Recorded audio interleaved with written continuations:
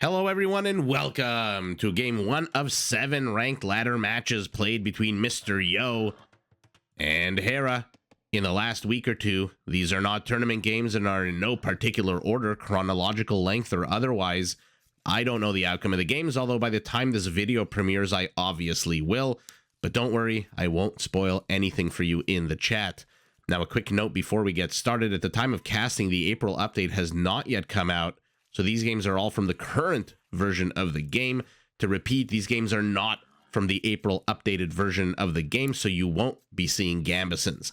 Now, since I'm casting the games before the video premieres, it's possible that the April patch has already been released by the time you hear the smooth, sweet timbre of my voice.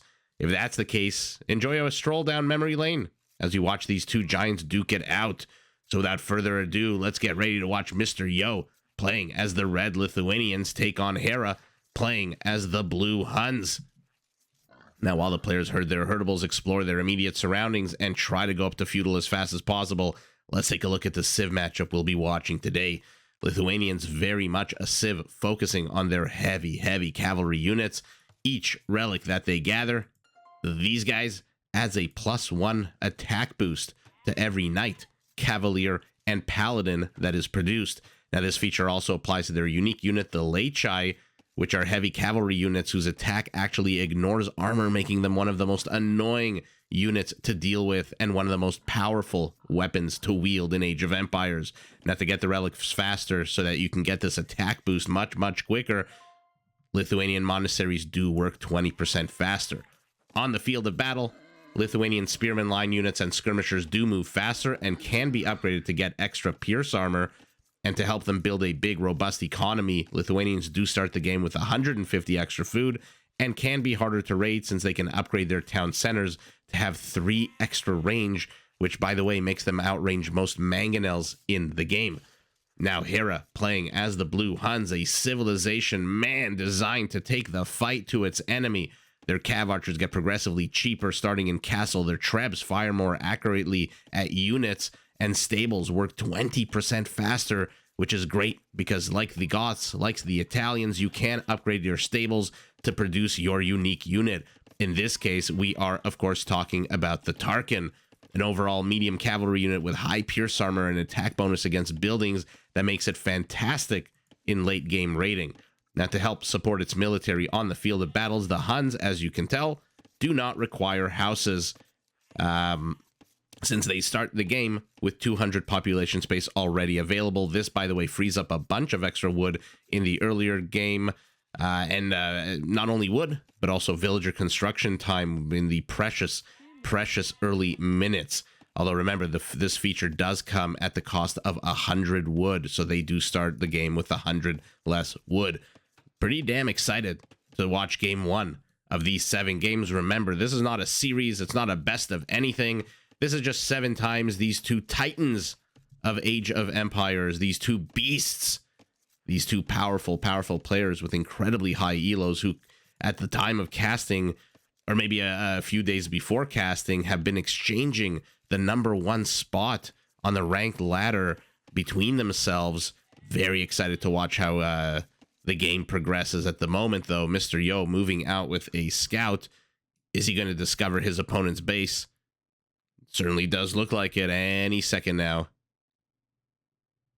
Okay. Circling, tiptoeing around the edge, discovers the stone. Oh, he did not discover. I thought he would, but okay.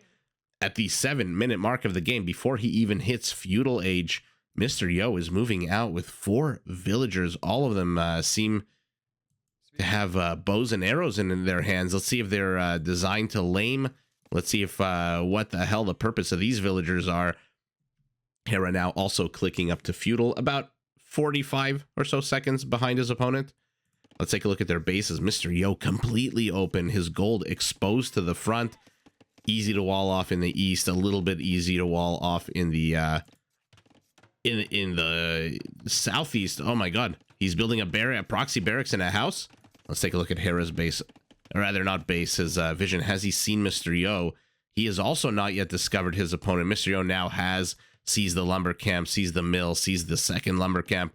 He can guess exactly where Hera is located. Hera's base I wouldn't call it an open base, but a medium level wall off here. This is not exactly a short wall off like Mr. Yo has over here, for example, but it is a pretty medium wall off. And Mr. Yo, knowing that it's a medium wall off, immediately starts putting on the pressure. A spearman, a skirmisher, 2 army supply, almost 3. And now Hera's going to see these villagers. He's going to wonder what the heck is going on. Are we playing Nomad? Are we playing Black Forest? Rage Forest? What is happening? And what is being built here? Oh, he's going to...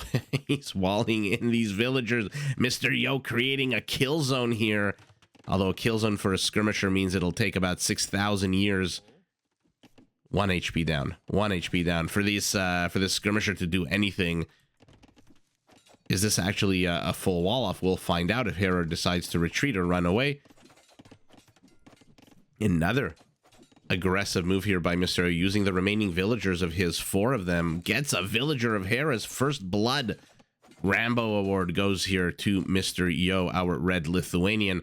Although Hera now has his scout back home. Has he actually seen Mr. Yo's base? Okay, he has seen Mr. Yo's base. Has returned with a scout. Has a spearman who gets Mr. Yo's scout, and it looks like a skirmisher, but the spearman pays the price. Hera needs to be careful here. Mr. Yo must have heard one of my videos where I talked about how early feudal age aggression, not exactly game ending, and basically set out to prove me wrong. Somehow, 24 villager advantage to 22, 6 army supply to 2. Resource count, everyone is bare bones right now. Everyone is no frilling it. But Mr. Yo has to retreat now. There's villagers hot on his tail. There's a scout with 1 kill, and now there's skirmishers for Hera out as well. That being said, take a look. The berries, completely unforageable, if that's a word. There is no way that he can forage them right now. I guess now he can. That Mr. Yo's army is gone, and that's exactly what he does, but... Mr. Yo, unrelenting. 6 skirmishers, 2 spearmen, multiple structures left, right, and center. Whose attempted palisade gate is this? Mr. Yo's. Trying to create a little wall off here for himself. 3 villagers building a tower for him. How many? 5 for Hera. So Hera's tower looks like it's at 60%, 75 for Mr. Yo. Let's watch this arms race here. This tower arms race, we'll call it. Mr. Yo first. Hera immediately following up. Immediately 7 skirmishers. But the spearmen for Mr. Yo have died, meaning the scout cav can actually do a good amount of damage. However, it literally 2 or 3 shots away from being killed. And as I say that, dies immediately. Oh my goodness. An absolute kill box here. Mr. Yo with the villagers inside the tower gunning down these poor Hunnic lumberjacks. They all die. Oh man, I thought he was moving forward with those villagers to lay resources. It didn't even enter my mind that he would create a kill box here, that Hera would not only lose the villagers but also delete his lumber camp, so that in the future, if he wants to retake this forest and start jacking lumber from it, he's going to have to rebuild that, spend more and more wood to do that. Look at him. He's down 6 villagers. Army supply, he's got 6 skirmishers to 8. 5 to 8 now. 4 to 8. Oh, things go from bad to worse here for Hera. His other wood line also exposed. These are the only lumberjacks he has. No, it says he's got 12. Oh, they are long distance lumberjacking. Mr. Yo sees it all, by the way. Look at this beautiful vision from him, using his spotting houses here. And now he's circling. Kill count is already 12 to 6. More villagers dying. Upgrades? 0 upgrades on these guys. And what is Hera doing? Where are his skirmishers? He's got 4. He's got 3 out there. 1 inside the archery range. What is Mr. Yo building behind this? A stable. All the way over here. Where are his villagers? He did lose his tower.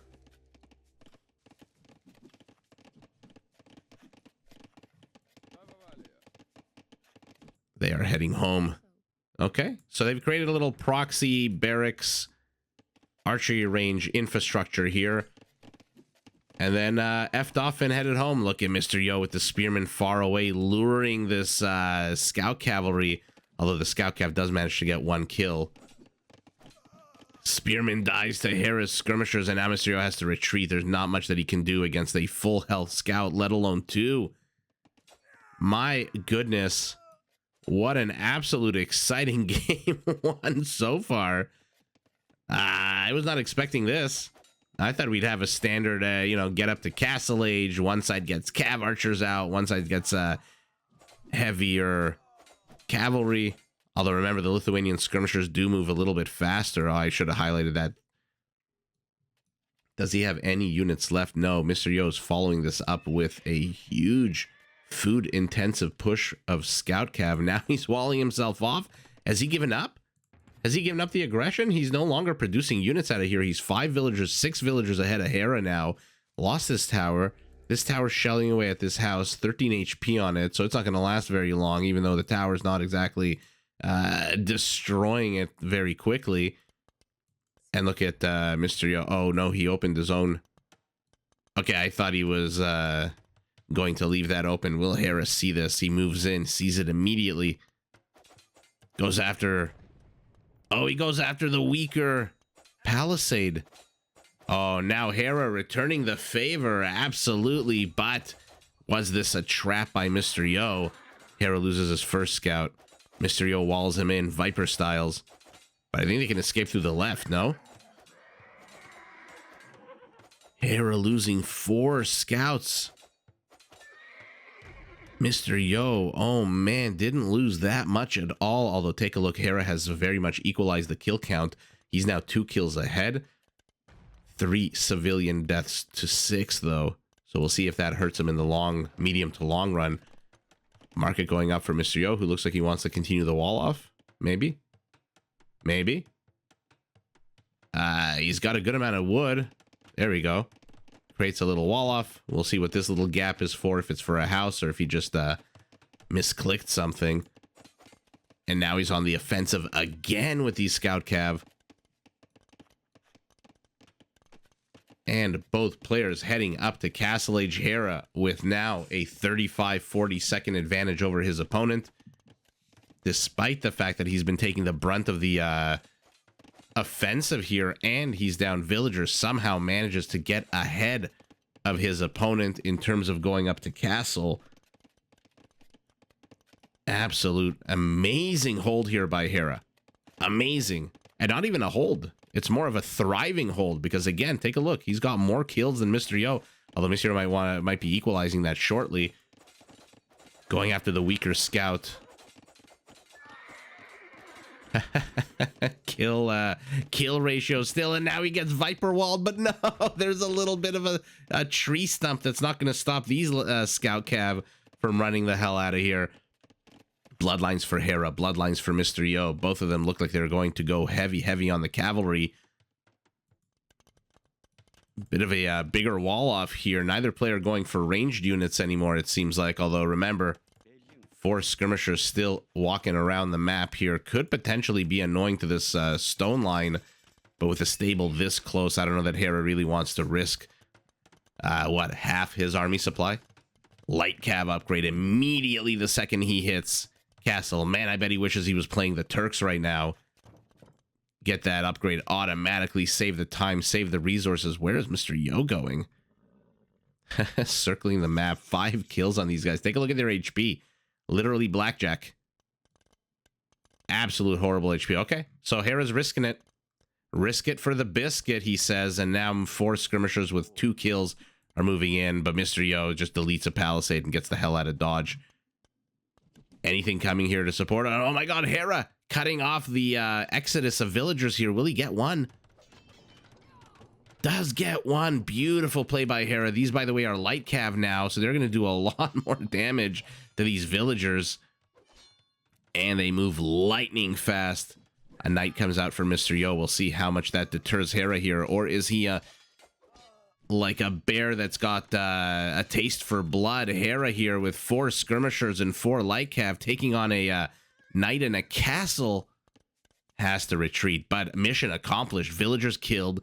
Stone mine depleted, or not depleted, but rendered nullified, I guess. Second town center going up for Mr. Yo as well, although now he is safe and secure building Lechai. 2 of them. What's going on with his infrastructure here, though? Okay, the gates are still standing. Tower doesn't seem to be firing on anything at the moment. What is Hera doing? He's going monks. He saw the knight, but take a look.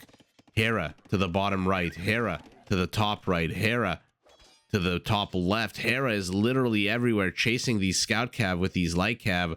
They will catch up. They move a little bit faster. Let's follow along this Arabian chase here, which ends right as we start following it. But Hera escaping. There are Lechai out on the map now. He needs to deal with them. 4 or 5. Where's the 5th? There he is. So Mr. Yo here has abandoned his infrastructure. Luckily for him, it's way too early in the game for Hera to even think about demolishing these structures. I mean, demolish them with what? A skirmisher? Light cav? That's going to take years and years. And if you do that, if you invest all your military efforts into these buildings, you know what you're not doing? You're not out on the map. Which means this is your vision. You see nothing. You don't know what the hell's about to hit you. As opposed to Mr. Yo, who's circling in multiple locations, discovering places to attack. His monk walking slowly to get this relic. And that's exactly what Hera should be avoiding. You don't need to get that house. You should be out there on the map protecting these relics with light cav.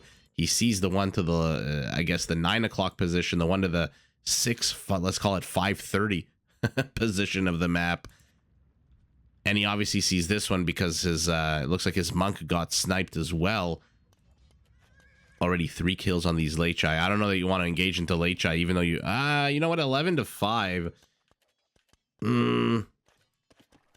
You do have more HP, but again, every time the Lechai attack, it's 14 HP off. They do not care about armor. Now he's chasing them away. The saving grace here for Hera is the presence of these monks. He's got 3 of them, a 4th on the way. Lechai take the high ground. Turn around, try to trap and confuse Hera's units. Oh, and chooses to delete his knight instead of having it commit treason and move to the other side. And Mr. Yo, let's take a look at his resources. A good amount of gold, decent food, no wood at all, and 400 stone. Hera, 560 stone, no gold, but a good amount of food. No surprise, he's got 19 villagers on food going full. Light cav, although now needs to get a bit more gold miners, I think. Yeah, right as I say that, he plops down a mining camp and seems to be moving a few more villagers here. Looks like a light cav did die, but now Hera's inside the base with all of these light cav. 8 kills on these guys. Chaos erupting. Lechai attacking villagers to the south. Lechai attacking knights to the north. Knights doing a pretty damn good job here, managing to get 3 or 2 Lechai. But, oh, and he converts one as well. Beautiful play. It looks like he converted another one. There it is. Hera with the converts. Will he get a 3rd? No, they run the hell out of there. But now Hera with a massive army supply lead. He's down 16 villagers. Oh, the monk gets sniped before he can drop the relic off. Does he have another? Yes, he has got one on the production tab. So right now our Lithuanian has a +1 attack boost, which means because he hasn't actually researched any attack upgrades, his Lechai are at a +1. He's got no knights, scout cavalry unaffected. Where is this guy, by the way? Okay, back here. Mr. Yo trying to get an emergency castle up. He wants to contest this position. The light cav move in, but the light cav gets slaughtered by the Lechai. Okay, Hera's castle goes up first, but not too far behind is Mr. Yo's. But more and more dots streaming across the map. Let's see if Hera's strategy of just overwhelming with converted Lechai. Oh, reconverts it. Oh, man. Absolute baller move here by Mr. Yo. Reminds me of the new episodes of The Mandalorian where the former Empire, I don't know what to call them, employees, what do you call them in Star Wars? Members of the former Empire are quote-unquote converted into members of the New Republic. Okay, Mr. Yo finishes the camp, sees these light caps circling, only 2 kills on them so far, immediately retreats into the town center. 11 total units. Petards coming out for Hera. Petards coming out for Mr. Yo. What an incredibly similar playstyle at the moment. One does go off against Hera's castle. What do we have? 2,500 HP, 2,200 HP. And our ram moving forward from Mr. Yo, but Hera's putting his light cav into the castle. He's got a second town center up, slowly getting his villager count up. Now he's not down 16 anymore. Now he's only down 6. The ram outline looks like it's about to die. I mean, it's obviously going to die. A petard for Mr. Yo. And now the villagers are out. Everyone comes out, but this is the moment Mr. Yo was waiting for. He pounces with Lechai. Only 3 of them somewhere out on the map. There are still 7 or so. They are here fighting former members of their battalion. Another petard, another petard. Everyone, the petards for everyone. Everyone is being hoisted on their own petards. Looks like Lechai are killing Hera's villagers as they attempt to both repair their castle and destroy his, but Mr. Yo's castle dies. The petard from Hera. Oh, but look at the HP, 500 HP. He's building a Tarkin. He's moving villagers forward to repair, but is it too little too late? Tarkin's pretty good at buildings, although their base attack and the base model not exactly the highest with an 8. Look at the Lithuanians, 13. 172 HP.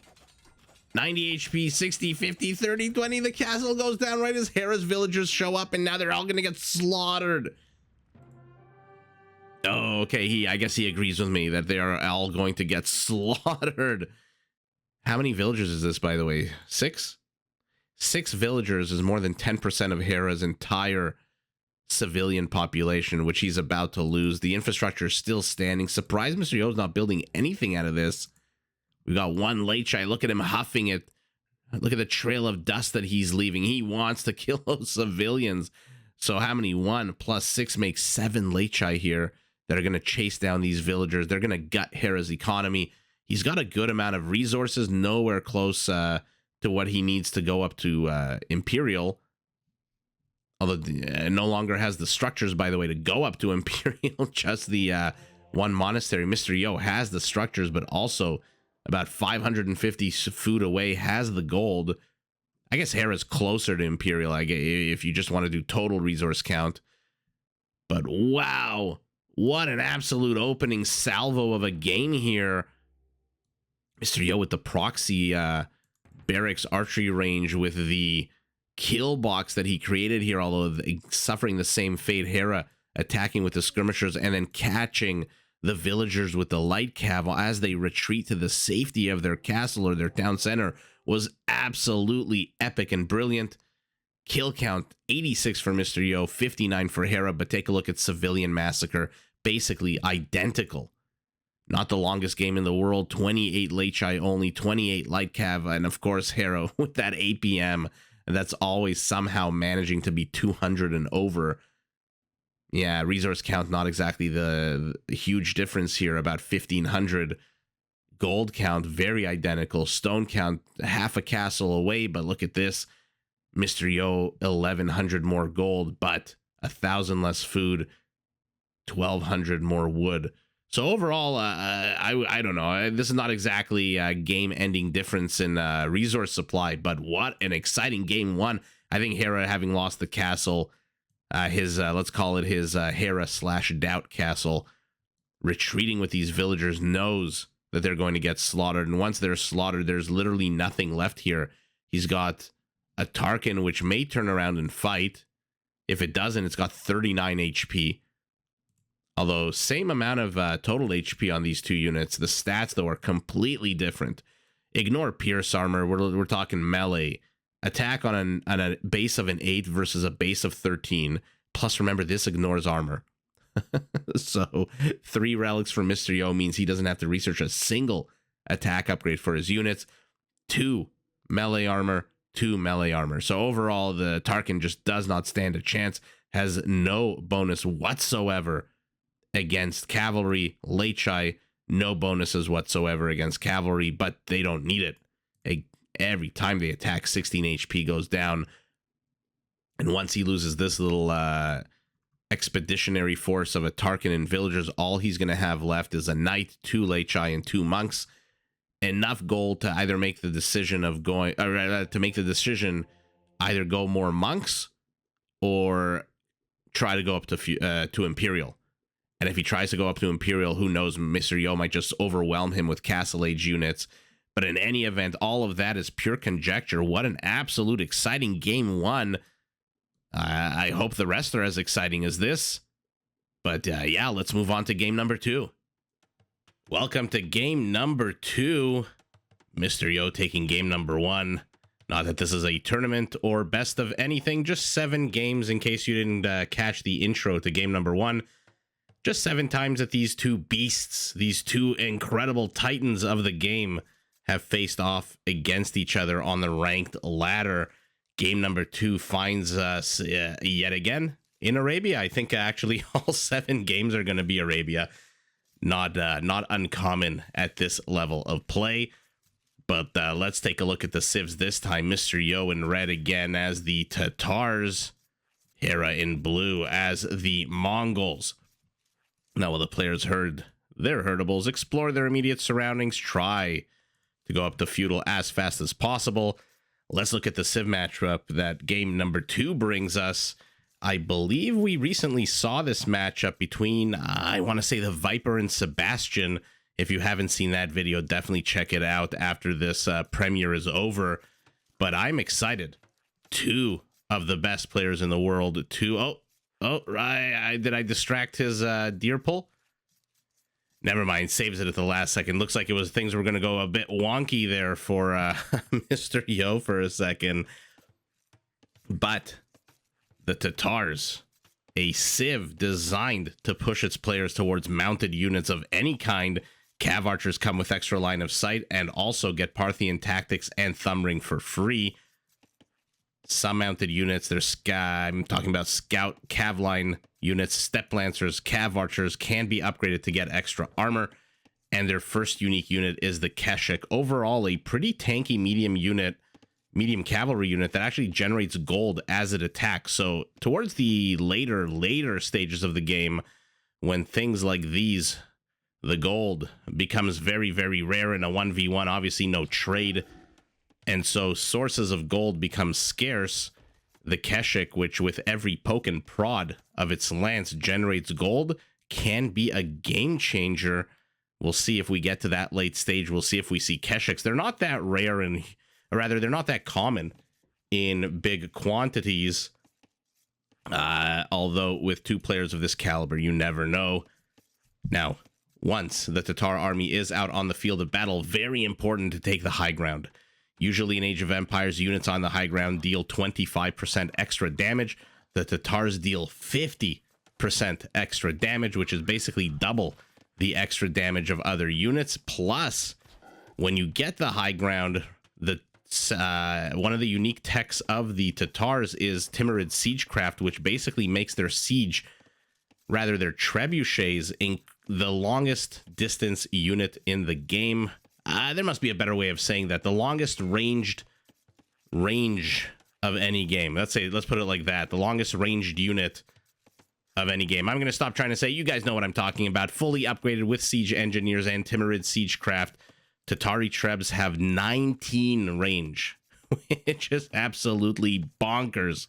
19 range plus the high ground could potentially spell serious trouble here for Hera. Now, on the economic side, to help feed their big military population, Tatar herdables do contain 50% more food. Talking about these adorable little Piggly Wigglies with their adorable red Instagrammable bandanas. And starting in Castle Age, any new town center does spawn 2 extra sheep for them. So, Lots and lots of food-related features and bonuses for the Tatars. The Mongols, on the other hand, an incredibly fast civilization. Scout cav line units have extra line of sight. Their cav archers fire faster. Their light cav, their hussars, and their steppe lancers all come with extra HP. And their unique unit is one of the OG classics. I'm talking about the Mangadai, fast-firing quick cav archer unit with an attack bonus against siege units. So one side with incredibly powerful ranged trebuchets, another side with a unique unit designed to snipe trebuchets. Now, in case all of this speed gets to your head and you want to support your military on the field of battle, you can actually upgrade all Mongol siege units to move 50% faster, which, by the way, if you haven't seen one of our live streams, one of our daily deathmatch live streams, and maybe even Black Forest live streams, the Rage Forest live ones, and you come across a Mongol ram or a Mongol onager that has drill and moves 50% faster, increases their speed from 0.6 to 0.9, it's amazing. It's like watching bumper cars. They move so ridiculously fast. It is a bit of a mind F. If you haven't seen it move before, it is pretty damn cool. Now, economically, Mongol hunters do work faster, and their houses can be upgraded. I don't know why I'm pointing at the Tatar house. There it is. Mongol houses can be upgraded so that if they're demolished, deleted by accident, destroyed in any way, their population room does stick around. For now, it's actually Hera this game who's putting on the aggression with some synchronized whacking against this mill, trying to get it. Has dislodged Mr. Yo's units, rather villagers, from gathering the food. So his food count, he still needs a bit more villagers on food, actually. 5, 6 is not exactly very high at the moment. His villagers have relocated to gold. Hera already has 3 villagers on gold. So now Mr. Yo catching up at least on the gold supply. Oh, and first blood goes to Hera in this game, getting the scout of Mr. Yo, and looks like he might even get a villager here. No, decides to, maybe he'll get this villager. Lots and lots of villagers trying to repair one at a time, but Mr. Yo finally has an archer unit out here. We'll see if these men-at-arms stick around. Only 19, 18, 5, 0 HP on the mill, and it collapses. Not something you see every day. Dust and detritus and debris floating into the air. Oh, these poor villagers inhaling all that dust absolutely cannot be healthy for them. Forego to build a house might be a bit of overkill, although he is housed yet again, Mr. Yo. Not the first time, I think, this game. And how many is he going to pull onto food? 5 onto food, and 2 more join their shepherding brothers and sisters to start, I don't know, harvesting pigs? What do we call them? Pigs? Hogs? Pigs in this game. Hera is back. The 2 remaining men-at-arms, now accompanied by 2 archers, could be potentially problematic here for Mr. Yo, whose army supply is entirely right here under our very eyes. 1 archer, although 1 skirmisher en route, does pop out. If he can babysit these range units, Mr. Yo should be able to push this back. These men-at-arms don't really stand a chance at this stage of the game against archer units. 2 skirmishers now out. So 3 range units should be able to shoo this away. The skirmishers aren't going to do that much damage against the men-at-arms, but if they can kill the men-at-arms, then it's basically open hunting season on the archers. The archers become very exposed, although looks like he may get the archers before he gets the men-at-arms. No, they're dodging. They're doing they're bobbing and weaving, trying to avoid this archer fire. But he enters the town center radius. Mr. Yo garrisons. Mr. Yo, oh, misses. But the archers come and clean up. The skirmishers, rather. And again, he enters the castle firing zone, dies, and now the archers have to retreat. Absolutely terrible HP. 1/3 of the HP left on them, so they have to run away. Okay, parties disengaged. Let's take a look at the actual settlements, see if we can glean what kind of direction these players are wanting to go towards. Both players at 29 villagers, 30 villagers, both at 4 army supply. We've got a blacksmith and an archery range for our blue Mongol. We've got an archery range and a blacksmith for our red Tatar. who has now walled off the southern portion of his base on both sides. So creating a bit of a enclosure is Mr. Yo. By the way, we didn't really take a look at base positioning. Let's take a look at that real quick as this one archer continues. We'll keep him on the screen. Why the heck not? We saw that he's closed off at the back. Primary gold very exposed here for Mr. Yo. Entire base is open. Look at this. To the north, from the northwest all the way to the north, to the northeast and the east. He is completely open. Although a nice wall off of houses starting to shape up. And yeah, he does not want to use the gold as part of the wall off. You don't want to jeopardize his gold. If he loses control of this gold, by the way, the next closest is this one over here, which look how far off campus and towards Hera this is incredibly exposed. Or you can go a little bit further off campus and take this gold in the back. Hera's base, I guess he's got a bit of a natural choke point here, but it is pretty damn long, and so has decided to wall it off as well. Oh, building a stable as well. Or not as well, but building a stable, period. The entire northwest and east of his base completely open, but take a look at his gold. Completely secure in the back. Primary stone, though, nice for Mr. Yo if he wants to put pressure on this. Terrible for Hera. Where is this one bamboo stock, by the way? Oh, it's not a bamboo. Oh, my goodness. I think it's just part of the house. My bad. That is, I was clicking. I was thinking, why is there a bamboo 1x1 tile sticking out of the stone here? Maybe I thought it was one tile of stone, one tile of bamboo. But nope, it is part of the house. Market going up for Mr. Yo as well. Market already up for Hera. So both players have the requisite structures. Miss Hera already 20 seconds away from hitting castle. Mr. Yo just clicked up. Uh-oh. This is potentially bad news bears for Mr. Yo, who is building a very emergency tower here. He knows he can't lose control of this gold. He absolutely has to get this tower up. It's already at, what, 50 some odd %? Bloodlines for Hera. Decides to disengage here. Hera, for some reason. Maybe to moving back to deal with these two archers. He's got an army at home? No, he's got a step lancer. Oh, I hope we get to see step lancers from both sides. Remember, the Cumans, the Tatars, and the Mongols, the only 3 civs in the game that get step lancers, and I am very happy that more and more players are building step lancers. They are a very fun unit to play, especially in early Castle Age. I much prefer them to Knights because of their +1 range. Oh, 2 stables. Oh, guys, are we going to get to see... Are we going to get to see step lancer on step lancer violence? And the reason I prefer them to Knights, just as a caster, not as a player, but as somebody who wants very exciting games, because remember, they do have... No, that's a scout cav. They do have +1 range. Which means that they can attack this tower. Which means if they engage into these, maybe not these ones protected by a tower, but if they engage into these palisades and a villager comes to repair, they can attack the villager through the palisade, much like a Kamayuk.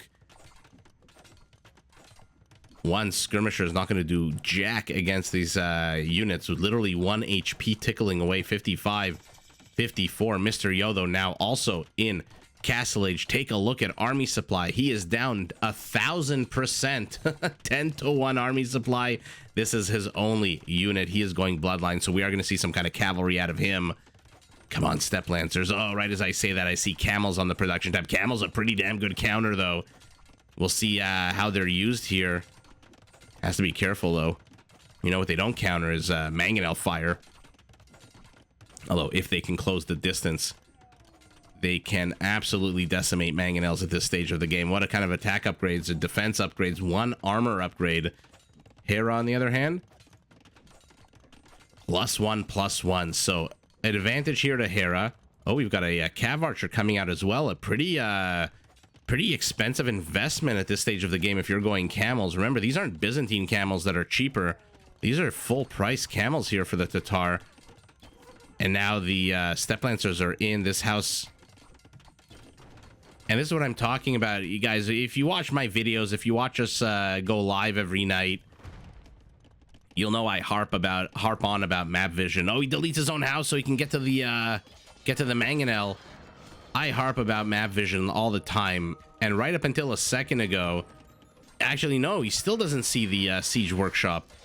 Take a look at Mr. Yo's vision, by the way, while this battle happens. Look how narrow it is. Look how constricted it is. Now, finally, the camel does see the siege workshop, but dies immediately.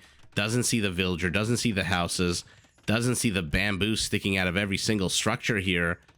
And now, again, look at his vision.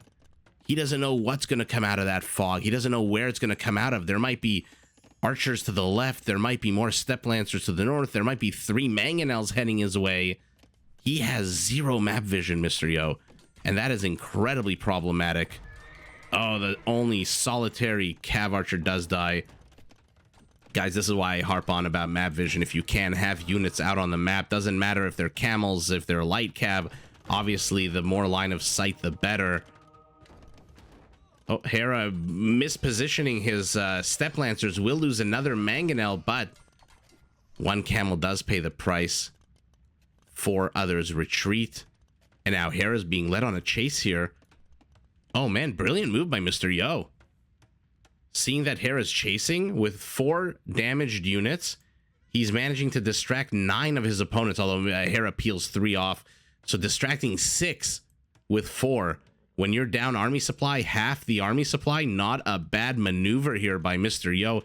Hera's going to chase this. Doesn't matter if these camels live or die right now. What matters is that they removed 6 steppe lancers from the front of Mr. Yo's base. Hera has to be careful here. 5 camels to 4 steppe lancers. Their HP, take a look, significantly, basically double. A 3rd town center going up for Mr. Yo. The 2nd had already gone up. And remember, they do come now with 2 free sheep. Let's keep an eye on this and see. Hera has no extra town centers. Basically just the original one that he had in the beginning of the game. Light cav upgrade. And there they are. Oh, the adorable man, the sheep, the ba white sheep here with their red bandanas, clears up the camels, heads home, but not before another group of camels comes in. Guys, tell me what you think. My view of camels is not impressed. In my opinion, they are a very purpose-built unit. And what I mean by that is they have very specific purposes. And one of the purposes, if not the only purpose, is to destroy cavalry. Everything else, unless they have some kind of special feature, like the Hindustanis, for example, where they attack 20% faster, like the Berbers, who have Maghrebi camels that regenerate health like berserkers. Oh, look at this, a synchronized attack. Whack, whack, whack, whack. These units are just not that strong. They're not the best at killing villagers. They're not bad at killing villagers, but they're not the best. They're also not the best at taking down structures. 5 of these, if they were knights, would have taken that house to at least half of the HP that it has now. What they are good at is absolutely wrecking anything on a horse.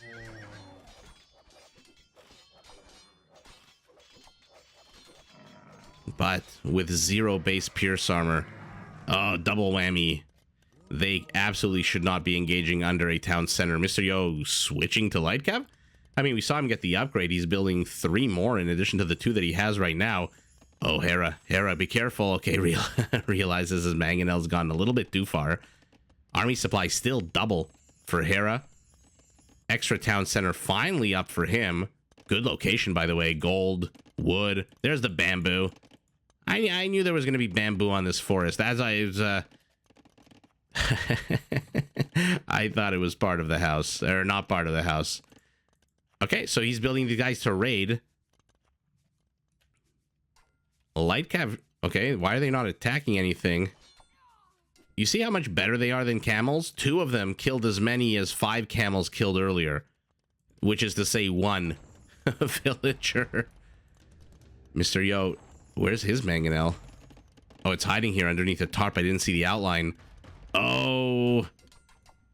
Mr. Yo trying to get the monks, unsuccessful. Hera, does he notice the mangonel here? Oh, does get the monk of Mr. Yo.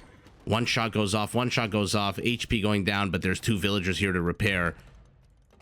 The HP on Hera's mangonel is not the best. 1 does end up falling. In come the steppe lancers, though. They will wreck this, and they should retreat out of here ASAP. All of their pierce armor is not terrible at 2 right now. The camels, again, take a look, base of 0. Okay, and now we've got a bit of a camel light cav force, but Hera's already relocated. This exposed nerve that he has at the bottom of his base has been cleared up. 2 monks trying to convert, trying then to run into the town center, failing miserably, and now they lie face down in the dirt, fertilizing the farms of the Tatars. And now these steppe lancers are blocked in here. Oh, but the mangonel. Oh, mangonel comes out. Mangonel comes out. Oh my god, what an absolute baller shot out of Mr. Yo's mangonel. And he gets another mangonel. 3 monks and a mangonel for this guy.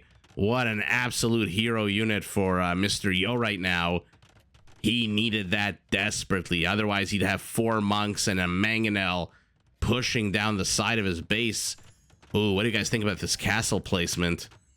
There's already a tower here. This is a bit of overkill, although I guess you kind of want to defend this gold. Now, how many villagers will be mining here? 10. Not bad. Hera finally with a 3rd town center going up for him. He is down 6 villagers, but he's basically 3 times ahead in army supply. Behind this has managed to get a relic. Let's take a look at their vision of relics, by the way. Neither civ here having any kind of relic related bonuses like the Aztecs or the Lithuanians like we saw last game. So he sees all 4 remaining relics. Mr. Yo. Oh man, doesn't see this one. Sees the one to the top left. Oh, look how sour this is. It's always so sour when it's 1 tile away. Oh man. And also doesn't see the one to the south, which is just completely fogged up, let's say. 76 villagers to 69. Both players in castle scores pretty damn similar, less than 10% difference.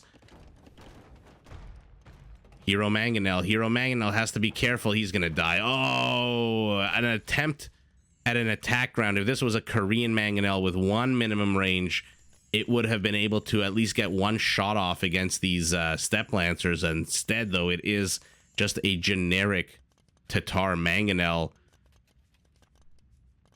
By the way, what's the upgrades now? Still just +1/+1. So actually, Mr. Yo now with the better melee upgrades at +1/+2. Hera starting to research Bodkin? Is he switching to range units? He doesn't have a single range unit. What he does have is 3 steppe lancers to the south of Mr. Yo's base, distracting the hell out of him. A mangonel attacking the monastery. Now remember, Tatars don't get redemption, which means that any monks that come out of here for Mr. Yo, not that he has any at the moment, are not going to be able to convert siege or buildings. But here we go. Keshiks are out with the better upgrades. We'll be able to take out some of these steppe lancers, if not all of them, if Hera's not careful. Oh, almost gets all of them. 3 do get gunned down. Another castle going up for Mr. Yo. Has managed to clear up the Mongol aggression down south. So now that the parties have kind of disengaged-ish. By the way, has Hera seen this castle? No, he has not. I was going to take a look at the bases, but man, are they raiding the heck out of each other. Trying to keep it PG-13 here. 5 Keshiks are absolutely going to raid this. Plus, keep an eye on Mr. Hera. And Mr. Hera. I don't know what the hell my mouth is saying. My brain-to-mouth communication seems to be not at its best right now. Deleted his palisades so they can get these Keshiks out. Keep an eye on Mr. Yo's gold. You see how it's going up? 53, 54, 55. That tells me somewhere there are Keshiks raiding with every poke and prod. Man, is it such a useful unit. Not that there's not still a shiitake ton of gold out on the map here that needs to be gathered, but 7 Keshiks going up to 9. Still ahead in the upgrades. But Hera starting to mix in a few light cav here. Remember, 30% higher HP for these Mongol light cav, for these Mongol steppe lancers as well. Makes them very, very tanky and harder to raid. Keshiks V, camels here. Camels have to retreat again. I think Hera must realize that his upgrades are not not as good as Mr. Yo's, although does he care? It looks like he's banking resources. We kind of suspect we know why, right? I wonder why he's banking 1,000 food and 800 gold. Good rating here. I mean, managing to pick off villagers here and there. Again, if these were camels, these villagers would not be dying. One-shotting the villagers, 16 kills on this band of marauding steppe lancers. Mr. Yo, though, returning the favor. 4 kills on this guy, 2 kills on this guy, 0 kills on this fresh batch of Keshik recruits, although they are now heading towards Hera's base. 5 kills now for this guy, but running face first into a group of camels, a sure way to die. Sandwich, sandwich, sandwich. Hera. I said sandwich, sandwich. That reminds me of, you know, when the bread is stale or old or just thin, and you try to spread margarine or butter on it, and then the bread breaks. How annoying is that if you don't toast the bread? You just take just a plain slice of bread and try to butter it up, and then the bread rips. That's exactly what the hell just happened here. He tried to sandwich him between 2 loaves of keshiks. Hera saying absolutely not, and just ran circles around them. Remember, keshiks moves at 1.4. These guys should be 1.6, right? Yeah, 1.6. 1v1, not a fight I think the Steppe Lancer wants to take. Mr. Yo. Oh, man. By the way, guys, Hera heading up to castle, more than halfway there. How much at? Which town center is it? Villagers. Why don't I just click it? Oh, it's the one I clicked. 70% up. Competing castles here. Very much a Doubt-esque castle here out of Mr. Yo, who is now finally clearing up the center of the map. Nothing being produced in these structures. Camels, camels everywhere. 12 camels, 3 steppe lancers are fighting off 8 keshiks, 9 keshiks. Upgrades again, not the best. Getting ballistics. I mean, these are all good upgrades that Hera's getting, but he doesn't have a single ranged unit. Let's see it. I wanted to see a steppe lancer on steppe lancer battle here, but you know what? I'll take a steppe lancer on Keshik battle any day of the week. What is he getting? Herbal medicine also. So his units are going to heal up 6 times faster once they garrison. First to Imperial, always first to pump out a Treb. And now Mr. Yo's in trouble. Take a look at his resources. Literally a quarter and less of what he needs. He needs 1,800 resources. He's got 400. So literally less than a quarter of the resources that he needs. Now the Treb is out. The camels are healing. On the high ground, it looks like the castle. Oh, but the Treb is exposed. The Treb is exposed unless you count the camels in here. Will Hera notice? Of course Hera notices. Oh my god, what an absolute terrible charge of the Keshik Brigade here. One dies before even reaching the target. Doesn't even get a swipe off. Barracks on the menu for our Tatar. Sees camels. Not a bad idea to switch into, I'm hoping, for his sake, pike. What are you, Red Dot? You are a light cav with 0 kills. And now take a look. Blue dots streaming to the right, to the center. This infrastructure very much in trouble. Will he see the monk? Does he see the monk? Yeah, he sees it. He's going to chase it. Whack. Whack. Whack. Whack. Oh my god, this is, guys, this is what I was talking about. Tell me what you think in the chat, and I'll be there with you. If that was any other cavalry unit, that monk would not have made it to the monastery. Man, are they bad at killing anything other than cavalry and maybe 1 or 2 other units, but holy shnikes, are they bad at killing villagers and monks. Hera's got to be careful here. These units don't exactly have the highest amount of HP. Defensive castle protecting his right flank. Defensive castle protecting the left flank. Castle's up for everyone. Wants to defend the gold.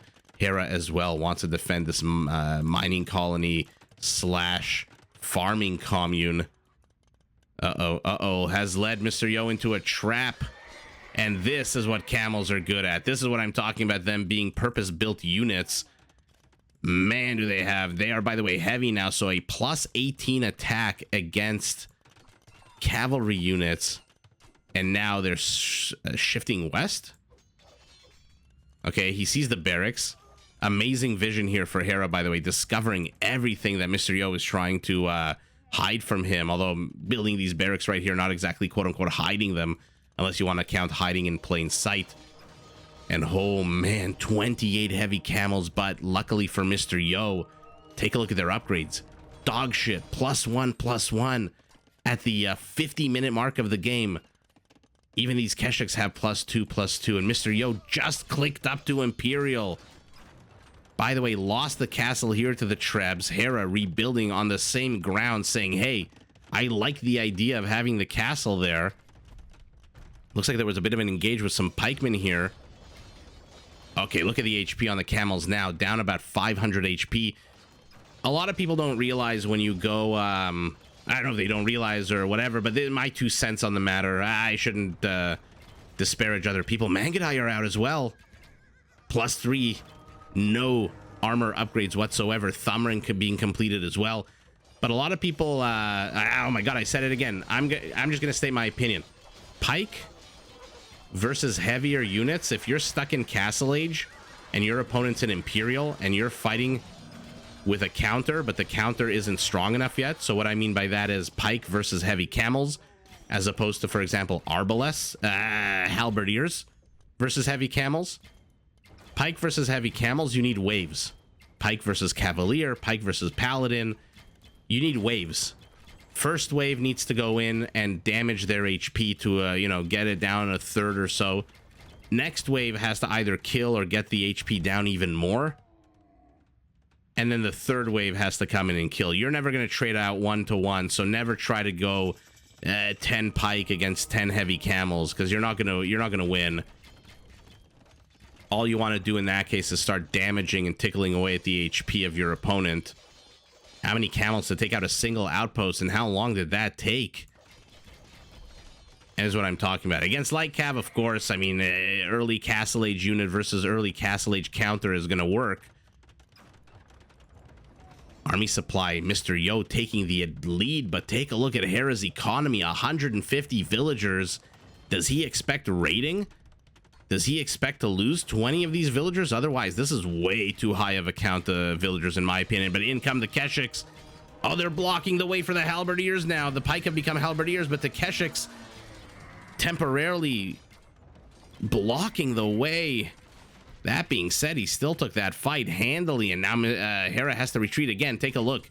The wave strategy, the if at first you don't succeed, try again strategy. These camels HP is dog shit. It's less than half because they engaged with those pike originally, and now that the halberdiers managed to get the rest of the HP off of them.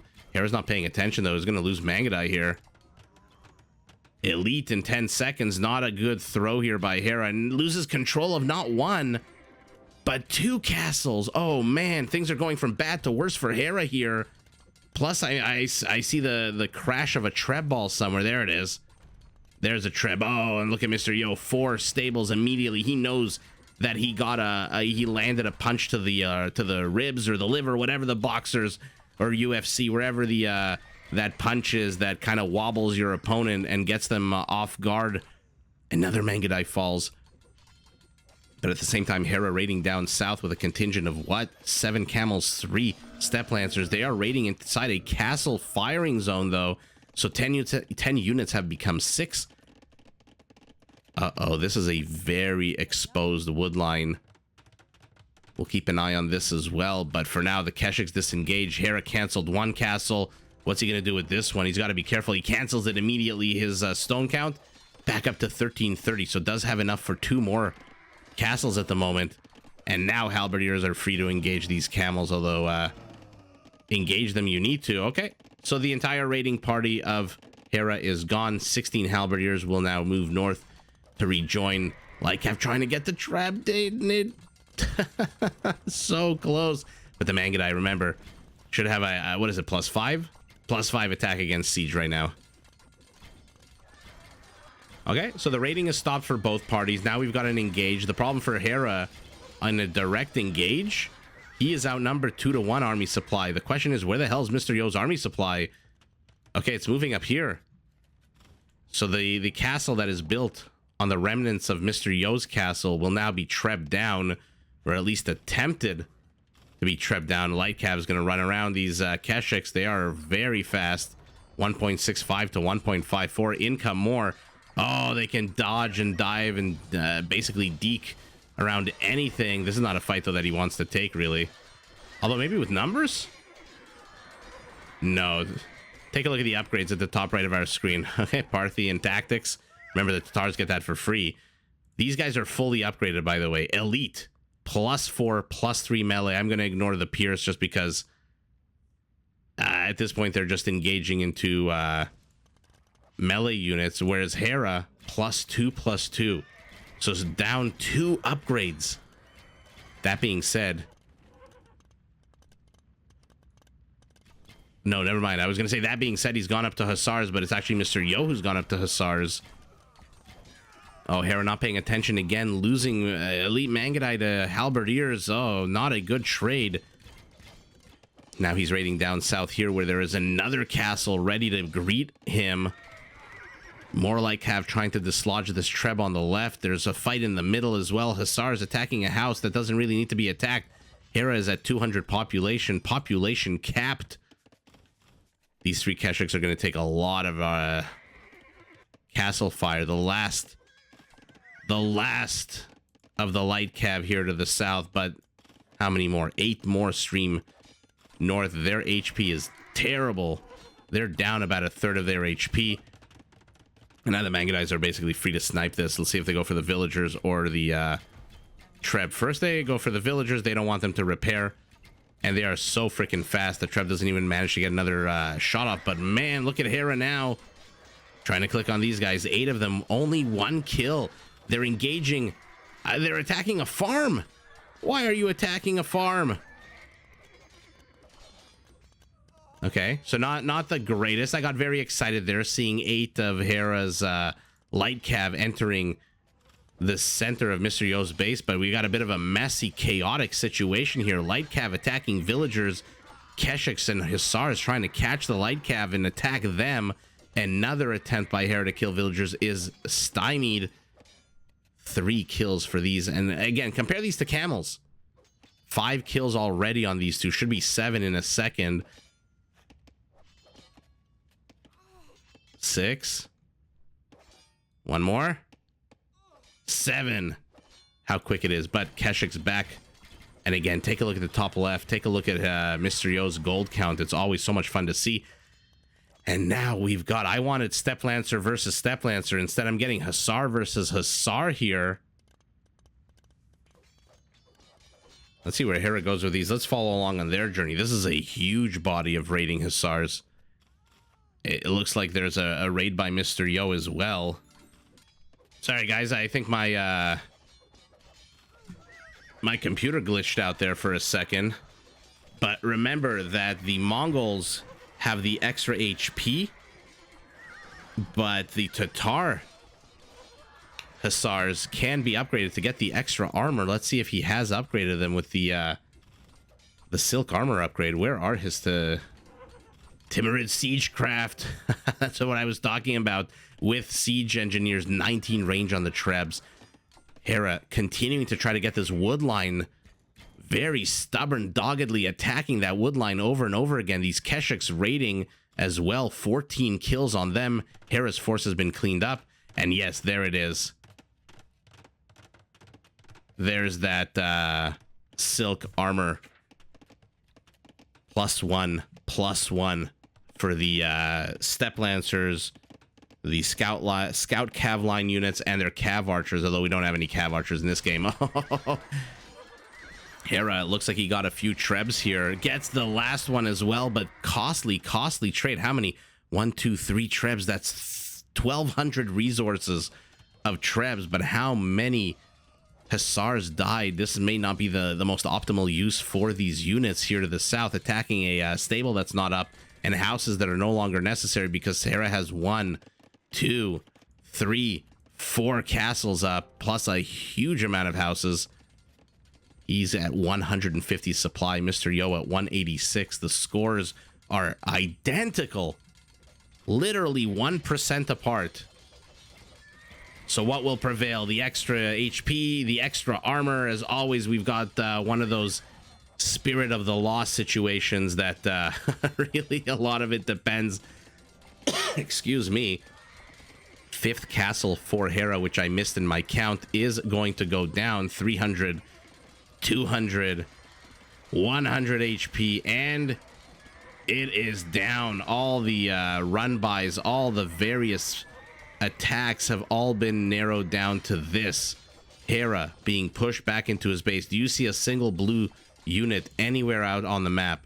His army supply is less than a quarter of his opponent's. His opponent has the tankier unit, the Keshik. These Mangudai must have a good amount of kills. Only 13? Okay.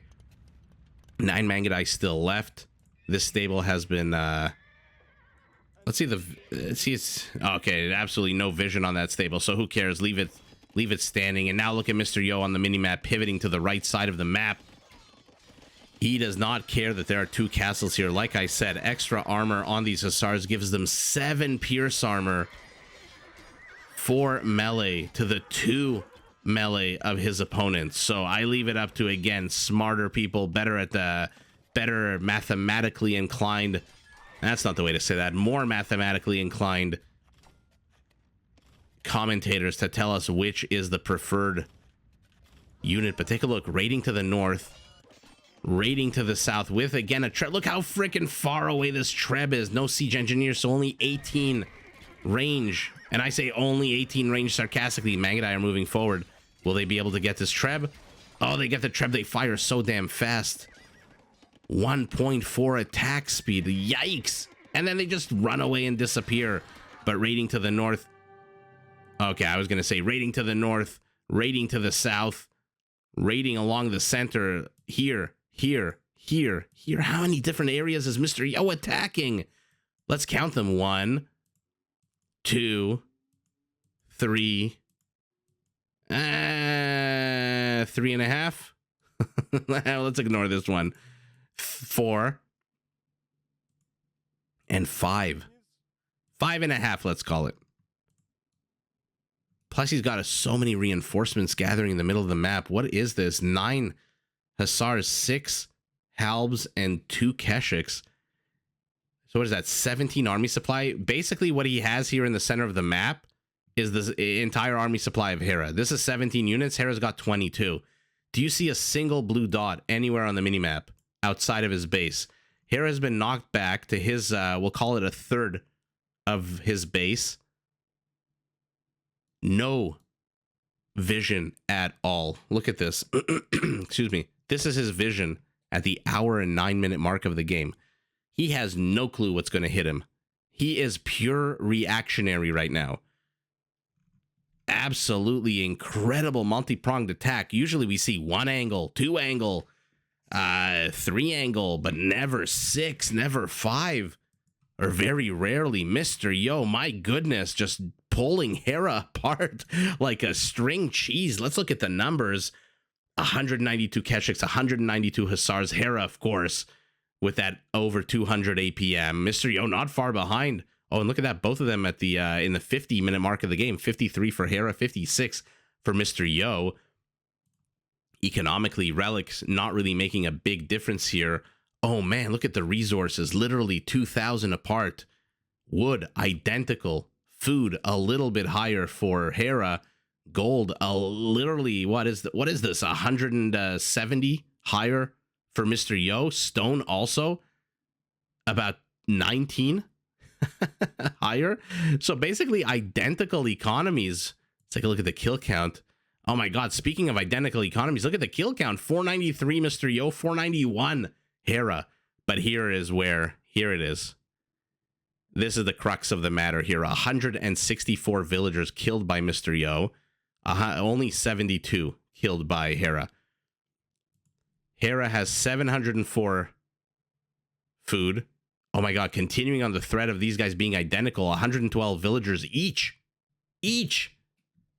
They were trading off the whole game back and forth. Who has more villagers? But Hera being raided way too much. Like I said, 700 food, no gold, no stone. He has to decide, do I build hussars or do I build villagers? Because he cannot build both. How many stables does he have? Okay, 11 stables is a good amount. He's got 4 town centers. And like I said, he's got to decide right now. If he builds hussars, he has no more food to build villagers. If he builds villagers, they're just going to all die. And he has 2 options with the villagers. Basically, continue farming and hope that your hussars defend you, which, I mean, it looks to the north like that's possible. But more and more to the center, it does not. Mr. Yo still has 8 hussars in the production tab, doubling the hussar count. Or if you garrison your villagers, all of a sudden they're inside the structures. They're not gathering resources. They're not doing any work. They're just sitting around waiting for the siege to end. In which case, Mr. Yo's just going to balloon out of control. I mean, take a look at his map control, his map vision. Look at this. He sees everything. He sees Hera's entire base. He knows exactly what's coming. He sees the stables. Hera, again, knocked down to this.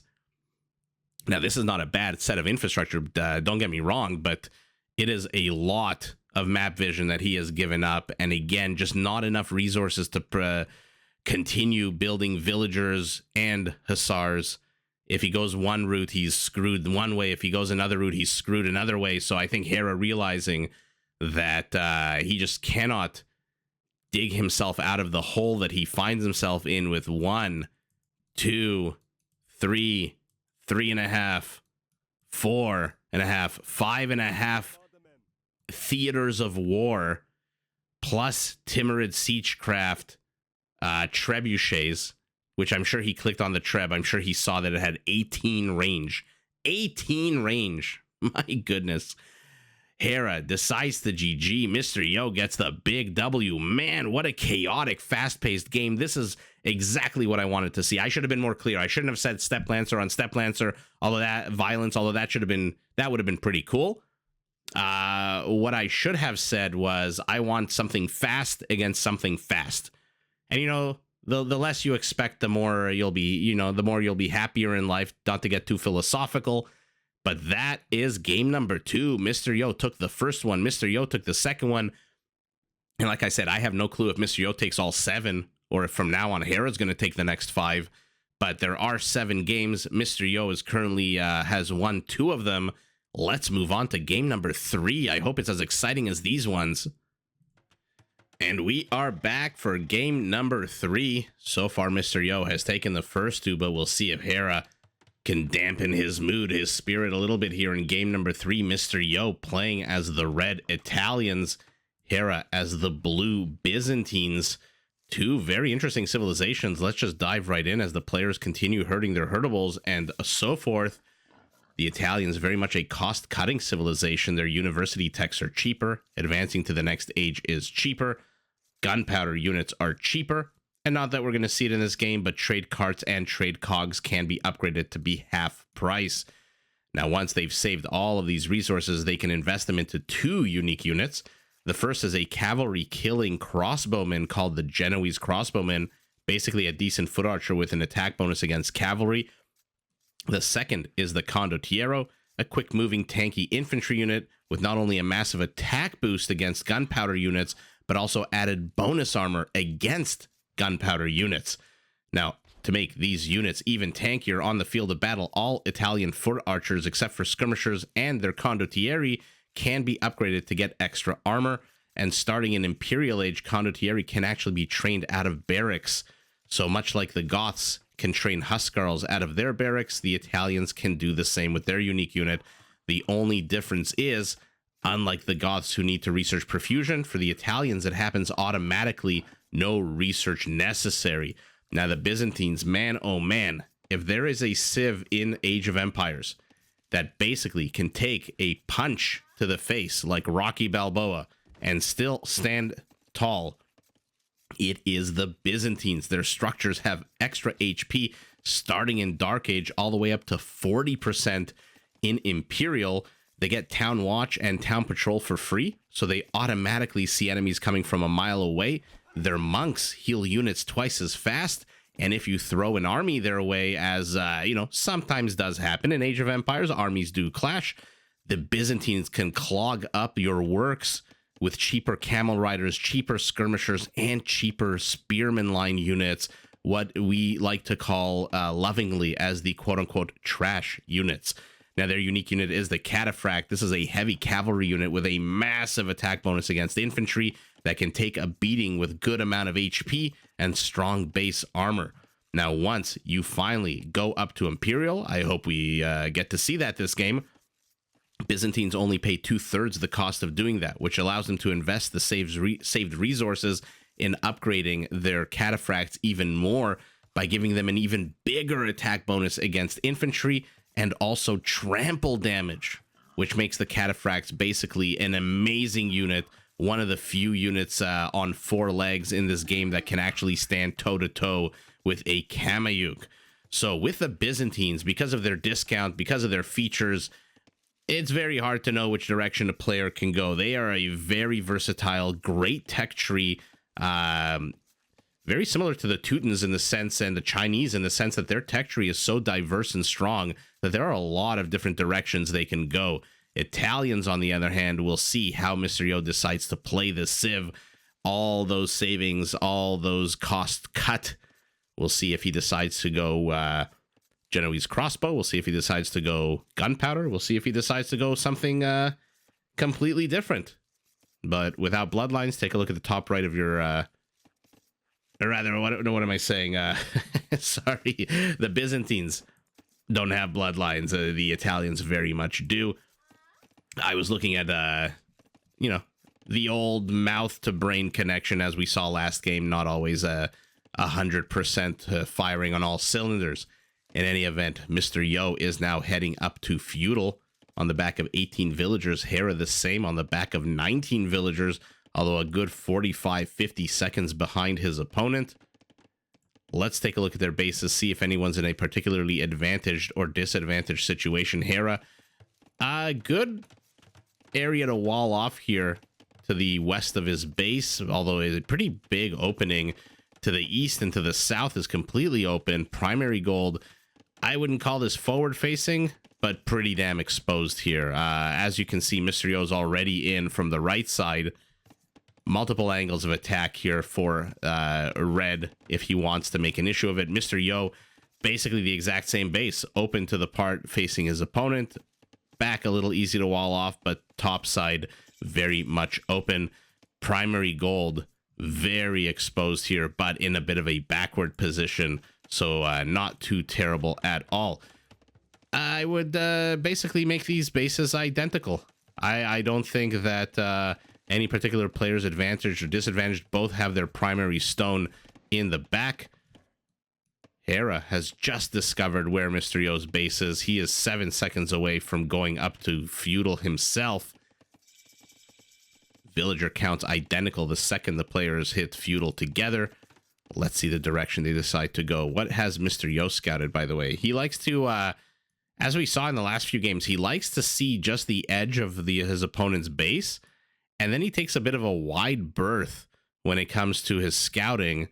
Although we'll see if he does that now. Right, of course, as I say that, since he was like here at the edge of the map, he decides to move back immediately, brings a second scout. Uh-oh. Are we seeing echoes of game number 1 here? But no villagers yet moving out. 3 scouts already for Mr. Yo. 3 on the way for Hera, plus a defensive skirmisher. Both players essentially the same defensive / offensive meta at the moment. Exactly the same army composition. Although Hera going for 1 extra spearman, no doubt, because he sees these scout cav out of his opponent. Mr. Yo begins the arduous process of walling off his base. I don't mind the wall off. What I do mind is, once you wall this off, how the hell do you defend it under attack? Where's the closest villager? They are all the way over here at the berry patches. This is a long distance to walk. So if you're going to carve out a piece of the map like this, I guess it provides you an early radar detection system, in that if it comes under attack, you know it's coming under attack. You have a bit of time to prepare for it. But really, what are you going to do? I'm waiting for him to put down some more infrastructure, something, so I can point it out. There it is. How are you going to defend this? Oh, man. Mr. Yo with the undertaking of construction. Hera, on the other hand, says, you know what? At this point, I'm just going to make a funnel. If you want to engage into my settlement, you're going to have to do that through town center fire. Although exposed berry pickers, exposed lumberjacks, another term for berry picker would definitely be forager. But Mysterio has to be careful here, right? If he engages into here, he just knows, like Hera tried to do up here in the beginning of the game, he knows that he's going to try to wall him in and then massacre these scouts. Scouts at this stage, not exactly the strongest units in the game. Let's see if I'm right that he shouldn't be too quick to engage into here. And there you go. You see there's an immediate attempt to block these scouts. A little bit too slow here by Hera, who is at the same time moving forward, getting mauled by a tiger. Tony the tiger didn't get his cornflakes this morning. Woke up on the wrong side of the bed and is now attacking anything and everything in his path. Villagers fighting spearmen, spearmen fighting scouts, scouts fighting tigers. Oh, we got the good, the bad, the ugly over here. If you've seen that movie, at the end, there's a 3-person standoff with Clint Eastwood and 2 other actors. I think Yul Brynner, I want to say. Yul Brynner, does that ring a bell? There was one, the ugly, I don't remember his the actor's name, the guy with the mustache. I think Yul Brynner was in that movie. By the time we watch this video, oh, beautiful poke here by Hera's spearman. Will he get another poke? Looks like he might. No, they run around. I think Yul Brynner was the bad in that movie. I know Clint Eastwood for sure was the good. Then there's the guy with the sombrero and the big mustache who was the ugly supposed to be. And then the bad, I think it was Yul Brynner. I'm going to stop saying Yul Brynner like Rain Man, and just look it up. So by the time we're in the chat watching this together, I'll know the answer. Or maybe I'll just forget by the time this game ends if the game is exciting, and I'll look it up as we actually watch this game together. Unless somebody in the chat knows. In which case, kudos to you for knowing your Clint Eastwood movies. Clint Eastwood, by the way, fantastic director. Actor, maybe not so much. Especially during the heyday of the 70s and the 80s. But definitely a fantastic director. Some of his latest movies have just been top-notch. And of course, he always plays the crotchety old man who, you know, has a heart of gold. And always somehow comes out on top and is the good guy in any event. Let's take a look at the bases. I'm going to shut the hell up about Yul Brynner. I don't know if anyone in the chat even knows who the hell that is. Old-timey actor. I think he played Pharaoh in 10 Commandments and then in a bad guy. He just had that like a face as a bad guy, you know? Some actors just have that face that makes them immediately cast as the heel of any movie. Hera circling to the north with spearmen. Hera with a scout cav to the south. Take a look at this base. What is this? Like I said, making zero attempt to wall his base off. I wonder if that's because he knows he has map presence and map vision. Man, I am trying to click on the tiger. Movement speed 0.7 to 1. Unless these guys stop, this tiger shouldn't catch up. How's he catching up? He moves 0.3 slower than these guys. Oh, they turn around. Silly tiger. You should have targeted the weaker spearman. 0 kills on that tiger. Dies just as useless as he was before. Mysterio's going to see all of this, but we'll also see the spearman shooing him away.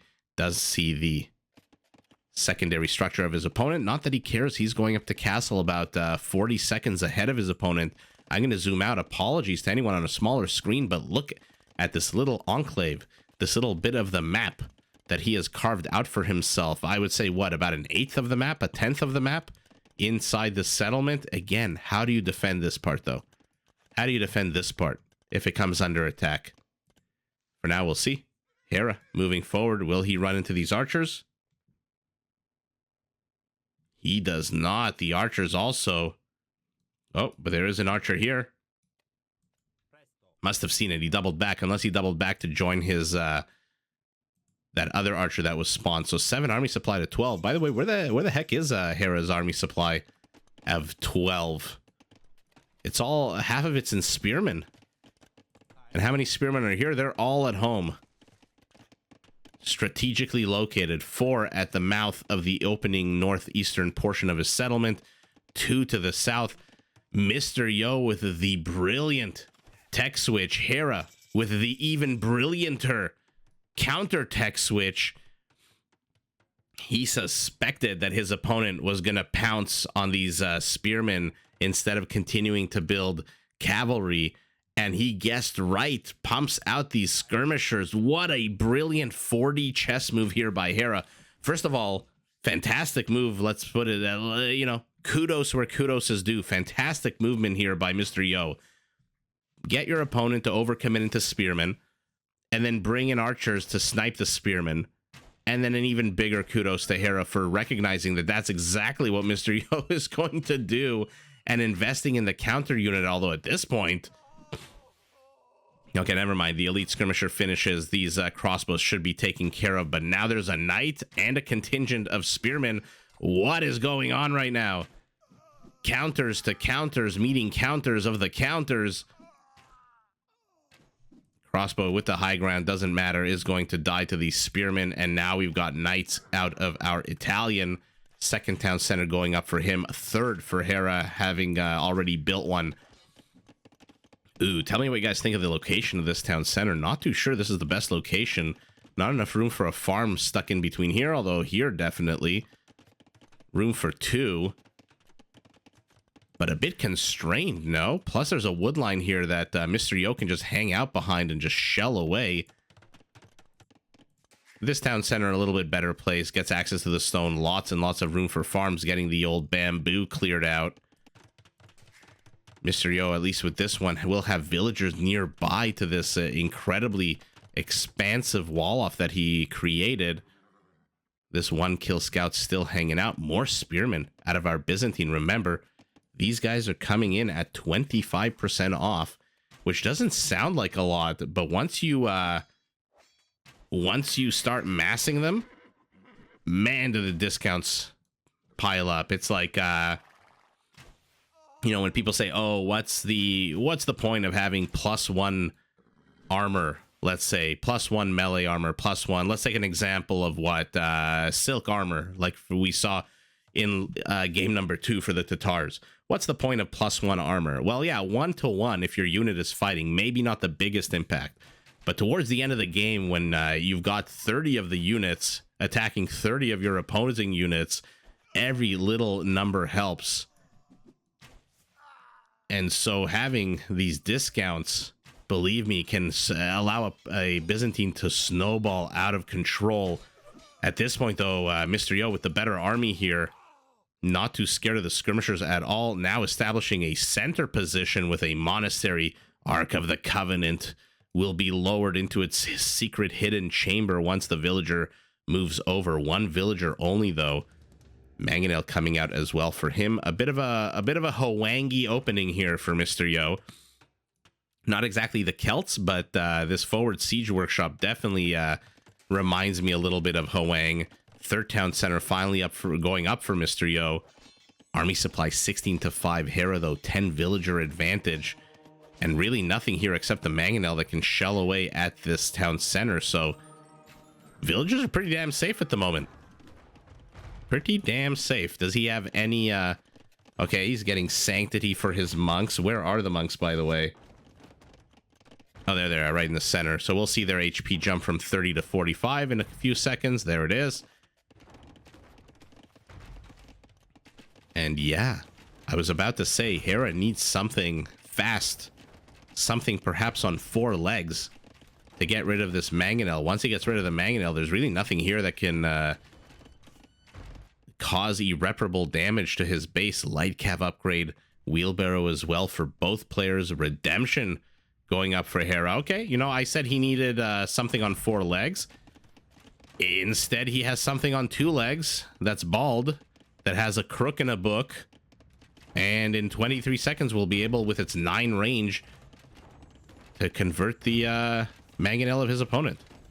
But Mr. Yo establishing a little bit of a position here. 2 Mangonels now. Luckily for Hera, he's got 2 monks.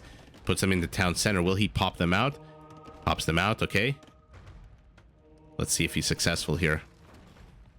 Oh, Mr. Yo decides to delete one of his mangonels. Oh, Hera does take a shot to the face, but gets the convert. All of a sudden, 2 mangonels to none becomes no mangonels to no mangonels. And for free, by the way. Oh, wait a second. Oh, it looks like the monk did get sniped. Did both of them get sniped? No, there's still one somewhere here. Yeah, there he is. So one monk did snipe. So it wasn't exactly a free get here for Mr. Hera. Let's call him that. Look, when your elo's over 1200, we call you Mr. here on Cast of Empires. A 4th town center going up for him. Love the location a lot more than this one. Gets the gold, lots and lots of space for farms. And remember, all the Byzantine structures right now, 30% tankier. Compare the HP, 1170 HP on a house compared to 900. 3120 HP on a town center compared to 2400. Now, it's not exactly a Persian town center. Oh, he's got to be careful here with these skirmishers. But remember that the Persian bonus only really applies to town centers and docks, whereas the Byzantine applies to all structures.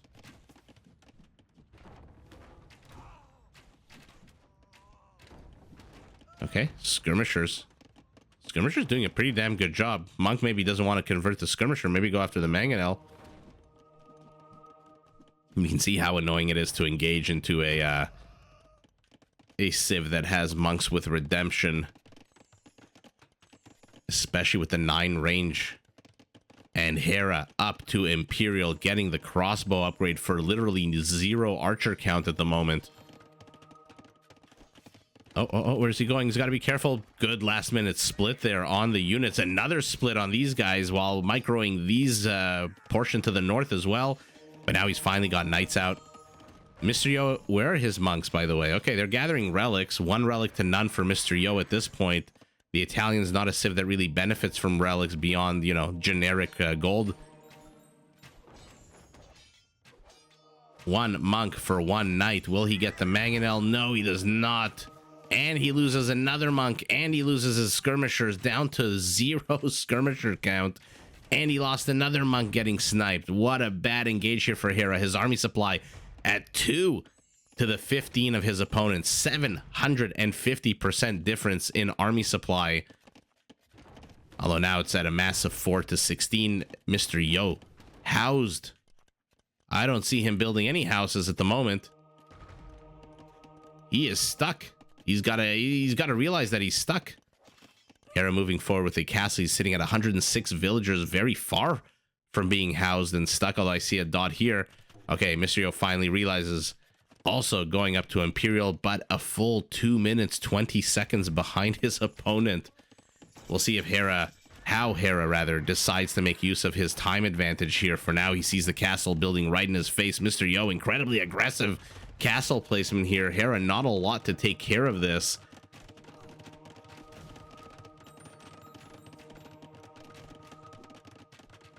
Okay.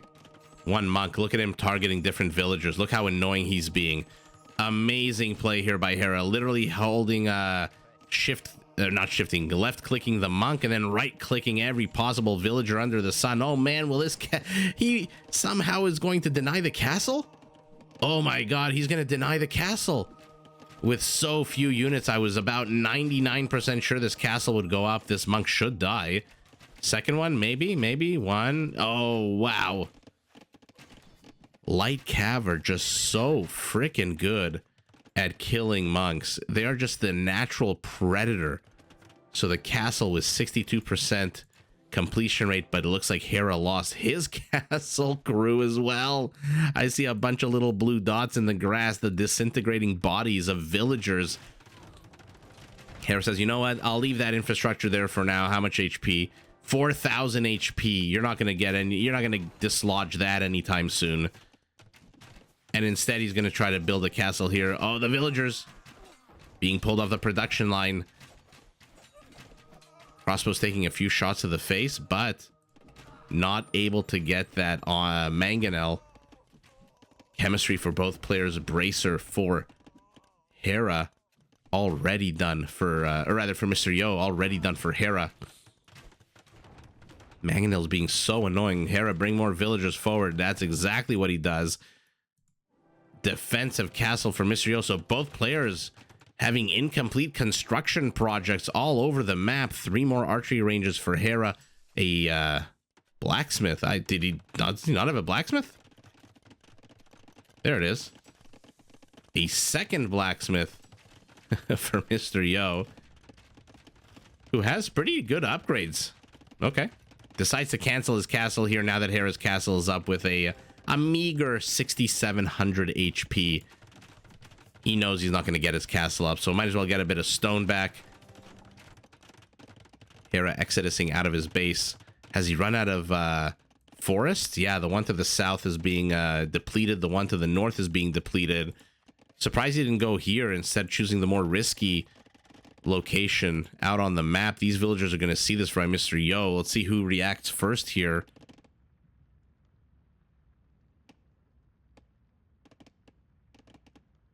Oh man, he stumbled upon this this logging industry for Hera over here. Mr. Yo with a battering ram wants to get rid of that castle. Oh no, Sour stuck on move command. Oh, look at this trail of bodies left behind. 1, 2, 3, 4, 5 crossbows for nothing. Although he is bringing these units back, I'm guessing because he saw these villagers, right? Yeah, he saw the villagers. He'd bring even more ranged units. We've got a battle of the ranged units here. Illumination, Fervor going up for Hera as well. So there, his monks, where are they, by the way? I always like to click on the monks when I talk about them. They are going to move faster, and they're going to regenerate their faith basically twice as fast. I forget what the exact statistic is. It's a little under twice as fast. What is Mr. Yo building out of this stable? I like the stable, by the way. There's not really much that Hera can do at this point with his army to destroy it. His Treb is in the front position, shelling away at 4 relics. Oh, Mr. Yo, get your butt over here and get these relics. Yeah, you're not going to destroy this with crossbows.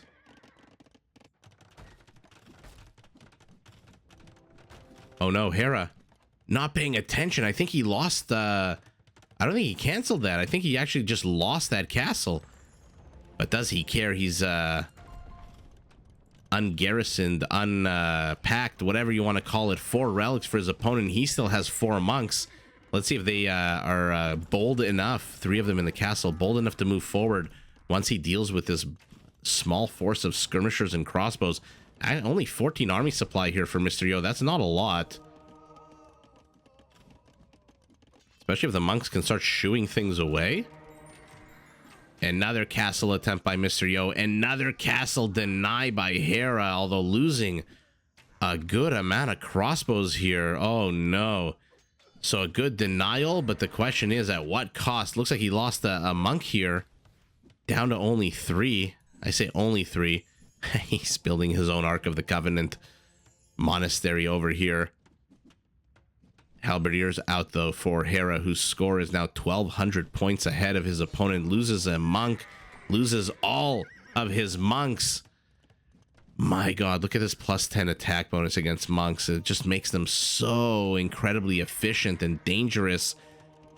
But this is no fewer than 5 trebuchets for our Byzantine.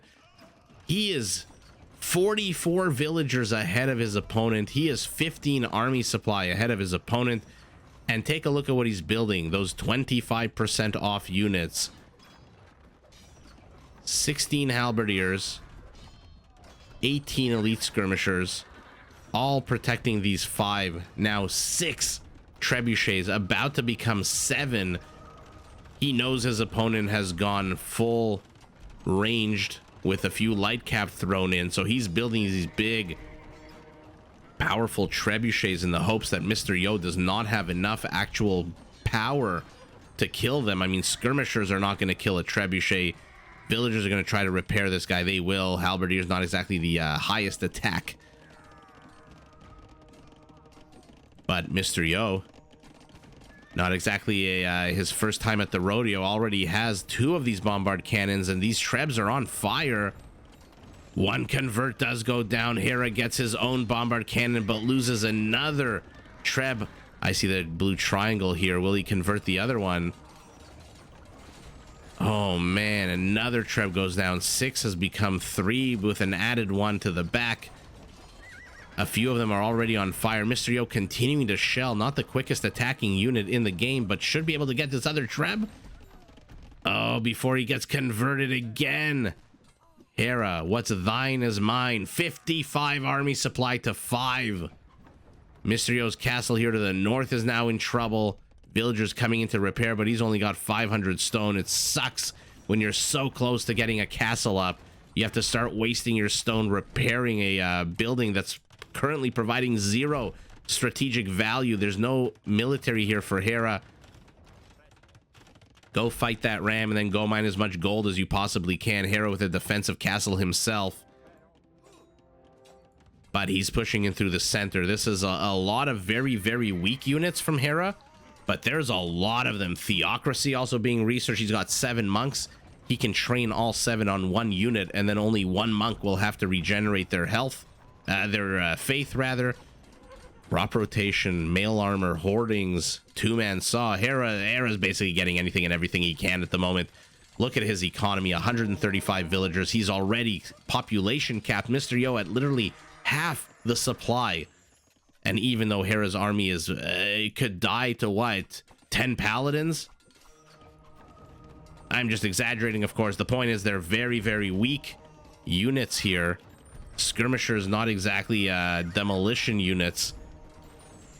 They will be able to swarm. 16 skirms in production, 14 halberdiers, a monk, 2 more trebs going back up to the 6 count. Somehow this castle is still up for Mr. Yo, who now only has 130 stone. Genoese crossbows are out, but against halberdiers and against skirmishers, not too sure that's the right move. Hera has literally no cavalry that these Genoese crossbowmen with their, remember, +5 attack against cavalry can handle. Mr. Yo again, army and population supply decreasing, although army count, he's managed to get out quite a little force of elite skirmishers. Now he's only at 1/3 of Hera's army supply instead of being down 1100%. These ninja turtles with their big shells on their back have lured 2 skirmishers to their death, but Hera has ransacked the center of Mr. Yo's base. Mr. Yo has 1 town center left. It's got a few skirmishers in it. Hera rebuilding the castle he wanted to build earlier and then lost. And he is just firing on all cylinders. He has just outdone Mr. Yo in this game. Another convert. Man, the Byzantines. Yeah, I'm not so... Oh, and again. Look at this. We saw it last games. The fact that it's so similar just tells you how hard fought this battle is. Doesn't matter if Mr. Yo wins or Hera wins. I mean, it matters to them, of course. To us as viewers, as casters, commentators, just lovers of the game, it doesn't really matter who wins at the moment. I don't have money on this game, do you? But the fact that they are so freaking close, Hera with the +200 APM as always, Mr. Yo, a bit of a relaxing. Oh man, look at that at the 1 minute mark. But yeah, look how hard fought it was. Let's see, their economy should be pretty damn good for the Byzantine. 5,000 more food, 3,000 more, rather 5,000 more wood, 3,000 more food. Look at this. Relic count, not really anything special to write home about. First it was in Mr. Yo's hands, then it was in Hera's hands, blah, blah, blah. But look at this, 6,000 gold difference and how much? A full castle and a half's worth of stone. So look at this. Incredible. He has 30%, just under 30% more economy than his opponent. Mr. Yo taps out, 242 kills to 259. So again, very similar. Although Hera has managed with this push into the center here with... oh, look at them firing their fiery javelins with the halbs and the skirmishers backing them up. It looks like they're pretending to be marionette puppets with their strings cut. Look at this. Oh, man. Manages to decimate twice the villager count of his opponent. And yeah, let's take a look at Hera's base. Look at this. He just carved out literally 1/4 of the map for himself. And then secured one flank here. secured his other flank here.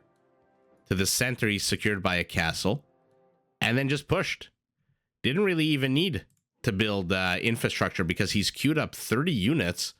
Arbalest on the way as well. Doesn't have a single freaking crossbow. That's how rich our blue Byzantine is in this game. He doesn't have a single crossbow, doesn't have a single archer, and he's already upgrading to Arbalest. So I guess he wanted to plan in the event that Mysterio somehow out of nowhere swarmed this with light cav, for example. He's got 2 of them right now. He could transition to Arbalest and just wreck those light cav.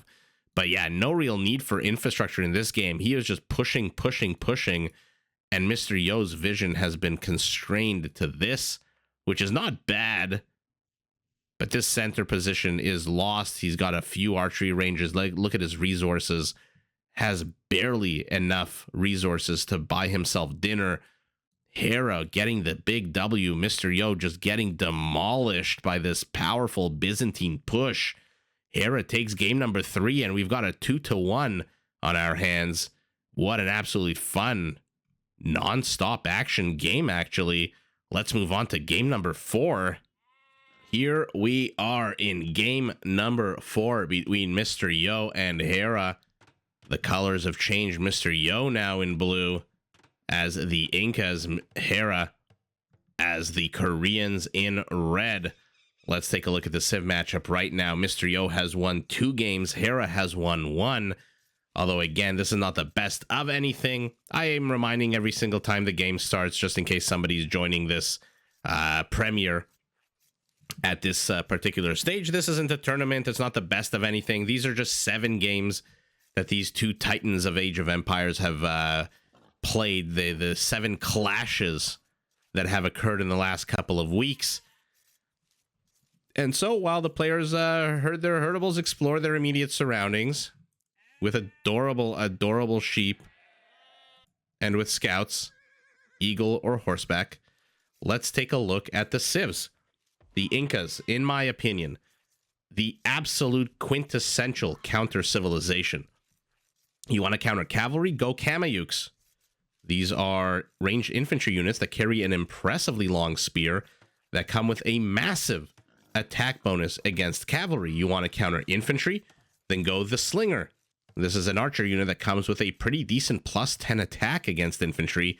You want to counter archers, ranged units?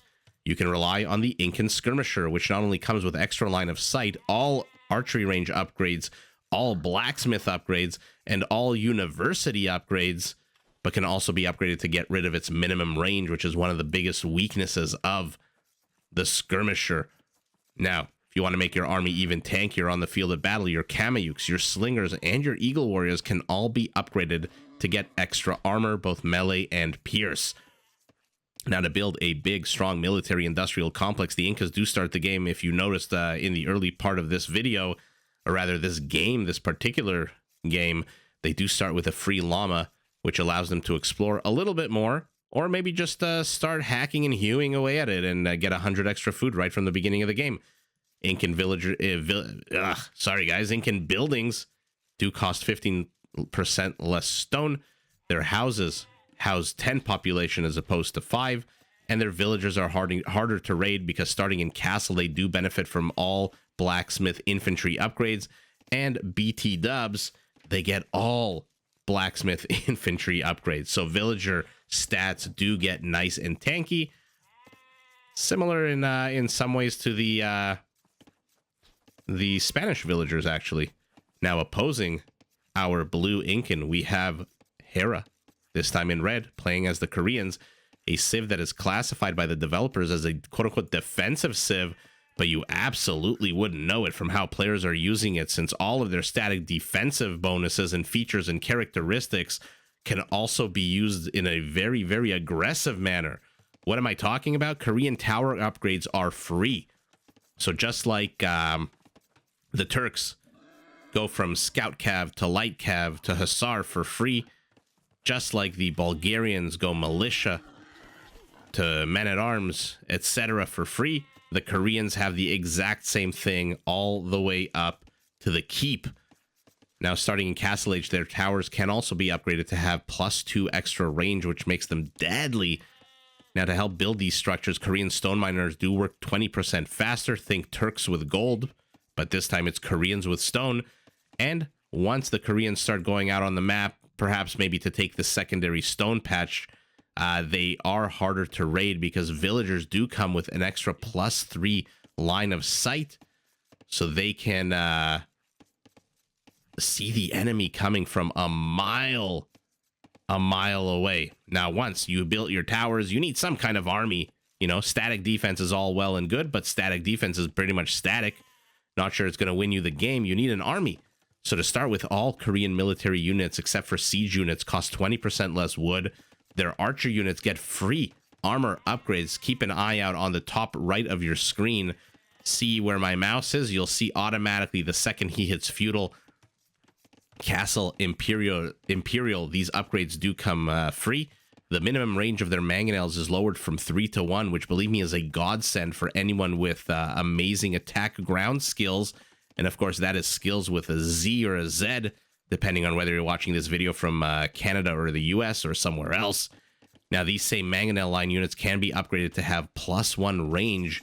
So Korean onagers, for example, can outrange certain towers and castles in the game, which is pretty bonkers in its own right.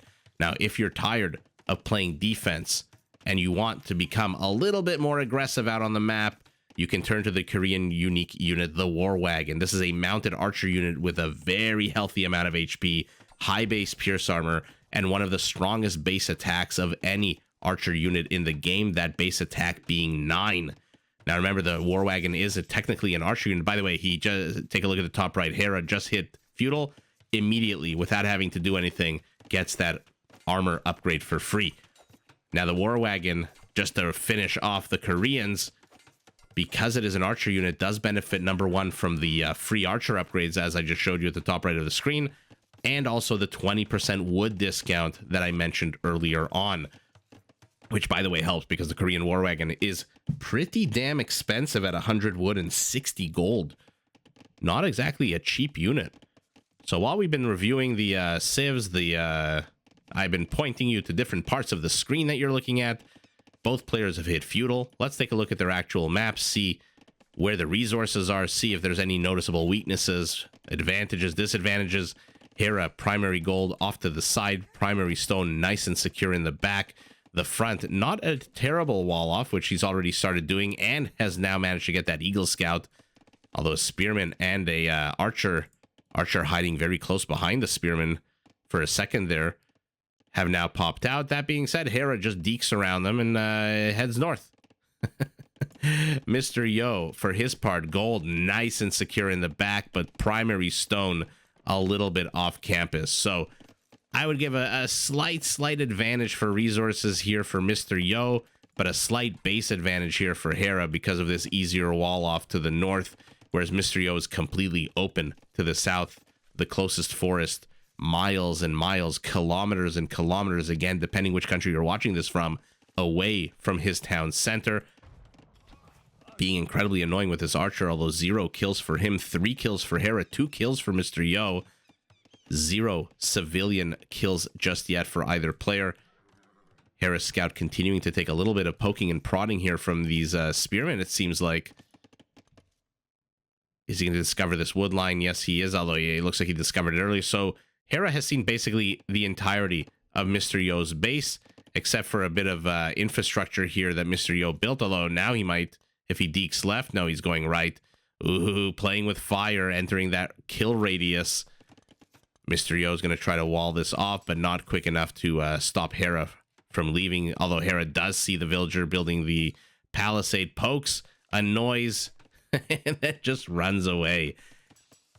Mr. Yo has seen a lot more of Hera's base than Hera has seen of his. He sees the archery range, he sees the stable, the barracks, etc., but has to retreat. 2 skirmishers and 2 scouts enough to present a pretty bad, potentially bad situation here. Oh man, they deked the spearman. The spearman is lagging behind. These skirmishers are free to shell away at these archers. Maybe the horsey unit should turn around. Oh, perfect play. Lead the spearman right into the skirmishers. Oh, unnecessary poke. Unnecessary poke. Hera, though, now moving forward. Army supply 7-7. Villager count 32-31. Basically identical in all respects. Let's take a look at what we're working with for Hera. Blacksmith, archery range are his two feudal structures here. Mr. Yo, as we saw, archery range and stable, also getting a blacksmith. Oh, sorry, I said Mr. Yo, it's Hera. Sorry, guys. The switch in the color from red to blue, blue to red. Oh, man. Sometimes it just throws me off. Like I said in game number 2, like I said in game number 3, sometimes the brain creates, I guess the neurons are firing. They say, hey, mouth, why don't you say Hera? And then the eyes say, wait a second. Wait a second. That's not Hera. That's Mr. Yo. Mr. Yo's been red 3 games in a row. He can't possibly be Hera. I don't know why I sounded like such a New Yorker there. Can't possibly be Hera. In any event, Hera in red, as we've established for what, 9,000 times already. Mr. Yodo now with the Eagles. My least favorite eagle of the 3, in case anyone gives a shiitake mushroom. I love the Mayans with the El Dorado 40 extra HP. I love the Garland Wars Aztec. These ones with the extra armor, maybe later on in the game when they're charging into Mangonel and Onager fire. Maybe. Hera making a real issue of it here. Kill count 15-7, but still 0 villager kills. That just shows you, although finally does get one, just shows you the inherent weakness of these feudal age units. Man, are they good at killing each other, but they are terrible at killing killing civilians. Which I guess is a good thing in the long run, but man, skirmishers are starting to shell away. But again, whoa, how little HP is being reduced here by these spears javelins that they're throwing. Take a look at Hera's resources. He is just about to go up to castle, which he does. Oh, and now he loses 2 scouts in the town center fire. Mr. Yo's reaction time, fantastic. Although I don't know what this is. Why are you moving your villagers here? Is it a trap? A trap for the eagle? Oh, the villagers block the eagle. Remember, one very cool thing we discovered in the live streams. If you haven't checked out my live streams, you are missing out. Lots and lots of fun games. Some amazing people who come and watch and chat. We discovered that the male farmers have the hoe, the rake, whatever you want to call it. The female farmers have the baskets and these spades that they're holding. These, I don't know what they are, little shovels. We also discovered that when they're mining gold, they become left-handed for some reason. Look at this. Left-handed. Whereas when they're doing anything else, they're right-handed. Little things in Age of Empires that just make this game so much fun. Kudos to the developers for paying so much attention to switching which hand the tool is being held in. I'm surprised Mr. Yo is not garrisoning his villagers here. Maybe he's focusing somewhere else. Maybe he's focusing on this one eagle, but for now, he's missing an opportunity to get a bunch of skirmishers. I wonder if he cares or if he's just saying, you know what? You might think I would garrison. That would eat up a lot of productive time. Why would I? I've got an eagle. An eagle with 3 kills and a swashbuckling villager with a pirate sword. So why the hell would I ever garrison my villagers? Oh my god, more villagers blocking this poor eagle's path. He is faster than these skirmishers. These are not Lithuanian skirmishers. Hera, though, hawanging it this game. Just like Mr. Yo did last game, moving forward with a siege workshop. Eagle gets Viper trapped in here, but does he care? I'm not trapped in here with you. You are trapped in here with me, says the Watchman Eagle. Will he get this villager, though?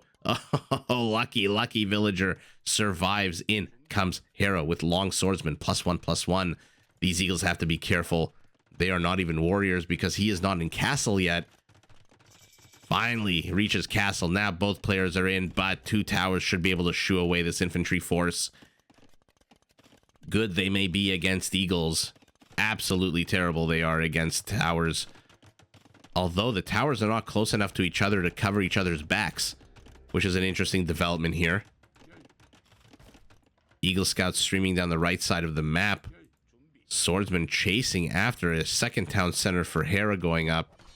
He's now been, no, I was going to say trapped, but no, not trapped at all.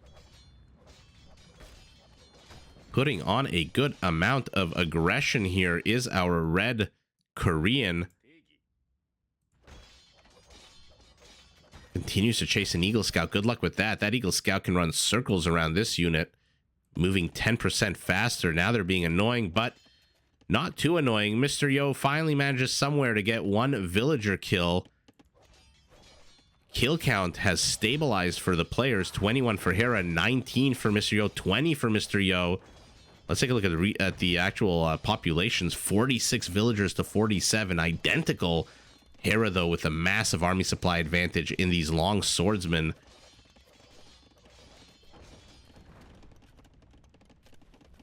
And again, he must know that the Incan can go slinger. Take a look at the attack bonus. Plus 10 against infantry. That's redonkulous. They might as well be Jaguar warriors. With range. The slingers moving. They do move slower than this infantry. I guess that's the trade-off that the developers decided to do. Yes, we'll give you a massive bonus against infantry, but you won't be able to catch that infantry if it runs away. Second town center for Mr. Yo. Third for Hera. Don't mind this location at all. Not very close to anything, but does protect his right flank for the most part from any kind of incursion, especially by slingers with their terrible, terrible range. Mr. Yo getting squires, bowsaw, heavy plow, bowsaw as well for Hera. So a bit of an economic lull. Players booming their economies. Third town center for Mr. Yo as well. Love the location. Close to the stone, the forest here. Once he deletes these palisade walls, will have a good amount of room for his farming communities. But Mr. Yo needs to get his slinger count up. Hera would do well, instead of attacking the market, attack the archery range. Slingers, unlike Genoese crossbows and other unique units, can be produced out of the archery range. So I'm surprised Mr. Yo, with 270 wood, hasn't plopped down an extra archery range. Does manage to pick off a mangonel. Fantastic pickoff there. Okay. Random Incan mangonel in the middle of the map. Has he seen the town center to the south? No, of course not. Otherwise, he'd be shelling away at it. Mr. Yo, very confident here that he can hold. Getting wheelbarrow at this moment, when you're down almost 10 villagers, when you're down 15-20% score, when you've got an army this big knocking on your front border with +1/+1.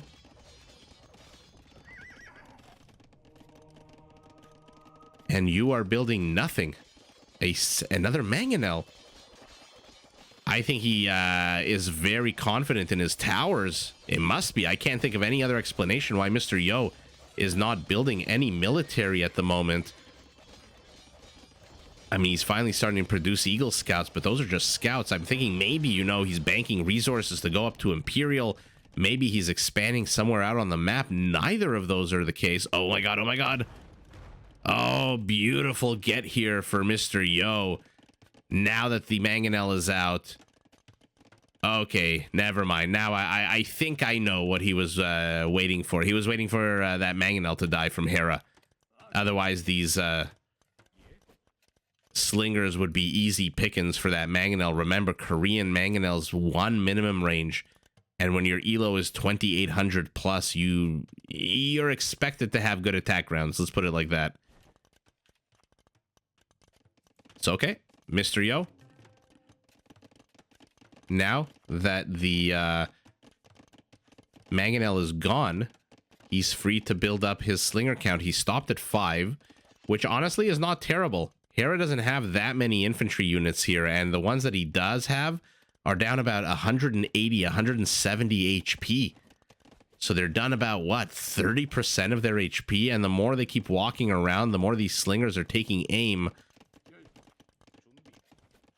Let's see if the eagle decides to distract. Oh, okay. Oh, Mr. Yo's got to be careful here.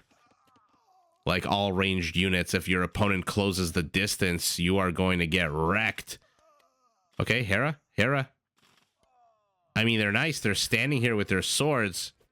Very impressive, but oh my god, what a loss of 4 of them for literally nothing. Was he focused down here on getting this mangonel? Is this still an Eagle Scout, by the way? Yes, it is. And again, Mr. Yo not building any military whatsoever. He's down 15 villager supply. Now building a castle here, another town center. Mr. Yo is in full Viper-style boom mode right now, although does outnumber his opponent's army. Hera already up to Imperial. Mr. Yo nowhere close. Although, guys, we've seen this before. We've seen Mr. Yo fall behind when it comes to... when it, what's it called? Has to do with going up to Imperial. We've seen him play second fiddle in that respect. His first relic, the first relic of the game. And somehow he manages to catch up, but for now, he is starting to bank a good amount of resources. Half the food that he needs, almost half the gold that he needs. Hera, mangonel for a mangonel, leaves the whole world blind. Has one structure here in the center, and what is this? Crossbows in 22 seconds, upgrades +2/+2, ballistics on the way as well. Remember that in a minute and 10 seconds, this last armor upgrade will kick in for free, which was going to be a big boon for him since Mr. Yo... Oh man, what is he spending his food on? I thought he was going to have enough food by now. I thought maybe he would go Eagles, upgrade these guys to Eagle Warriors. Monk with Relic, where's he? Okay, so he's going to have 2 monks, 2 relics. Hera, though, with a castle 20 seconds away from Imperial. You know, the second he hits Imperial, within, what, a count of 5? Once this castle is up and running, he's going to have a Treb popping out. And once that Treb pops out, Mr. Yo is going to be in a world of hurt because he is 888casino.com. Sorry, random reference there. He's going to be in a world of pain because he's going to have to survive for almost 3 minutes against an onslaught of Trebuchet rocks. Loses a mangonel for free. Although softens this one up. There's another monk with a relic. Okay, finally, Eagle Warrior being researched. 2 monks with relics. Okay, they are great at killing infantry. Not so great with their 5 attack against 2 melee armor. Although 3 of them? I'll get the knight off the high ground. Oh, I thought he was trying to get the knight. Oh my god, look at that. Survives with 4 HP. And he sees Hera's villagers moving forward. So Mr. Yo should be very suspicious. Hera with a very annoying tower, although not realizing there's no lumberjacks there. 15 crossbows will have to contend with a massive 2 Eagle Warriors. And there we go. What did I say? The second he gets that castle up, but once he's in Imperial, Trebs will come out. And now Mr. Yo has to survive another minute 15 seconds. And then plus... the build time of a Trebuchet. He's got the gold. He does not have the wood. 16 villagers only on the wood right now. Hera's got him surrounded to the left with crossbows, to the right with 2 towers and crossbows, and to the center with castles and trebuchets. Hera has encircled his opponent. A keep being built. Remember, the Koreans get all of these for free, but look at Mr. Yo. You know what these barracks are for. You know what he's about to spam. Upgrades, absolutely terrible. Has the resources in 6 seconds. Let's see what he does. Okay, hits Imperial. Immediately, 1 Treb on the production tab. Oh, but Arbalests are out. Eagle Warriors are not fantastic in my opinion. You need to get up to that elite upgrade, which Mr. Yo does. By the way, from the furthest barrack away from the battle. And now look at the mini-map. Look at the mini-map. It is on fire, and that fire is centralized all on Mr. Yo's base. +2 range on these towers. Trebuchets shelling away. Managed to get one castle. Second castle still standing, but 5 trebs to 1. Elite Eagle Warriors upgrades, not the best still. And again, these Arbaleths should be able to handle them quite readily, especially since they attack so weakly. Will they even get the treb? They don't even get the treb. Oh, or maybe they did. They got 1. I can't tell if they got 1 or not. The 5 treb count has been reduced to 4. Okay, they're definitely going to get 1 treb here. Definitely going to get second one. But he cannot engage into castles. Not yet. Not with +2. Finally getting plate mail armor. The last armor upgrade. And now he's moving in to attack these trebs. But there's a bunch of villagers who already repaired it to about 70-80%, it looks like. Oh, man. Look at the treb bar at the top. Going down and up. Down and up. Down and up. Will he get it? Oh, he gets it just as the last Eagle Warrior bites the dust. No, yes, he does. Oh, what an exciting, exciting little battle there. Fully upgraded Arbaleths taking on somewhat upgraded Eagles Elite. And in comes our Korean. 1 villager only. I'm surprised by that. Not too sure why he's only building with 1 villager. These Eagles surrounding the Arbaleths. And now that they're elite, the Arbaleths are a little bit less effective. Although not a bad attack. 10, especially when your opponent still does not have the last. Okay, getting iron casting. Although, never mind, he does have the last. Where are they? There they are. Does have the last attack upgrade.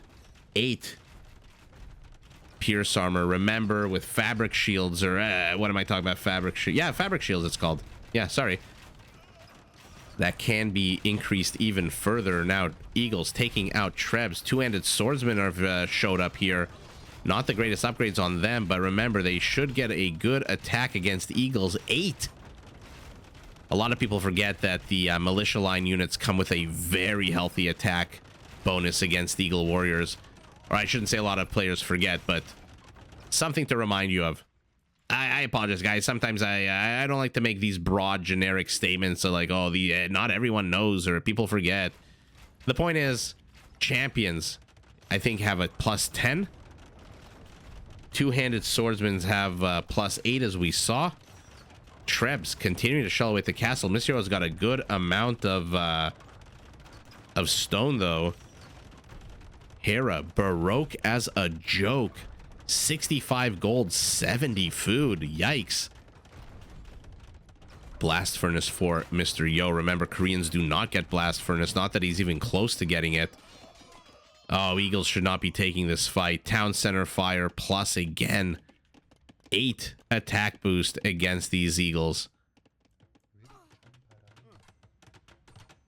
Okay. Monk sees this. Eagles moving in. Should be able to get a good amount of villagers, unless the villagers fight them. The HP on these Eagles is not the greatest. Castle stalemate continuing. Oh, Mr. Yo trying to outmaneuver Hera. Oh, he goes for the treb on the left. Brilliant maneuver. Brilliant maneuver using the speed of those Eagles. And an unpacked treb. This is significantly weaker than a fully packed one. We'll lose it, but we'll lose all the Eagles. I'm not sure who came out on top. Eagles are not exactly cheap in terms of gold count. So 2 trebs is basically 400 gold. How many Eagles died to kill those? In come the 2-handed swordsman. What is continuing here on the right side? Eagles wasting their time poking away at these houses. Not exactly critical infrastructure. And Mr. Yo, by the way, has cleared out all of the castles that Hera put, all the keeps that Hera built here. But remember, he looks like he did lose his town center here, probably to the trebs that were here earlier. And now Mr. Yo's gold stone count is starting to get depleted. These Arbaleths should be able to attack these villagers, stop them from mining, although the pathing is absolutely terrible. Not the first time we've seen this happen. More and more of these Arbaleths are dying. The Eagles don't even need to participate. Hera's castle is down, but he's got 2 trebs fully operational. Mr. Yo, not a single Treb. What he does have is villagers mining gold, eagles attacking a keep full of 2 villagers, and a siege workshop with a capped ram being built. He converted 2-handed swordsman, charges at his former brethren, and then retreats. Mr. Yo finally mixing in some of these slingers. Again, the upgrade's not the best. But now Mr. Yo is broke as a joke. Hera with a little bit of resources, a tiny trickle of gold and food. Where's Mr. Yo going? This is one of those cases where one player is engaging very heavily into the center, while the other player tries to nibble away at the edges of the map. Oh, annoying wolf joining in as well on behalf of Team Hera. Eagles again have to be so careful. Even 2-to-1 surround. Look how many of them die. They literally had them outnumbered 2-to-1, and they all died in a bloody eagle pile of death. But Hera's been cleared out. Hera's been cleared out, and this gold is free for Mr. Yo to mine. What's going on here? Swordsmen attacking villagers, eagles running in. How many? 12 of them. But again, nothing here in the front. Slingers, still 4 of them. Where are they? They're hiding behind the barracks. They need to be on the front lines. Hera knows it. Hera immediately gets these elite skirmishers. Let's see what he can do here. And yeah, Mr. Yo trying to get critical damage, but I think it's one of those cases where better for him to have just massed his army in the center. His villager count is good. If he was, let's say, at 100 villagers, maybe you try to sideswipe your opponent. Maybe you try to get villager kills, but you got 120 villagers. I don't really think you need to compete economically that way. Will he get the Treb? Will he get the Treb? He does not. Sour. That is Hera's literally his last Treb.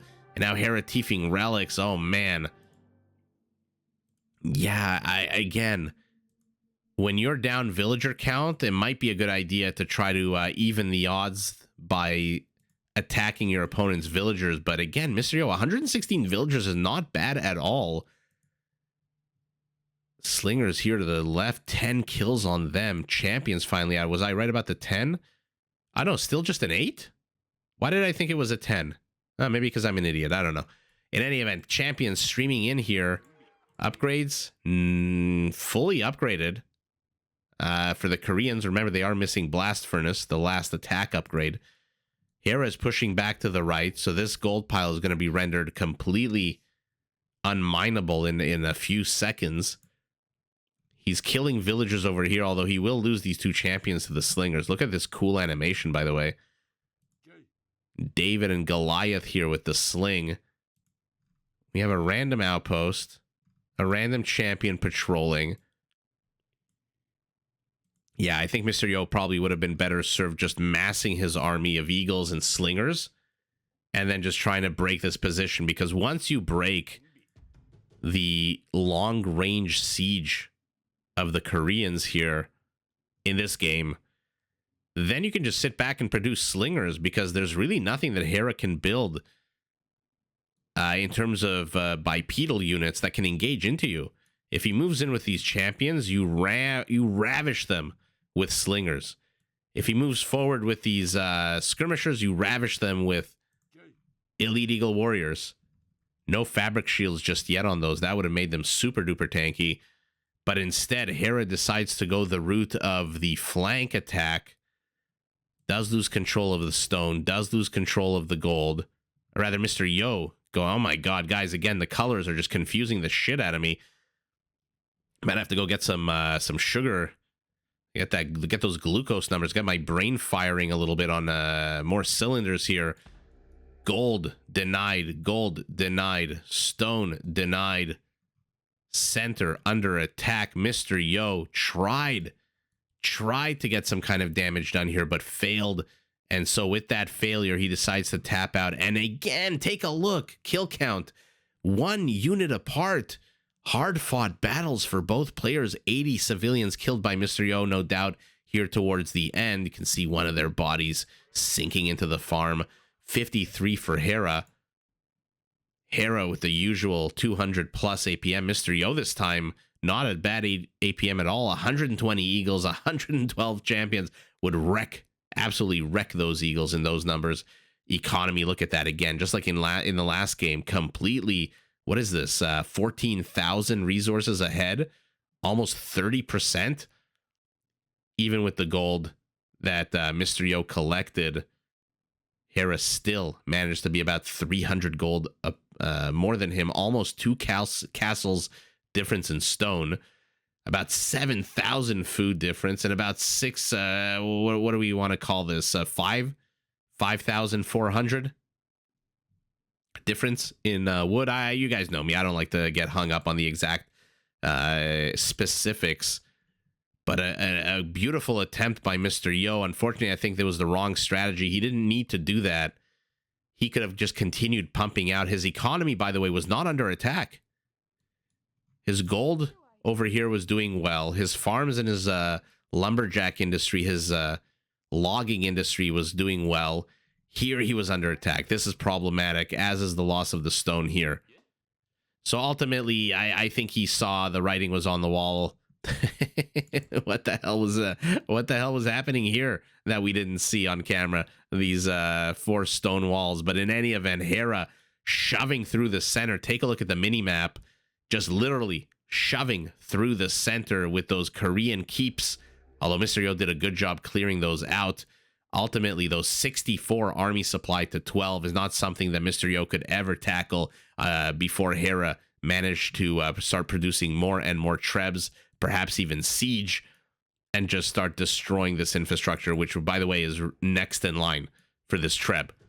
There's nothing between that treb and these barracks, and once those barracks go down, Mr. Yo literally has no other military infrastructure at all, unless you want to count this 1 siege workshop and 1 monastery. So overall, a fantastic game number 4. Hera ties it up, although again, not really a series or a tournament, so 2 games apiece. Wow, I'm excited for game number 5. Let's get right into it. And game number 5 is about to begin. 2 wins for Mr. Yo, 2 wins for Hera so far. Let's see how this game goes. Mr. Yo playing as the red Teutons, Hera as the blue Japanese.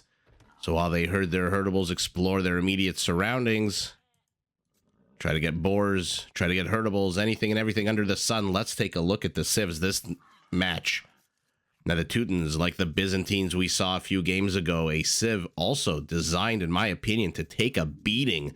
All barracks and stable units get extra melee armor for free, starting in Castle and Imperial.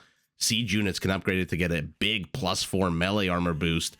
Their towers have extra space for more units to garrison inside and fire extra arrows. And by the way, same goes for town centers. Take a look, 25 population room as opposed to 15. When I say population room, I of course mean garrisoning room inside the town centers. And Teutons address one of my concerns with high elo gameplay. They get murder holes for free, as well as herbal medicine, so they can basically heal their units incredibly fast while they're protected against melee attack units inside their castles. Now, these same Teutonic castles can be upgraded to have extra range and fire arrows when garrisoned by infantry, which is a huge attack boost since only ranged units and villagers really add arrows to castle fire. So adding infantry an extra little cherry on top of the sundae. Now, on the field of battle, all Teutonic units have higher resistance to conversion, and if they're hurt, they can be healed by their monks from twice the distance, which is great news for their unique unit, the slow but incredibly powerful, heavily armored Teutonic Knight, an infantry unit that basically stands as king of the infantry, although some other civs would basically seek to contest that king and seek to usurp him. Now, to support a big, hungry population, Teutonic farms are 40% cheaper than generic farms. Hera as the blue Japanese, a civ that focuses on their infantry. They have access to all infantry units with all barracks and blacksmith upgrades.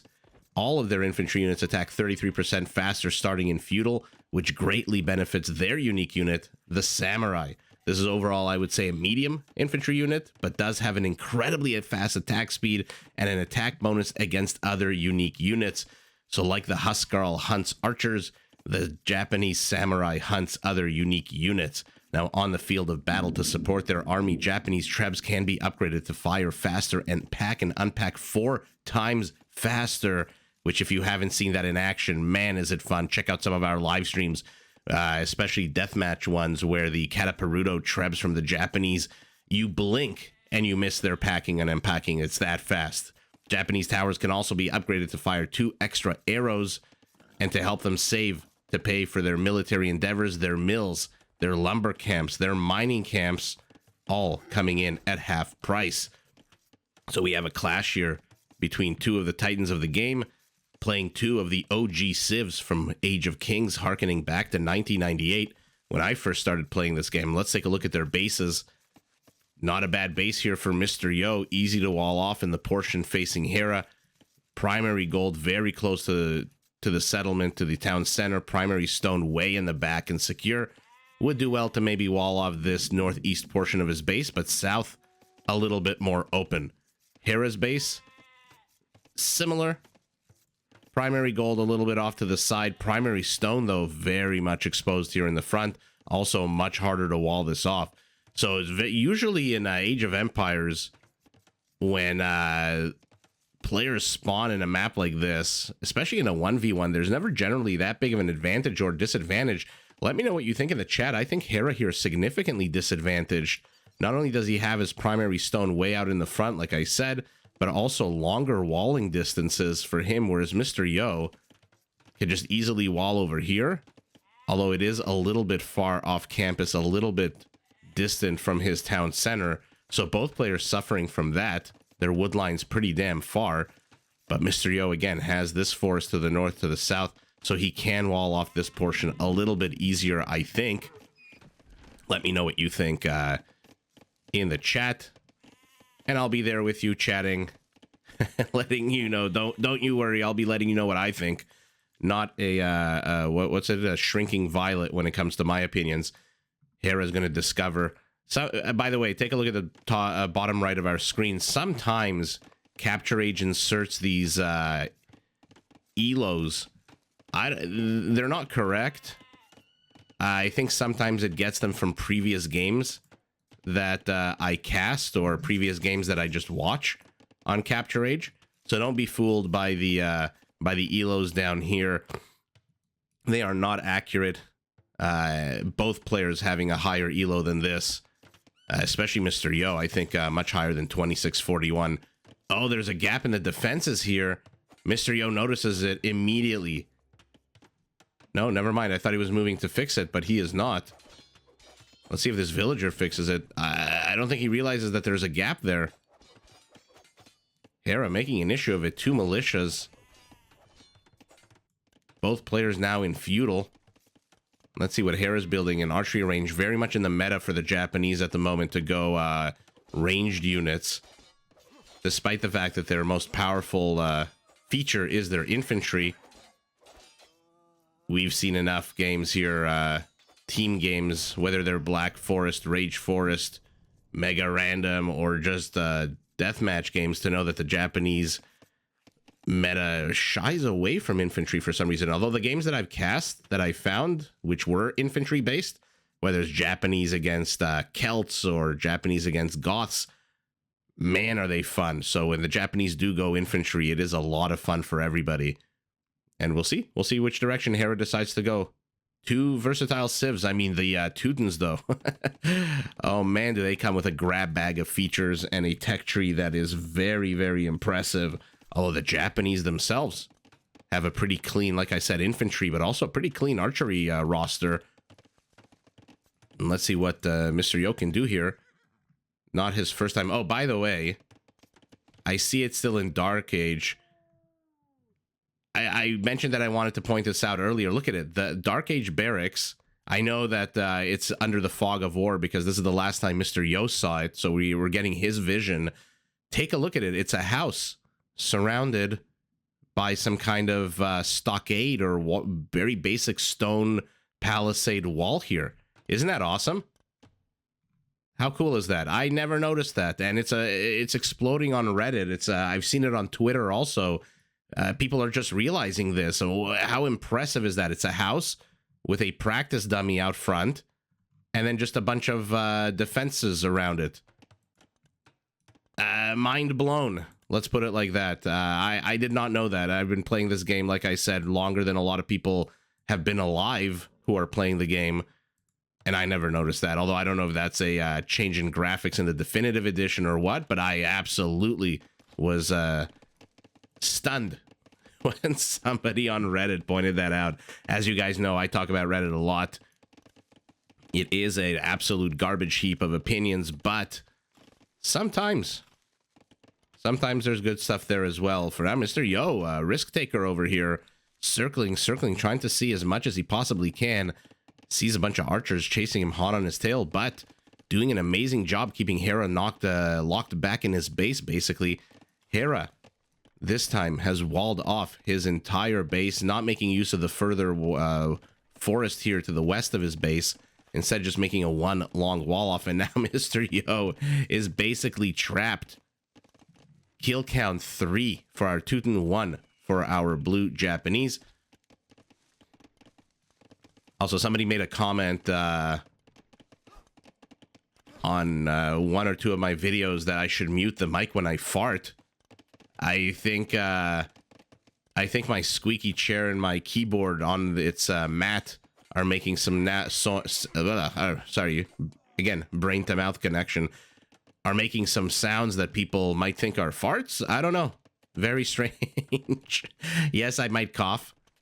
I have no control over that. Sometimes I get very excited. Sometimes I strain my voice. I do have a water bottle right next to me that I'm looking at right now.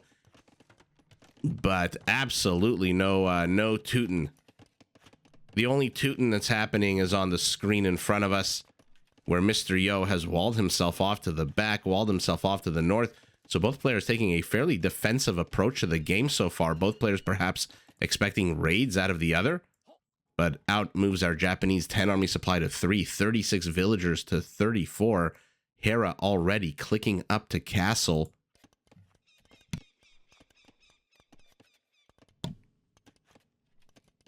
Let's see these villagers as they approach, what kind of defense Mr. Yo can put up. Remember, he did see that this was going to be a heavy archer play. He already has a stable, a barracks. He's building his second archery range. 2 skirmishers are not going to be enough. Although, given how weak these units are, they might just be enough. Where can the archers engage into here right now that would cause any critical damage? They might bust in through the back, expose and attack this wood line, but that's a long distance for them to go. By the time they get there, Mr. Yo is going to have a bunch more skirmishers. Or they can engage into the front and do what they're doing now, which is attacking a farm. So not exactly a high-value target. Remember, 40% discount on farms for the Teutons. So you are basically removing a little bit of wood here from the stockpiles of our red Teutonic Mr. Yo. And with 4 skirmishers, he manages to shoo this all away. Amazing play by both players. Hera trapping Mr. Yo's scouts and decimating them. Mr. Yo shooing away a force of 10 army supply with a meager force of 3 and 4 skirmishers originally. His scout's still alive over here. 1 kill to his, 1 notch on his belt. Will he run into these returning infantry? Rather archers? Will the archers go back? Looks like they're going back. Looks like in 30 seconds they're going to be crossbows. Okay, so we've got ourselves a bit of an interesting game here. Hera refusing to let down the aggression, but Mr. Yo in 40 seconds will have 10 elite skirmishers, which basically nullifies this entire army from Hera. But with the addition of 4 cav archers, we'll see if he can get anything extra done. Mr. Yo with a monastery immediately. Hera, no monastery, but a siege workshop popping out of Mangonel. We'll call this the defensive Hoang strategy. I know we've been referencing Hoang a bunch. I wonder what the hell happened to him. So many theories, so many people having thoughts on it on Reddit, on Twitter, even on YouTube, to be honest. And now again, look at this. Hera has to retreat. Counter unit being built here by Mr. Yo. Oh, does manage to pick off 2 on the retreat. What's the speed in these guys? 0.96 to 0.96. And yet they are catching up, but uh-oh. Trap being laid. Oh, attempted attack round, literally half a tile too far or too close, depending on which side you're standing on. Basically half a tile away from getting a good hit on these guys. But look at their HP, not the greatest, down about 100 HP. 3 fresh recruits guarding this siege workshop. So both players really, really going very similar styles here. Second town center for Mr. Yo. Hera still on the back of 1. Does have the villager lead for literally 1 villager, 2 villagers. Now, that lead is probably not going to last very long once Mr. Yo gets that second town center up. He does have a good amount of villagers on food, so he can keep producing villagers all the livelong day. Plus, he's not really producing anything other than mangonels at the moment. Hera has to be careful. Last thing you want is a mangonel to pop out here. Although, let's see, 90. Will he garrison? Will he reveal it? Probably garrison, right? Yeah, he garrisons it. No, then immediately reveals it. Gets Hera's mangonel. Wow. Maybe another shot? One more shot off does nothing but destroy some grasslands. And then 1 for 1, the mangonels trade out. But in comes a reinforcing mangonel from Hera. He's got another one somewhere in the back. Is it this dot? Yes, it is. And now Monsieur has to be careful. I mean, skirmishers are fantastic counter units to the cav archers and the crossbows, but to the mangonel, he might want to get some kind of melee unit. Or he might just want to research redemption for his monks. Oh, no. Oh, what a horrible, horrible attack there. 4. Crossbows going down, but a mangonel and a monk in exchange. So ultimately, I think Hera, even though he lost the unit to a convert and lost 4 crossbows, did end up taking the better trade there, no? A mangonel, a monk. And, oh no. Oh man. You love to see ranged wars. It basically comes down to micro and positioning. I mean, these units all basically, I mean, not the skirmisher, but the crossbow, the cav archers. I mean, the cav archers have speed. The skirmishers counter. Oh my god, oh my god. But they're all basically the same. +1 attack, -1 attack. Just more of it, in my opinion, depends on, again, microing your units. Behind this, what is Mr. Yo building? He's up to 51 villagers, so that villager lead is expanding. Hera still on the back of 1 town center, but bloodlines, scale barding armor. We know what that means. The transition is being made to... Where are they? I'm clicking on the knight. Where is his stable? There is his stable. Army supply 15 to 13. Sanctity being researched for Mr. Yo now. Okay. So his, I was going to say monks, but monk singular in 17 seconds is going to be able to take a few more arrows to the face before he dies. Mr. Yo doing a fantastic job. Backup siege workshop already up with what looks like a battering ram being built inside the workshop. And now he's going to try to convert the knight. Hera, paying attention, immediately retreats. But again, what do you do? 14 cav archers, HP, almost not bad at all. 1 or 2 down, but the rest of perfect condition. Oh, he runs right into a mangonel shot. But at this stage of the game, mangonels against cav archers, against knights, not going to be that effective. They're not going to one-shot any of these units, and if they do, it'll be the weaker ones. These guys, on the other hand, elite skirmishers, are going to absolutely melt under mangonel fire. Oh no, the monk, another monk. Oh, see what I mean? And Mr. Yo's in trouble. Army supply down to 9. Oh, he loses 1, 2, 3, 4 more on the retreat. Town center to the north for him. Mr. Yo is playing very economically right now. And by that, I don't mean preserving his resources. I mean, he's focused on his economy. Gets the high ground, but elite skirmishers will shell away at this. Is the gap in here still existing? I mean, it doesn't look like he built anything there. Oh no, another monk? Okay, does manage to save the monk. Oh, it's so sour. You think your Mangonel's about to kill that opposing Mangonel, and instead it just grazes it. Scout, you see this being built. Hera, very cocky here, building this right underneath that Scout's nose. And now the backup siege workshop will fall as well. Again, what is our Teuton? There's redemption. One monk on the field, one monk. Oh my god. Oh my man, Mr. Yo tenaciously holding the line as he likes to do. I guess he likes to play defensive. I always saw Mr. Yo as more of an offensive player, somebody who's out on the map, attack, but lately in the games that we've seen, maybe it's just the games we've watched together, but he has been playing very defensively. Just, oh no. 3 Mangonels here from our blue Japanese. Look at this. He's cornered Mr. Yo. Looks like he killed the scout with his villager, who now has 34 HP, building houses. Mr. Yo has exodused from his base with how many? 8 villagers. A knight circling around, very damaged. Remember, anything that comes out of this stable, out of this barracks at the moment, does get that +1 melee armor, but that's not going to come very handy right now against how many cav archers? 19 cav archers. Oh my god. This is literally all that remains of his army. And then that knight that's out on the map, having a rest, having a bit of a sabbatical. Now Hera's attacking from the south with a battering ram. Mr. Yo is being besieged, but a big Teutonic castle is en route.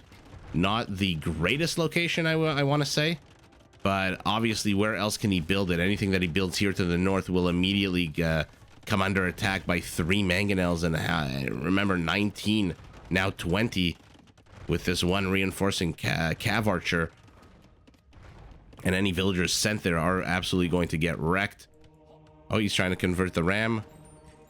Instead, focuses on the cav archer. A cav archer for a monk? If he can keep the cav archer, great, but we know he's not going to, right? We know that the other ones are going to snipe. So Mr. Yo has basically drawn a line that Hera at the moment cannot cross. And that line is this castle. Not much that Hera can do here. These battering rams are, you know, not exactly siege rams.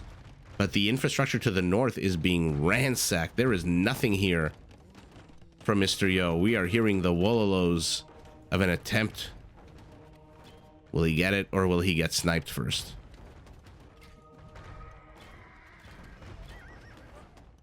He gets sniped first. Hera, 7 Mangonels. Third town center going up for him. Behind us, he did build a second. Good location next to the stone, the wood line. Lots of space for farms. Hasn't discovered this yet, which could be problematic for Hera. 8 villagers mining stone uncontested in the middle of the map. Ugh, this knight with the 1 kill. Come back. Try to get this ram. Okay, Mr. Yo revealing that he has this backup siege workshop. Oh, that's a decent shot. HP on these cav archers, by the way. Take a look. Down about 600 HP. And continuing to get attacked by this tower. So like I said, line drawn in the sand. Unfortunately, the line is all the way down here. Oh. Beautiful shot here by Mr. Yo. Hera's other Mangonels, everyone on the high ground saves their butts, I think. But more and more blue dots are streaming across the map. Game number 5 is chaotic here. Hera putting on the pressure. Does not want to lose, basically. Look at that. Amazing. This is why you come to watch these casts. For amazing statements like, this player does not want to lose. As if any player in this game ever wants to lose. Oh, man. But tenacious AF is Mr. Yo. Remember, as I said, like the Byzantines, the Teutons, man, they can take a punch. They can absolutely take a punch. The problem is there's still 6 Mangonels, 4 here, a 5th one a sixth one making their way over. Why is he building them out of there and not out of here, I wonder? Oh, Mr. Yo just keeps losing way too many mangonels. The good news for him is this gold pile still has 1,600 gold. That's a good amount of mangonels that he can build out of that. Using that, rather. And if this tower goes down, Mr. Yo's entire northern portion is completely open. But he's getting a... How many mangonels is he getting here? He'll get 3 mangonels with this one tower. Already has 11 kills. It gets a 12th. Wow. Remember, guys, Teutonic towers, take a look. 10 population room inside of them. And Hera coming with what he hopes is the killing blow. A doubt castle placed right in the smack dab of Mr. Yo's gold mining.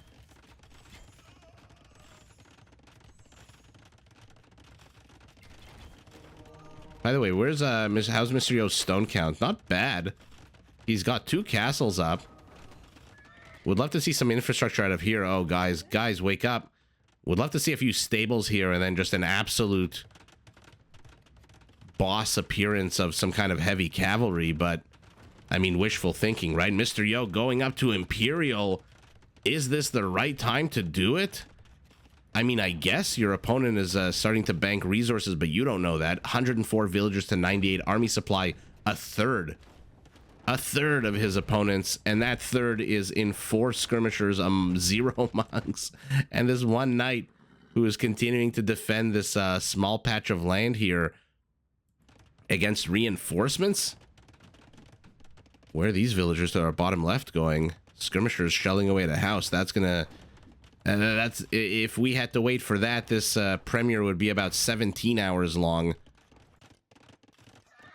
Oh... A 5th of Mr. Yo's army just died there.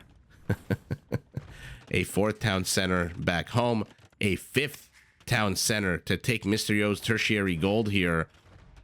Has Hera, by the way, discovered this northern portion? He has not. He's not even explored it yet. Oh, man. Where is Mr. Yo going? What is this? Oh, he's building a town center. He says, you're going to take my gold? I'm going to take your gold. But 2 castles inside his base. This is very quickly reaching the point where Mr. Yo has to make a decision. What do you want to do? How do you want to contest what Hera is about to overwhelm you with? Because you know in 53 seconds there's going to be a treb, but in 11 seconds there's going to be a treb for Mr. Yo, I suspect. He's got the resources for it. Handcart. 30 seconds away. It goes immediately chemistry, immediately treb. What about you? Nothing coming out. He got housed, and he's housed again, even with the house that he's building, or that he finished building. In about 2 seconds, he's not going to be housed. Okay, so he's going monk. Play with block printing. These monks are going to have 12 range. The problem for him is that Hera... Oh, look at him. He got the convert. Will he get the villagers? No, he gets sniped by the castle. Not quick enough. The problem if you're going monk play is there's just 2 big castles already here, and Hera has stopped making siege. So what are you going to try to convert these cav archers that are going to just run in, snipe you, and run back out? Mr. Yo has to defend this treb with his life right now. With his in-game life, let's put it like that. This is a lot of elite skirmishers, though. Upgrades on them, +2/+2. They're going to have chemistry, ring archer armor as well. And the shelling has begun. But if you're going to go Treb Wars with the Japanese, you better pray that Hera doesn't get Kataparuto. Look at this infrastructure. This row of housing with its... Hera sees a lot, but what he doesn't see is this. What he doesn't see is... Oh, no, he has seen this. How did he see this? There's a monk that got sniped here as well. Might as well just build a monastery down here. Mr. Yo expanding with a blacksmith, a bunch of stables. Okay, so he's choosing to react with cavalry. Does get a castle. Wow, fantastic play here by Mr. Yo. And a bombard comes out, but a little exposed, no? I guess he sees the cav archers and the light cav here to the south. 1 relic to none for Mr. Yo. Hera's going to see that he's got a relic, and now this part is coming under attack. Oh, what do you do here against the trebuchet with villagers? You can't do anything. Oh, Mr. Yo, now's not the right time to release your knights. In 30 seconds, they're going to be cavaliers. But Hera losing both castles. Oh, okay. He's going to... I think he's going to see the houses with this outpost. Let's see. Mr. Yo's villager count down to 105. 141 for our Japanese, who is now swarming this position. Oh, they can't escape. All of the villagers die. 15 kills for these light cav. Oh, that is so sour. 10 villagers hide inside the tower. Mr. Yo has enough stone, I think, for 1 more tower. And now he sees it. And now he sees the gold spark here. Look at this. I wonder where that guy's mining. Oh, Wolf says, you know what? It's not fair for Mr. Yo to have to fight you alone. I'm going to join in. I will call Mother Nature. But Hera not paying attention.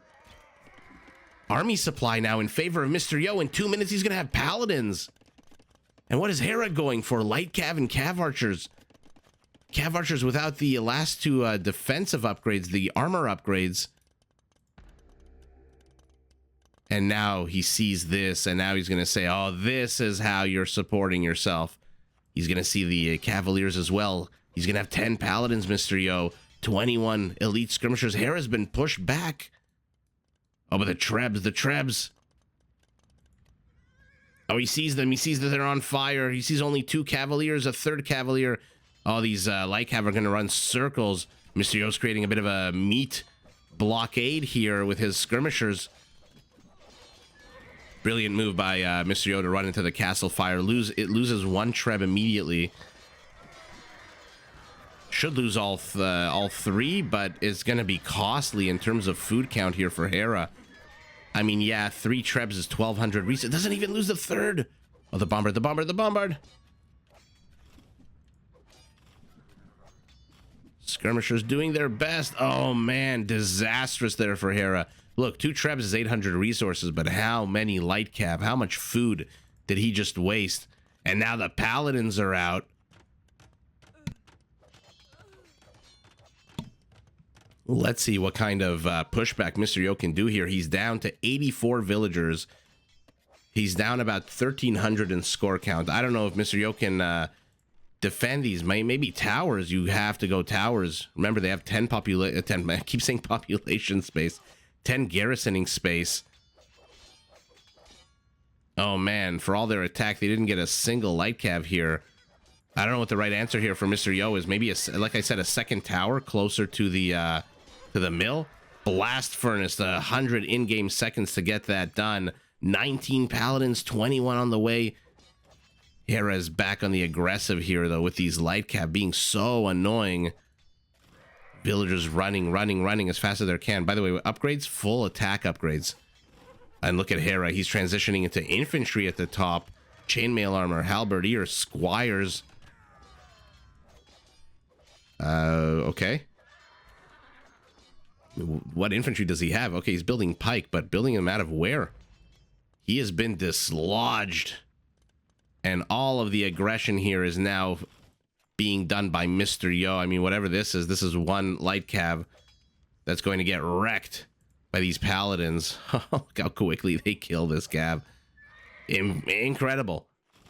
And now look at Mr. Yo. But a bunch of halberdiers here to meet them. If he's not careful, he's going to lose paladins to halberdiers. Hera has climbed back up to the army supply lead, more than double of his opponent. Streaming light cav across the map, but his infrastructure slowly being demolished by this bombard. They've managed to catch another monk, the light cav. But now the paladins are raiding to the north, to the east, to the west, to the center.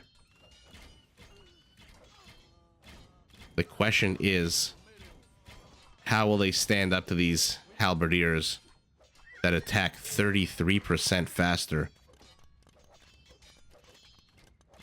I think Mr. Yo needs a bunch more towers, I think. Oh, 2 Trebs down. A 3rd will go down as well.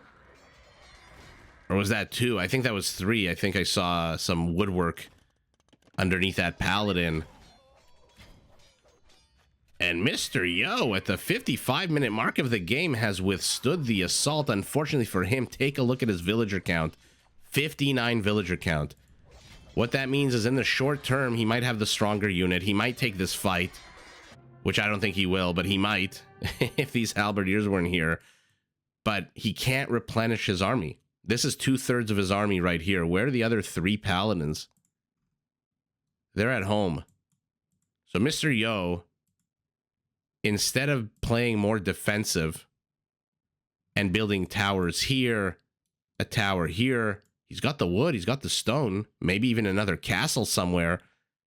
I suspect he was trying to go up to another castle, but he was aggressive all out on the map. And when you're aggressive on the map, you're taking a lot of damage because, again, you're running through castle fire to the north, you're running through castle fire to the south. You know, Hera's not a noob. He's going to have placed a bunch of halberdiers around his map. I mean, they're not as fast as, Celtic halberdiers, but they are pretty, 1.1 speed is not terrible. So they can position themselves quite well. Got a small clump heading north. These guys in the center. To the south, he has castles, 1, 2. When you're attacking like this, you're going to lose units. And at the same time, when your economy is being gutted, 60 villagers to 133. I mean, he doesn't know that Hera has 133. Maybe he's seen... I mean, he's definitely seen Hera's infrastructure. Look at this. So he should know that Hera has over 100 villagers, obviously. Maybe the better course of action would have been to just sit back, turtle up for a bit, stop Hera's raids. You do have the better unit. You have a fully upgraded Teutonic unit. Now, without husbandry, they do move very slowly. You're gathering more stone. You have 2 castles up. Turtle up. Mr. Yo, like I said before, he's an aggressive player. And sometimes the aggression overall ends up hurting you because remember he had 21 paladins. Now it's been knocked down to 9. With this meat shield of halberdiers and light cav, these cav archers could do a lot of damage here. 9 is going to get knocked down to 3. And then he's got no gold left. And instead of building a few towers here so that the villagers, again, make use of those Teutonic towers, 10 space for garrisoning villagers instead of 5. So all of these guys can fit into 1 tower. All you need is 1 tower to escape, to give your paladins time to come and rescue you. Instead, he's just so aggressive, ends up losing his entire army, and GG's. But what a super fun game here, despite the fact that the oh my god, look at this. Typical Hera APM, over 200. Economically, look at that as well. What is that? 12,000 difference in resources. Where did it all come from? Wood, food, relic gold not really playing a role this game. Less than 1,000 gold difference. But this is problematic, right? Because Hera's army... Oh, no, never mind. I retract what I was about to say, but take a look at this. Double, literally double the stone count. 2,300 is 3 extra castles. Kill count, again, very similar, but look at this. 106 villagers killed by Hera. And so ultimately, Mr. Yo, he put up a defense. He looked like he was about to hold, but then made the decision, you know what? I'm going to go and have fun. I'm going to romp around Hera's base.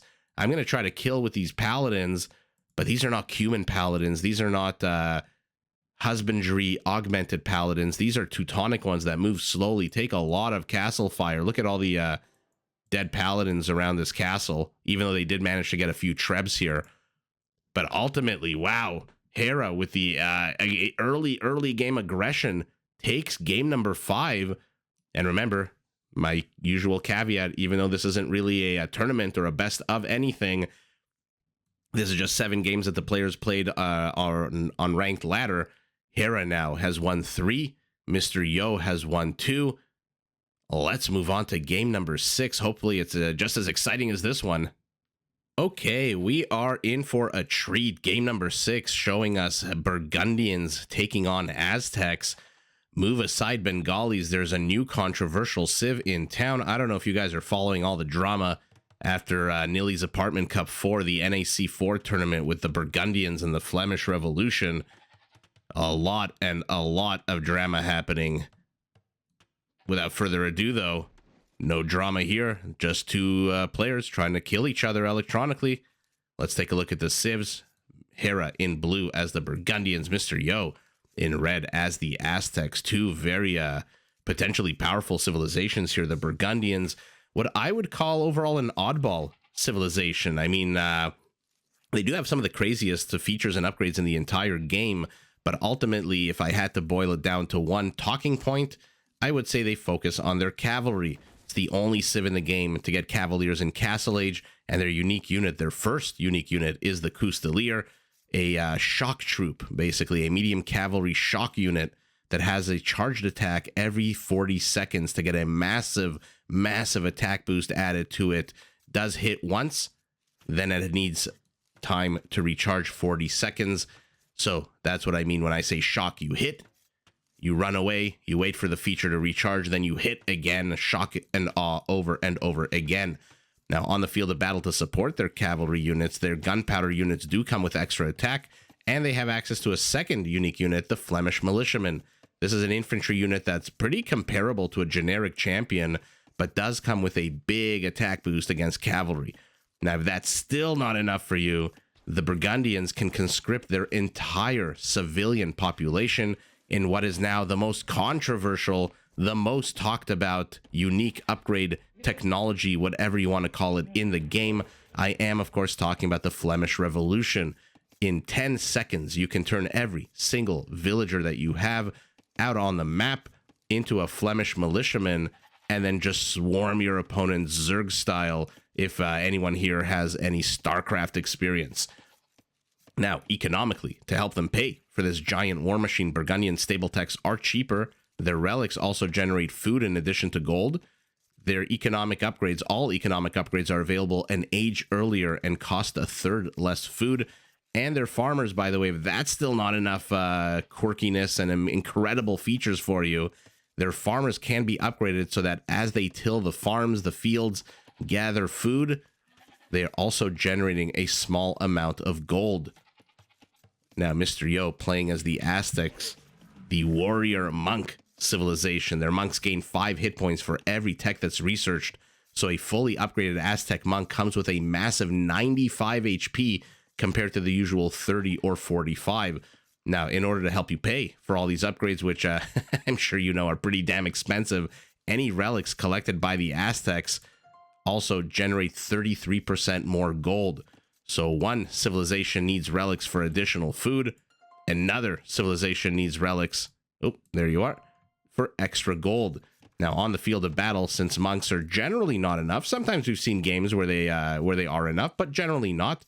All Aztec military units are produced 11% faster. Their skirmishers can be upgraded to have extra range and attack, and they can upgrade their entire infantry line, every single infantry unit, to get a massive +4 attack boost, which is great for the Aztecs because their unique unit is an infantry unit, the Jaguar Warrior, basically a middle-of-the-road medium infantry unit that comes with a pretty sizable attack bonus, +10, +11, against other infantry units.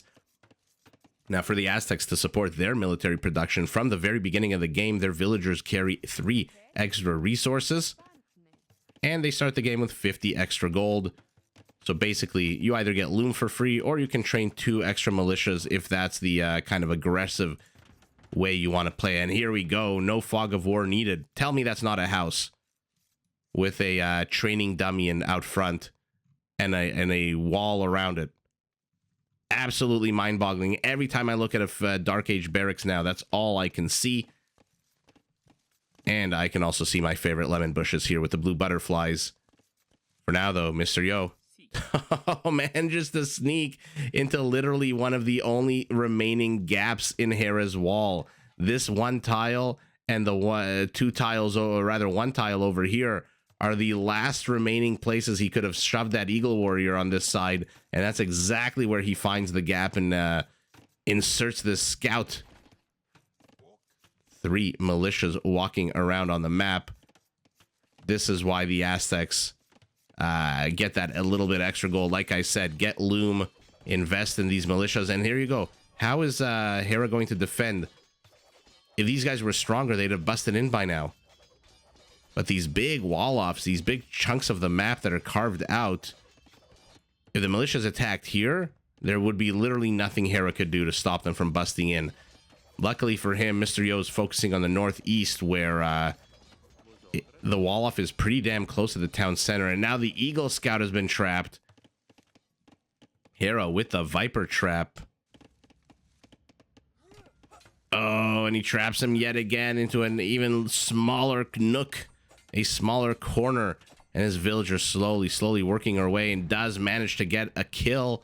First blood Rambo prize going to this villager. She is nonplussed. She killed an Eagle Scout, and now she's going back to work. What an absolute trooper that one villager is. But now these are men-at-arms. Mr. Yo and Feudal. Hera still 35-40 seconds away. And away, by the way, because he went up on the back of 2 extra villagers. So 23-21 here. Lumber camp with 1 villager stuck. Don't you hate it when that happens? They insert themselves into a little corner of a tile and then get stuck. Mr. Yo, by the way, let's look at the bases while Hera continues trying to bust his way into Mr. Yo's.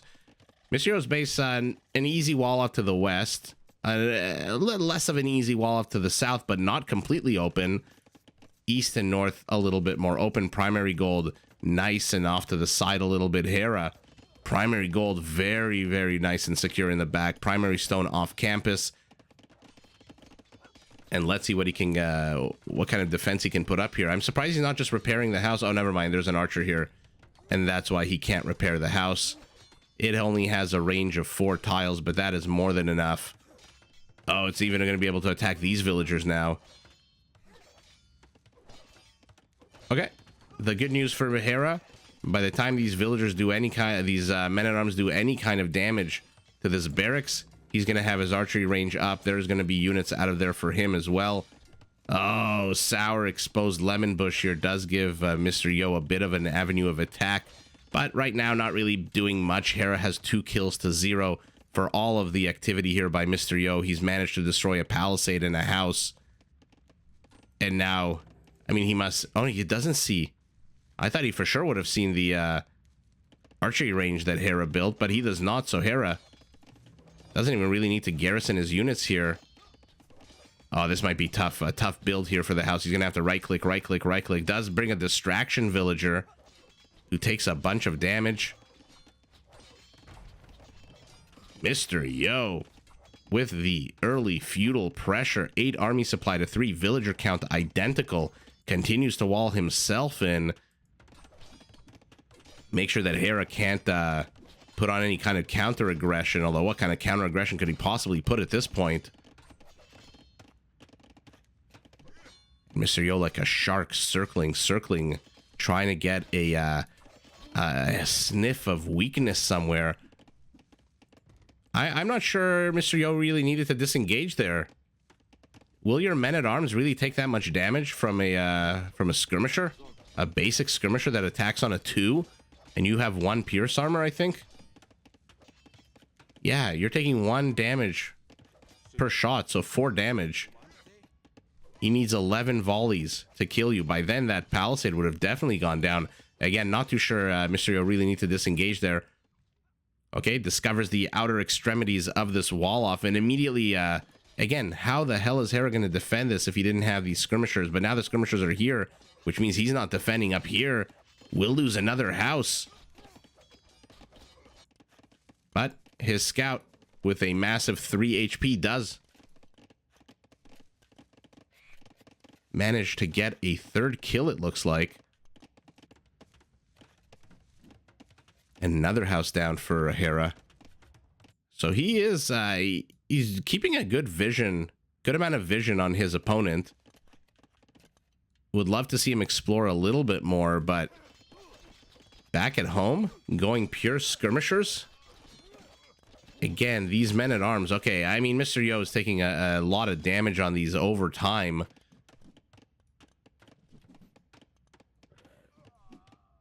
to the point where, yeah, now he can just do that. And now there's a +1 attack. Okay, so Mr. Yo's force here is basically nullified once these 2 men-at-arms disappear, because there's no way these archers... Oh, the Cowardly Lion takes a bunch of arrow fire. Now when Dorothy passes this way, how the hell is she going to meet her her little group? The Tin Man, the Lion.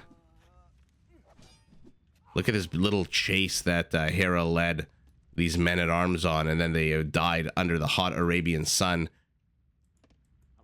Mr. Yo moving to intercept, suspecting that his opponent is going to be returning home. Oh no, will he catch? Will he notice?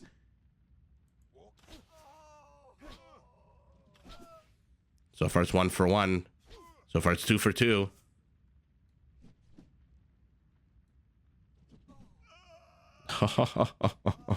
And all of Mr. Yo's offensive capability on the map has been destroyed. Luckily for him, he is going up to castle a whopping minute and 40 seconds ahead of his opponent. And his base is pretty much walled off. And Hera's entire army is skirmishers. So Mr. Yo here with the Eagle Scouts in 24 seconds. We'll see if he upgrades them to warriors. Does still have 3 archers out on the map somewhere. Where are these archers, by the way? No, they are not out on the map. They are garrisoned inside, hiding. Quaking in their boots? Scared of these skirmishers. Okay, skirmishers can turn around and attack this, I think. It's still just a scout. So not exactly the greatest stats on it. He will get this 1 skirmisher over here. But look at how much damage the Eagle Scout took. Building more and more. A monastery, incredibly aggressive monastery here. 1 monk already coming out. Remember the Aztecs, what I call a warrior monk civilization. Okay. Town Watch also going up for being researched by Mr. Yo. Let's see what he has in store for Hera. I mean, you see your opponent has gone full skirmisher. What he hasn't seen, though, is these Burgundian men-at-arms who are going to have a +1 attack soon. Archers now feel comfortable enough to move forward now that there's a mangonel coming out to zone out those skirmishers. Eagles circling. So Mr. Yo using his extra minute and a half here to build up a bit of infrastructure in the front of Hera's base. But not much has come out of that infrastructure. Not much exists here to defend against... Oh, beautiful shot there. Against what Hera's about to throw at him. Oh, he's moving to intercept with a few eagles. A handful of eagles is not going to be enough. Villager, are you going to repair the mango? You are not. Gets a convert on one of the men-at-arms, but will lose the monk.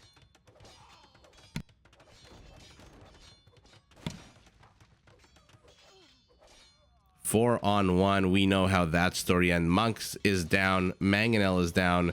Eagles are doing their best, but again, these are still just scouts. So all of this is going to get cleared up by Mr. Yo. The entire... how do I put this? The entire advantage he had by going up to castle first is now nullified. Does have a good amount of food in the bank, though, and building 5 Eagle Scouts. And again, look at this. Trying to bust their way into the base. No attack upgrades. And remember, the long swordsmen do come with a +6 attack against eagles. So they're going to do quite well, which is no doubt why Hera decided to go full infantry here. But infantry is slow. Infantry is, oh man. Infantry is very susceptible to these guys, scorpions. Although if they can close the distance, oh, look how quickly they just wreck that HP. And an attempted convert as well. Vulture flying over everything, keeping an eye on it. Wants to see what kind of dead bodies he can pick clean for dinner. And all 3, now 4 Scorpions are still alive here. Hera's been knocked down to 2 army supply, although immediately as I say that, 5 more on the production tab out of these 3 barracks. That is a good amount of food that he is spending here. Sanctity being researched for these, where are they? For these monks. By the way, instead of their HP jumping 15, take a look. They're going to jump 15 plus 5 to 50. Look at that. Instead of 45. Oh, that Aztec bonus. Plus, he's got one relic already. So that relic is generating a third more gold. Now he's getting fervor as well. So they're going to move a little bit quicker. But again, once that completes, 5 extra HP. The question here for Hera is, can he close the distance before he gets converted, before he dies to these eagles? Does manage to get a scorpion, but there's 3 still left. Look at Mr. Yo here. That's a villager. Okay. So instead of building any kind of additional infrastructure or whatnot, he just takes those villagers and attacks. Both players sitting on 2 town centers. I don't like the location of either of these town centers. Never mind, I like the location of this one now that I see the gold here. That is a good amount of gold for him to access lumber and eventually plenty of room for farms. Hera's not too keen about, but I understand why he's building it here. Easy access to the wall-off portions of the back of his base. Oh, the monk tried to get the convert on that mangonel. The mangonel gets deleted, but not before firing off a volley. Oh, but he does get a convert on this one. Army supply 15 to 10. 10 infantry. Our Burgundians in Castle Age, remember, the only civ with access to cavaliers. And Hera's the playing right now with no access to a stable. So, not too sure if infantry is the right way to go against monk. Scorpion play, one more pops out in the middle of nowhere, gets a shot up before it's before they realize it's there, and then deletes it, I guess. Converts attempted, converts successful. Will he get this one too? No, they move out of range. But again, these are just melee units. You can hold these structures all the live long day by repairing them. There's no ranged units out for Hera. And so the effectiveness of this as a wall busting force is very, very small. He basically needs to rely on Mr. Yo making a mistake at this point for him to bust in. But again, take a look. Without these monks here, there is no way Mr. Yo would be able to hold on to this. And even with the monks, I mean, their faith, full faith on this one. Targets the full health. Does get it. Monk needs to start converting now. Looks like you have full faith. Convert, convert, convert. Okay, the attempt to bust in here continues. Okay, so instead of converting, he's happy to just heal the monk while this other long swordsman attacks. Another one just kind of lazy, hanging out next to the gold. He likes to look at shiny things, I guess. Mr. Yo, supply cap blocked at 95. Harris down to 83 supply, but he's getting light cav. Like I said, he needs to go cavalry. I thought he would maybe try for cavaliers, but cavaliers would get absolutely wrecked by these monks. You would need a lot of them, whereas a light cav, which is the better move, kudos to Hera for that, is exactly the unit he needs. If he can get 10 of them out, and he's going up to 8, I think he's going to do quite well here, and he'll be able to push back this entire attack. This is 17 long swordsmen. Mr. Yo has not seen them. He does now with his one monk. Immediately attempts to convert. 2 converts. Oh, these Aztecs are so annoying to play against. Does get one. We'll see if the monk gets out of dodge. For now, Hera is going up to 10 light cav. Husbandry on the way as well. Definitely need that. No, I think it might be too early to engage. By the time they reach, they will have husbandry. But, oh, he gave Mr. Yo a little bit too much leeway. And when that happens, Mr. Yo shows up with no fewer than 16 villagers to build a castle here. But here we go. Light cav. 2 mangonels down. Scorpion down. Monks are dying. Hera swarming this position, but he's lost his light cav. Mr. Yo retreating to the safety of this castle, hoping, praying that he can get it up in time. 90% done tells us that it absolutely will. Villagers get inside. Villagers get inside. No, never mind. Decides to just go mine some gold instead. Even an ungarrisoned castle. Yeah, I should be able to take care of these infantry. And all of Hera's attempts to bust out of this contain, not even a soft contain, this is just a pure contain. Lost his barracks, lost his archery range. 3 stables in the back. Hera needs to produce an overwhelming amount of light cav now. Instead, he's building villagers, expanding his base here to the back. Upgrades on these guys? Absolutely terrible. He's got the resources. Is he going to try to go up to Imperial? I hope for Hera's sake he doesn't try to go up to Imperial with his 1,000 food and 800 gold. Not that he can, right? Well, I guess maybe once his castle completes he'll be able to, but he doesn't have the structures. I mean, he's got a... No, he doesn't have he doesn't have any structures. I'm looking at the top here in the capture age. He's going up to Imperial. Why? To get Trebs out? I don't understand this move. I mean, Mr. Yo, take a look. Atonement, herbal medicine already going up to Imperial, but Hera? At this stage of the game, I would have, if anyone asks my opinion, which nobody really does.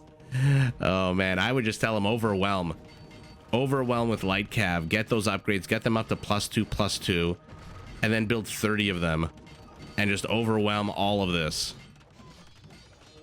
Look how few light cav it takes to just demolish the siege. But Mr. Yo with the Jaguar Warrior, remember, these guys don't have any attack bonus against cavalry. It's pure infantry, 0 attack against cavalry.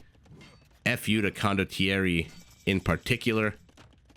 And now Mr. Yo is ringing his opponent's base with castles. Oh, this expansion by Hera is now jeopardized, as is the stone count. The stone mining, rather. Beautiful castle placement by Mr. Yo. Hera, nonplussed, now expanding to the center of the map. A second blacksmith? I thought I saw one. Never mind. I think I got it got converted by Mr. Yo, who is now gonna destroy this. Oh man. So the contain is real. More and more illumination, block printing. Let's see the HP on these guys. 75 in a second. It's gonna be 80. There it goes. And look at this, 12 range on these monks. Like I said in the beginning, I rarely see games where it's just pure monk play. But for the Aztecs, man, are they an amazing supporting unit. Now he's fighting pikemen in the center of the map. Not sure this is the best use of light cav at the moment. There's literally nothing to defend here against light cav except 2 long swordsmen.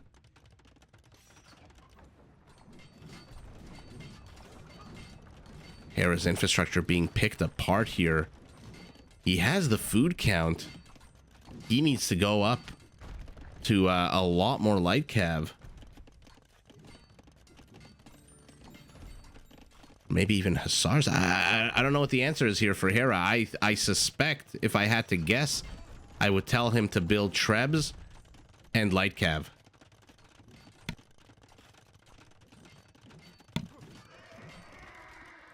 Again, these guys attack on a 10, which is huge. But you've got 60 HP and you've got the numbers, and now you're drawing him into a castle firing zone. Beautiful play here by Hera. These Eagle Scouts have become warriors. In 20 seconds, they're going to become elite. Theocracy as well now for our Incan monks, who have how much HP? 85, 80, gonna have 85 HP right now. There it is.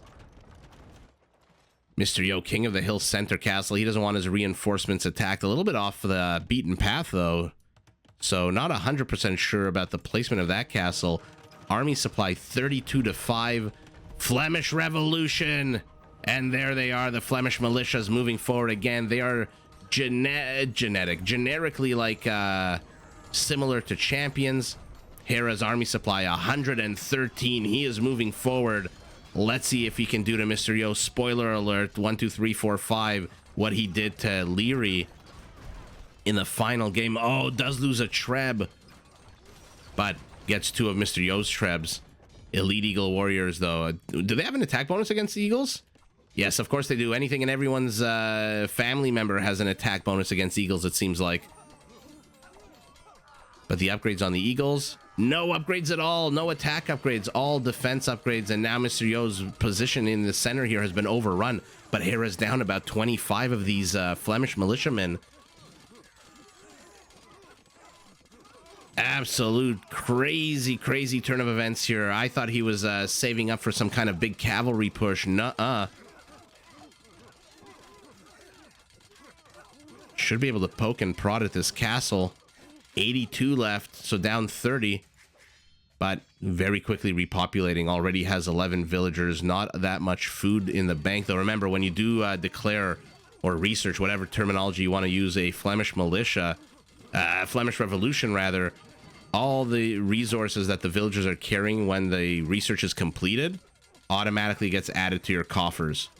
So if you had a whole bunch of villagers on food, which you should generally try to have, then it adds all of that food to your bank. Oh man, I don't know if this is the right move for Hera, though. 9 Flemish militias here, and now they're taking on Jaguars that again have, oh okay, that have that big old attack bonus. Are these elite? Yes, they're elite, because now it's an 11 versus a 12, plus it says the word elite right there. What a, wow, what an attempt by Hera, a last-ditch effort to build as many villagers as he possibly could. What I wasn't a big fan of him splitting off little chunks of these militias, although they will manage to get 2 castles. Going for the castles, though, was brilliant, because you know your opponent has that Jaguar warrior ace up his sleeve that attacks on a 12. Your armor is 4, which means they do 8 damage plus the bonus, 19 damage per swipe. So 4 swipes and you're basically dead, whereas you do 12 plus 1, 13 against 5, so 8 damage. You're going to need 9 swipes or 10 swipes even to get rid of the Jaguar. So the Jaguar, just the superior unit here. How many did he have at the end? 10. And Garland Wars being researched as well. But out of this castle, oh, sour for Mr. Yo. But doesn't really care. It takes the big W. Kill count, 163 for Hera, 132 for Mr. Yo. Not a lot of villager kills this game. 117, of course, Flemish Militia, 37 Jaguars. I don't know who wins this fight. With castle support, I don't know who wins this fight. 239 typical Hera crazy APM. Economically, let's take a look. Mr. Yo, this game, 11,000 more resources, about 25% more resources than his opponent. A lot, not a lot more wood. Food count's basically identical, but look at this. 1,300 from only 2 relics in such a short game is not bad at all. Also, 2 castles worth of stone. But this 8,000 or so difference in gold. Wow, Mr. Yo, unrelenting, putting on the pressure with the Aztecs, showing us why I call them the warrior monk civilization. And even though he only has 1 monk left, actually, let's take a look at the converts. That's something we didn't see. 43 converts for Mr. Yo. That's 43 units of Heras that basically became part of the Aztec army, or the Aztec population. Let's make it more broad. Wow. Well, there you go. We got to see the Aztec monks in play with 85 HP. 85 HP on a monk, guys. And we got to see the Flemish Revolution, which is right now the biggest, most contested, hotly questioned technology in the game. Lots of people want it gone. Lots of people want it nerfed in a major way. In this case, we saw it used unsuccessfully by Hera. Mr. Yo taking the big W, evening things up. 3 games to 3 games, although again, I say that realizing that anyone who's joining right now thinks that it's a best of something. It is not. These are just 7 games that the players played against each other on ranked ladder. So far, Mr. Yo has won 3 and Hera has won 3. Oh, wow. Wow, what an impressive game number 6 out of Mr. Yo. Absolutely fantastic. Just made himself at home in front of Hera's base. I wondered why he was building a monastery and a siege workshop. I thought for sure our Burgundian would go cavalry. Instead, he went infantry because I guess he suspected Mr. Yo was going to go eagles. And again, these guys just have such a big attack bonus against eagles. 6. I think it jumps to what, 8? on the next iteration of the unit. So amazing, amazing play out of both players. But Mr. Yo just way too good with those monks. Just, yeah, no way that Hera could have responded once those scorpions had come out over here. Although did manage to get rid of that siege workshop, which is kudos to him for that. But yeah, let's move on to game number 7. Exciting to see who comes out on top. When Mr. Yo won the first 2 games and then Hera won the next 3, I thought, oh, there's definitely going to be some kind of rout happening. But no, 3 games by one player, 3 games for the other. Let's see how the 7th turns out. So without further ado, game number 7. And here we are, game number 7. You have waited this long. It's been a long, long journey to get here.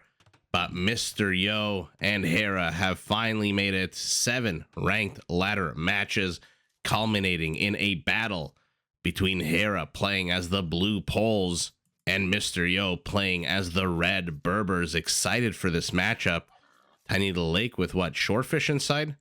Everyone's got shorefish. Okay. Excited for this matchup. 2 very fast-paced civilizations. We'll see how they're used.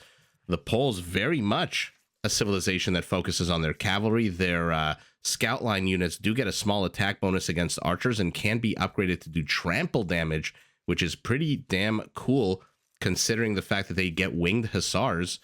One of the only 2 civs in the game, by the way, to get winged hussars. The others are Lithuanians, and winged hussars are already tankier, stronger, and come with a big attack boost against gunpowder units and an even bigger attack boost against monks. I say boost, I of course mean bonus. Now, if you're playing the Poles and light cavalry really isn't your jam, you want something heavier, tankier, know that the Poles can upgrade their knights and their cavaliers to cost 60% less gold, which makes it much easier to spam these units later on in the game. Oh, another turkey discovered here. Not a goose, but a turkey. Now, to back up their cavalry, whether light or heavy, on the field of battle, the Poles can turn to their unique unit, the Obuch, a very underestimated, tanky, well-armored infantry whose attack actually reduces enemy armor, both melee and pierce, every time it takes a swipe with his giant warhammer. The armor of the enemy goes down one piece, what do you want to call it, unit? What is it actually called? I'm going to go with unit, because why the hell not? Let me know in the chat if it's called something else. Sometimes you guys know I use lingo from other games like StarCraft and Civ, Sid Meier's Civ and stuff like that. But if I get it wrong, always feel free to correct me. In any event, economically, to support their cavalry units, their gold-intensive cavalry units, Polish stone miners also generate gold at the rate of 1 gold for every 3 stone they collect. Their farmers also have access to a unique structure called the Folwark. We'll see once he plops it down. This is basically a better version of a mill. It has a radius, and any farm that's seated within its radius, 8% of the value of that farm automatically gets added to your coffers. And by the way, if that's not enough, Folwarks also give you 5 population room, just like a house. Also, if that's not enough for your booming economy, Polish villagers are very similar to Viking berserkers, not in their ginger haircuts, but in the fact that they regenerate HP from the very start of the game, by the way. 5 HP per minute in Dark Age, all the way up to 20 HP per minute in Imperial. And this is what I'm talking about. You click the Folwark, you get the radius, 4 tiles in each way. Any farm seated in here automatically adds value, or rather food, to your coffers. Now the Poles, with their light cav with trample damage, their heavy, cheaper cavalry units, are going to be facing off against the Berbers.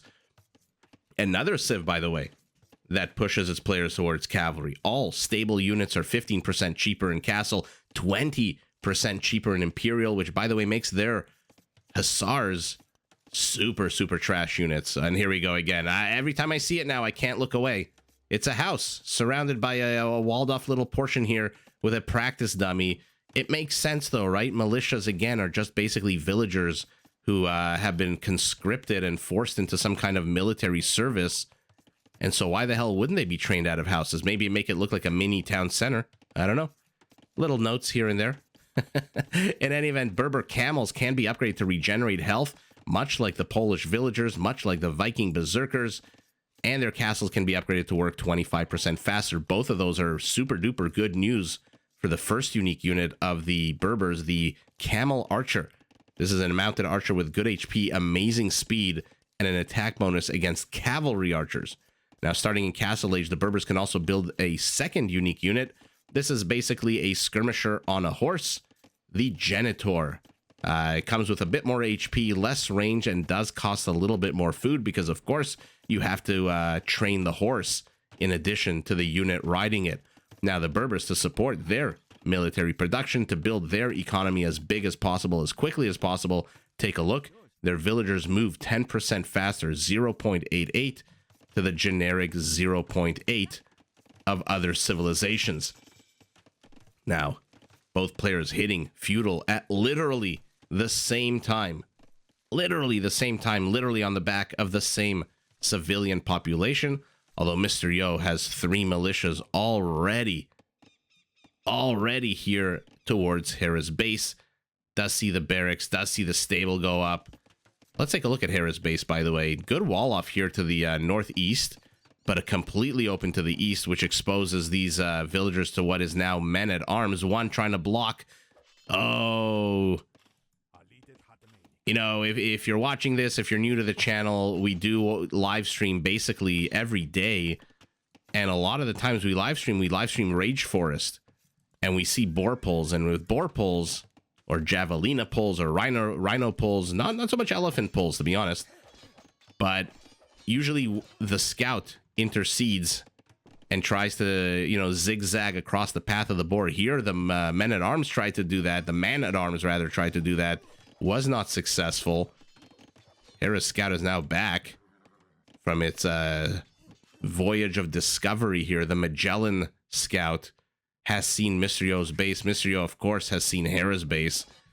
But yeah, that man-at-arms tried to block that villager, tried to intercede, failed. And so the kill count is still 0-0. No first blood award just yet. Although they are having an amazing time attacking this farm for some reason, getting what little done that they can. Hera's scouts just kind of watching this, laughing, eating a bit of popcorn, wondering why the hell are these 3 men-at-arms so invested in attacking this one farm. Look at them, they're just watching. I've never seen this before. Neither player really wanting to engage into the other. Hera not building any more units. Villager does shoo these men-at-arms away. They now chase the scout cav. Okay. We'll leave them to chase the scout cav. Hera's primary gold nice and secure in the back. Primary stone also nice and secure in the back. Mr. Yo, primary gold a little bit exposed. And take a look at his base. Completely open to the part facing his opponent. And this Z-shaped pile, or maybe Tetris piece-shaped pile of stone also very exposed. So advantage here for Hera in terms of both base spawn with these 2 forests and in terms of the 2 resources. Although at the moment it's Mr. Yo putting on the aggression. Now 2 archers join in the fight. Did Hera wait a little bit too long to address this mini feudal age threat? I don't know. He's got 4 scouts at the moment. Time will tell. So far, not a lot done. 1 kill for Hera. So first blood prize does go to him, but army supply double for Mr. Yo. What did Hera kill? He must have killed an archer, right? The 3 men-at-arms are still here. Mr. Yo's scout cav is still alive here in the back with very bad HP. He must have picked off an archer reinforcement with his scout cav while we weren't looking. Unless you noticed what he killed, let me know. I suspect it's an archer. For now, though, Mr. Yo being, you know, annoying, but not exactly game-ending. And now Hera's decided this is the moment. 6 scouts are going to take this all on. Archer dies basically immediately. And let's see what 6 scouts, how many are left alive at the end of this. 4 of them, 2 of them badly bruised and damaged. So a good pickup here for Hera. 6 kills to 3, but Mr. Yo's not done. Spears are being added into the mix. Archers moving around as well. His scout continues to explore backwards seeing if there's maybe a relic here or there. Has he seen relics? He has seen 1, 2, 3 relics. Beautiful scouting on this one. Oh, house a little bit too late. Look at the villager. If ever there was the perfect example of why I don't like carving out big chunks of the map, I shouldn't say I don't like it. Why I think, let's phrase it like a high school essay. Why I think that carving out big chunks of the map exposes players in the extremities of those maps, those wall-offs. This is an example. Look at the distance this poor farmer who just wanted to till a field. That's all this guy wanted to do in life. I want to be a farmer. Now he's being sent into the middle of a war zone to build a house. And then he's going to have to walk all the way back. Mr. Yo's military count has been reset. He's got this 1 scout. 2 archers are no longer interested in making the journey across. Why? Because he's banking resources off the back of 36 villagers. Both players are. Both players have the gold. Neither player yet the food. Man, the Polish with their full work, though, that is a huge advantage when it comes to food gathering. And now Hera is going to shoo him away. Okay, let's take a look at the bases. See what the players are producing. A stable, a barracks. Hera does not yet have a secondary structure that he needs. He's going to have the resources, but he's not going to have that secondary structure. I think he's going to realize that pretty quickly, right? I mean, he doesn't have enough wood to build anything. Mr. Yo already up to castle off the back of an archery range and a blacksmith here to the right side of his base. Unlike Hera, he's done the typical Mr. Yo thing where he carves himself out a little enclave, a little bubble in the middle of the map that does not extend to the edges to terra incognita over here.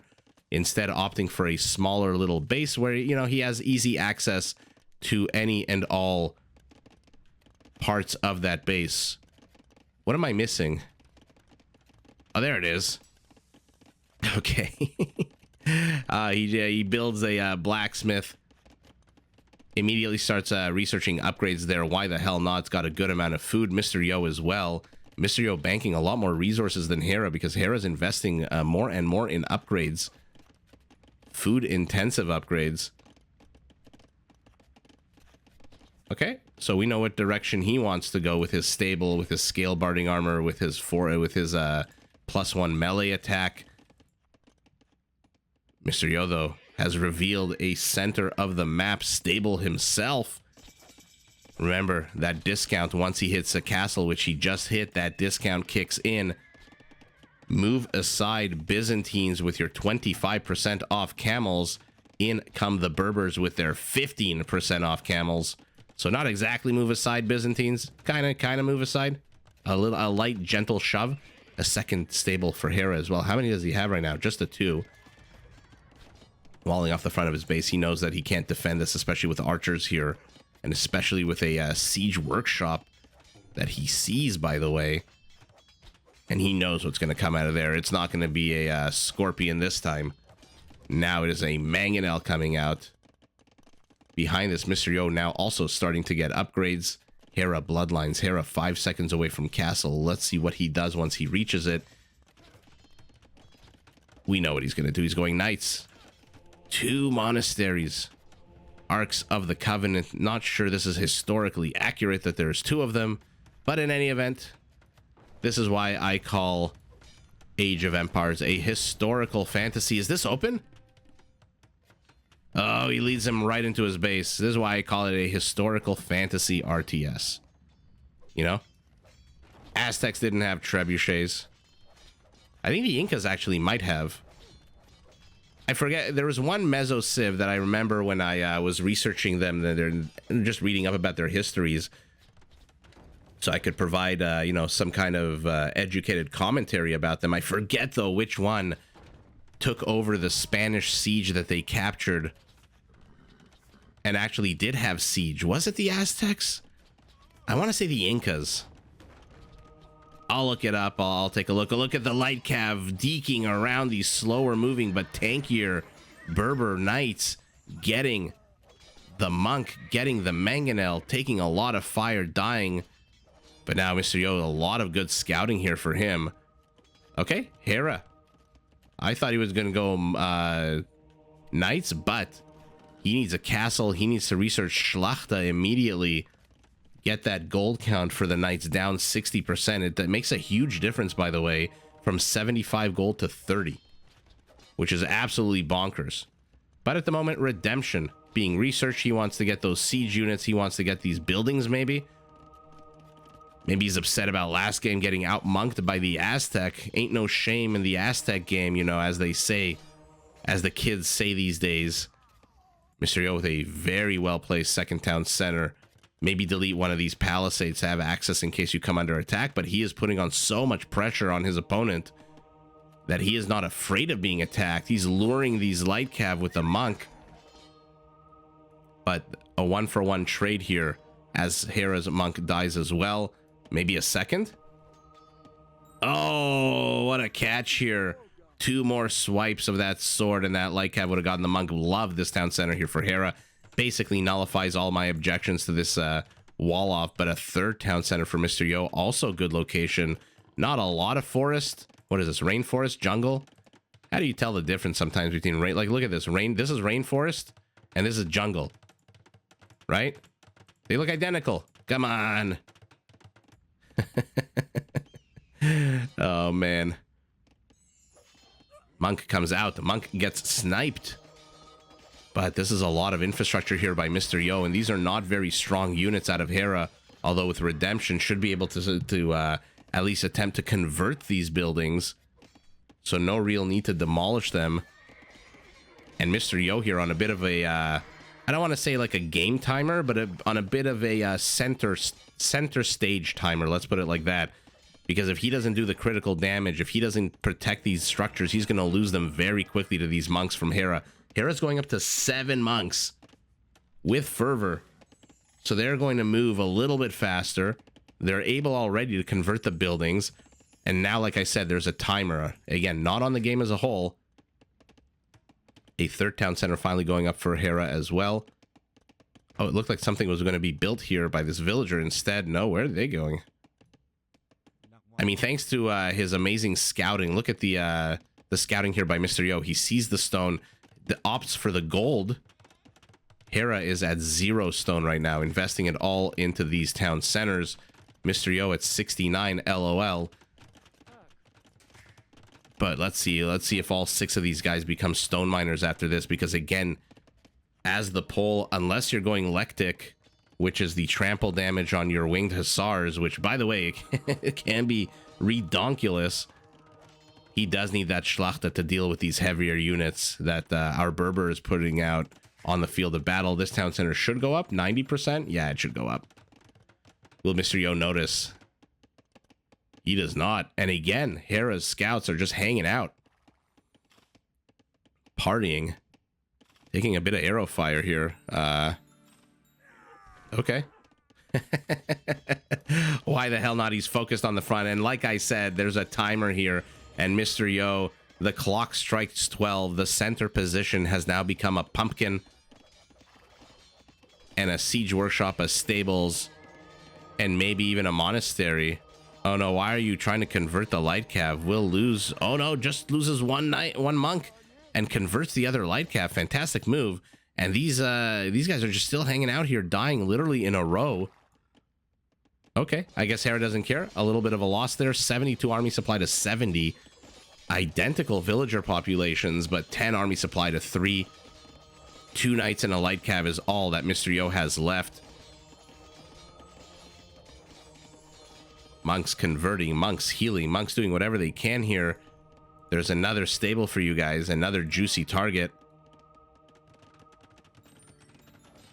Hera's starting to bank resources.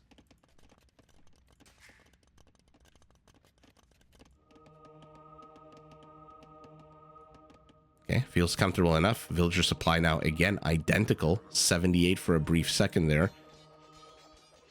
But defensive castle. Oh, I don't know about camel archers. I don't know about camel archers in this case. Again, these are units that specialize. You guys know my opinion about anything camel. They are specialization units, and this one specializes in killing cav archers. Do you see a single cav archer anywhere here? Now, I guess what he could do is try to snipe the monks with them. They are ridiculously fast. But there's light cav already out for Hera. 1.65 movement speed. This is a lot of monks. He is trying to out Aztec the Aztecs here. Oh, did he enter through the, is there a gap here? How the hell did he get it? Oh, here he is. Oh, these damn lakes.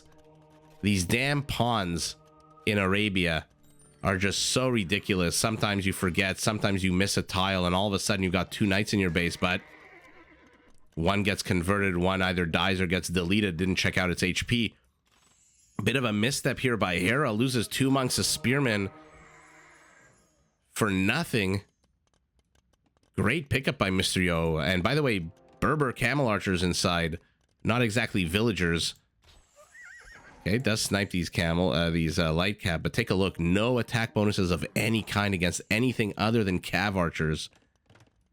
Both players heading up to Imperial. Hera a minute away. Mr. Yo needs to get a bit more food. Another castle going up for him. Oh, with a Jaguar. Jaguar enters the chat. Tries to stop construction. This is a NIMBY Jaguar. He says, not in my backyard. That might be a too much of a Toronto, Canada focused expression. Oh man, converts a camel archer. Anytime they want to do a new construction project in Toronto, there's always a bunch of people who don't want it. They don't want the construction noise, the dirt for like 3, 4, 5 years in their neighborhood. So they're known as NIMByists, not in my backyard. That's what the Jaguar was doing. He said, how dare you try to gentrify this area with a castle? I will not allow it. And then allows it and dies. Movement speed on the knights, not the greatest. Camel archers coming in. Take a look at the slew of upgrades for Hera's monks. Theocracy, so multiple monks can convert the same unit and only one has to reheal. Block printing gives them extra +3 range. Blast furnace has 0 effect on the monks, but is a cool upgrade to get nonetheless. Takes 100 in-game seconds. So the second you guys hit Imperial when you're playing, get that upgrade. If you're going melee. If you're not going melee, don't get that upgrade. Another castle for Mr. Yo. What is he setting up for? Is he is getting a little bit scared of raiding, I think. And he is going full meme build, by the way, which Mr. Yo has done in the past. Oh, look at the sniper lines. Look at the sniper lines. Mr. Yo has gone meme builds in the past. And by that, what I mean by that is he picks one unit, generally a unique unit, and just doubles down on it and produces it ad nauseum. There was one where he was playing against, I think it was against Hera, actually. And Mr. Yo was the Bengalis. And Hera was the Berbers, actually. And Hera just kept building camel archers, and Mr. Yo kept building Ratas, and they just kept getting demolished. Rata's one of the weirdest units, versatile but super weird. Has 4 different armor classifications that makes it exposed to basically every single counter unit in the game. This is a clump of villagers. Okay, instead choosing to attack a house and a barracks. Is he gonna catch the villagers? He sees them running away. Zigzag pattern, but there's a big Polish castle here already. Ballistics on the way, fletching on the way for Hera, who is now doing to Mr. Yo what Mr. Yo has done to him in the last few games, establishing a position at the immediate entrance of his base. 32 army supply to 12, 116 villagers to 106. Hera is starting to run away with this game. He's got 3 trebs. There's Schlachter privileges. He's got 3 monks. He's got no gold. I thought for sure he might want to, rushing up to Imperial, he wanted to get Lectic so that his, where are they? Oh, he's only got 1 light cav left. Never mind. I thought he was going to go heavier on the light cav. Look at this contingent of Polish camel archers. Whoa, I love this game so much when shit like this happens. Oh, it does lose 1. Like all camels. I'm trying to click on one. Their, base armor is not the highest. Oh, and what the hell happened here? Did he get a double kill or did Hera accidentally delete them? It looks like he got a double kill. Army supply, though. Take a look at Mr. Yo. 25 camel archers en route, 5 light cav en route, has managed to stabilize 23 army supply to 27, 108 villagers to 108. What are these camel archers doing? They are killing villagers left, right, and center. 26 kills on this contingent, and they continue. Oh man, they fire, by the way, super fast. Look at this. Not Mangadai fast, but 1.7 is pretty damn fast. At the same time, though, Hera is pushing in though with pike. High value mining camp being targeted down as well, but the pike closed the distance. Both players battling each other, but take a look at Mr. Yo's villager kills at the bottom of our screen. 41 to 7. Obuchs are out, or I should say 8 and Obuch. One of them only. Cavalier upgrade.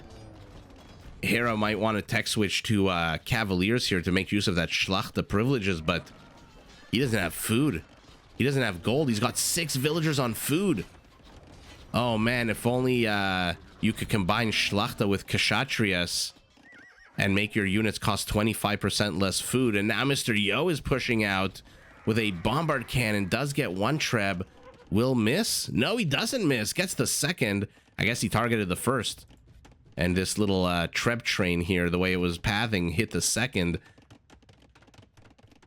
And I was a little bit worried for Mr. Yo. Now I'm a little bit worried for Hera, just because, again, 8 villagers on gold, even with Schlachte, that's not enough. Although it does finally have a good amount of villagers on food. Right as that happens, though, Mr. Yo comes in. The only thing I would tell Mr. Yo right now, the most important thing that he can do with these camel archers is not attack lumberjacks. He needs to attack the food supply or the gold supply. Especially in a second when he sees... Oh, no, he sees it now with the bombard. Oh, these camel archers aren't going to do jack to these halberd... to these cav archers. Look how slow they are at picking their HP apart. Upgrades? Fully upgraded, by the way. Hera's missing nothing, actually. Fully upgraded as well. Oh, man, I underestimated that quicker attack speed. That was a fantastic hold here by Mr. Yo. But again, focus down the gold, focus down the food, because that is what your opponent needs to build his cavalry units. Lumberjacks, forget about those guys. Try and put the pressure on the resources your opponent actually needs. You know, if you see your opponent as the Aztec going 15 monks, put pressure on the gold. If you see your opponent as the Burgundians, I'm living in the past, guys, as the Poles, shoving a bunch of cavaliers at you, go for the gold, go for the food, which is exactly what he does. Beautiful move here by Mr. Yo. This is gonna disrupt Hera significantly. Although Hera knows that this is exactly what Mr. Yo is gonna try to do. He knows he's exposed here. Are these guys one-shotting cavaliers? Hut, hut, hut. They run away. Come on. Get on the high ground. It certainly does look like it. No, never mind. Okay, so Mr. Yo's offensive force here getting, wrecked, but 24. They're enough to one-shot. Oh, man, and now the gold mining. Okay, once he gets rid of these cavaliers, I guess. Let's see what's happening here. Not much. 2 trebs and a bombard are slowly going to start picking away at that castle's HP. 24 have become 21. He needs to get out of dodge. Or at least target the villagers. Oh man, he's lost 10 already. Hera, with the endless Schlachte production of cavaliers, has 11 in the production queue. Oh, Mr. Yo, he's just lost too many. What a missed opportunity, but what a battle here. Oh man, what a battle here at the 48-minute mark of the game. Look at the kill count, though. 65 villagers to 13. Mr. Yo just doing an amazing job picking off villagers left, right, and center. Hera trying to lure in these light cav with the monks. Oh, does get 1 monk. Oh, doesn't get the second one. Half HP on this guy, but 2 light cav for a monk. Not a bad trade. The problem is army supplies are even, and your opponent has 20 cavaliers fully upgraded. 140 HP. Turtle up at the moment, or send out more raids. But take a look at the mini-map. Look at Hera's expansive base, and take a look at Mr. Yo. Even though supplies are identical, I'm going to zoom out. This is the entirety of Mr. Yo's base. Whereas look at Hera's. Man, what a military industrial complex he's created for himself. 3 Trebs are also out, just hanging out, the 2 weaker ones from before and a new one. Mysterio needs to do a lot more damage with these camel archers. Hera's building extra villagers. Hera is, we've noticed in a few games that I've casted before, when he knows he's going to get raided, he overcommits on the villagers. He goes crazy on the villagers. But again, 36 camel archers killing a few lumberjacks is not exactly ideal, but look at this. What the hell happened here? Look at this. Mr. Yo pulling Hera out of position with a few light cav. And now this area is under siege. Hera does not have a lot of stone. Only 100 stone left in the bank. Mr. Yo here, don't give up the high ground. Oh, he gave up the high ground. But 45 camel archers, 25 cavaliers. Looks like 2 converts have already gone down on the camel archers. Oh, what a bad take here for Hera. Look at the blue bodies. Oh, man. That is a lot of blue checkerboards on the ground. And now he's feeding with the individual units. Mysterio continuing to expand. Not a lot of resources here except for the stone. No gold left on the map except for this one pile being taken by Hera. Did he just... Oh, yeah, he's trebbing down camel archers. Okay, there you go. He's getting a lot of them. 2 kills on this one Treb. 3 kills on this one Treb. Oh, man. But is this too much camel? Reinforcement squad comes in from the north together with some light cav. Mr. Yo needs to dump a bunch of food into light cav right now and start raiding. But again, he's not raiding the one resource that his opponent needs. Hera's down to 30 gold. Luckily for Mr. Yo, he keeps spawning in the worst possible locations. And losing a cavalier here, a cavalier there. They might not cost a lot of gold anymore, but they still cost some gold. 39 army supply to 35, 120 villagers to 140. Mr. Yo's raiding has stopped. Cavaliers are going to get 1 Treb, but man... I underestimated these camel archers and their super lightning fast attack speed. They're basically like Mangadai at this point. Mr. Yo still has just the 1 Treb left, but 1 Treb is enough. Hera is completely out of stone. So 1 Treb, very much enough. Although, take a look, he just bought 100 stone as well. 27. Oh, 27 becomes 25 because 2 converts. But again, the Cavaliers just cannot seem to penetrate this. They're trading out quite well, actually, now. Which is a problem for Mr. Yo. Because... where are they? These Cavaliers cost 30 gold. These Camel Archers cost 60. And Mr. Yo has no gold. Hera has no gold either, but he has enough to build in a second 3 more Cavaliers. Mr. Yo doesn't have enough gold to build a single Camel Archer. What an absolute turn of events here. Looks like there's also some raiding to the south. Finally, Mr. Yo attacking the critical resources that he needs to. Forget the lumberjacks. Your opponent, look at his army. There's no wood here. There is no wood at all. But Mr. Yo has a bunch of wood. Might want to sell a bit of it and start building a few more of these camel archers. Does have 1, 2, 3, 4 castles. Our pole, only 2. 1 over here, 1 in the back. But this is quickly starting to become a critical mass. 37 cavaliers are going to be a little bit too much here for Mr. Yo to handle unless he does something. At this point, he needs to pivot. Look at his army supply, 136. Hera's capped at 200. Mr. Yo either needs to go some kind of pikemen, because remember, the Berbers don't get halberdiers. But pikemen against cavaliers, not as bad as pikemen against paladins. So maybe tech switch. Maybe just keep producing light cav and hussars. Remember, they're 20% cheaper now for our Berber. How many stables does Mr. Yo have? Are you kidding me? Only 5? 2 in the periphery, very far away from the battle. 2 over here.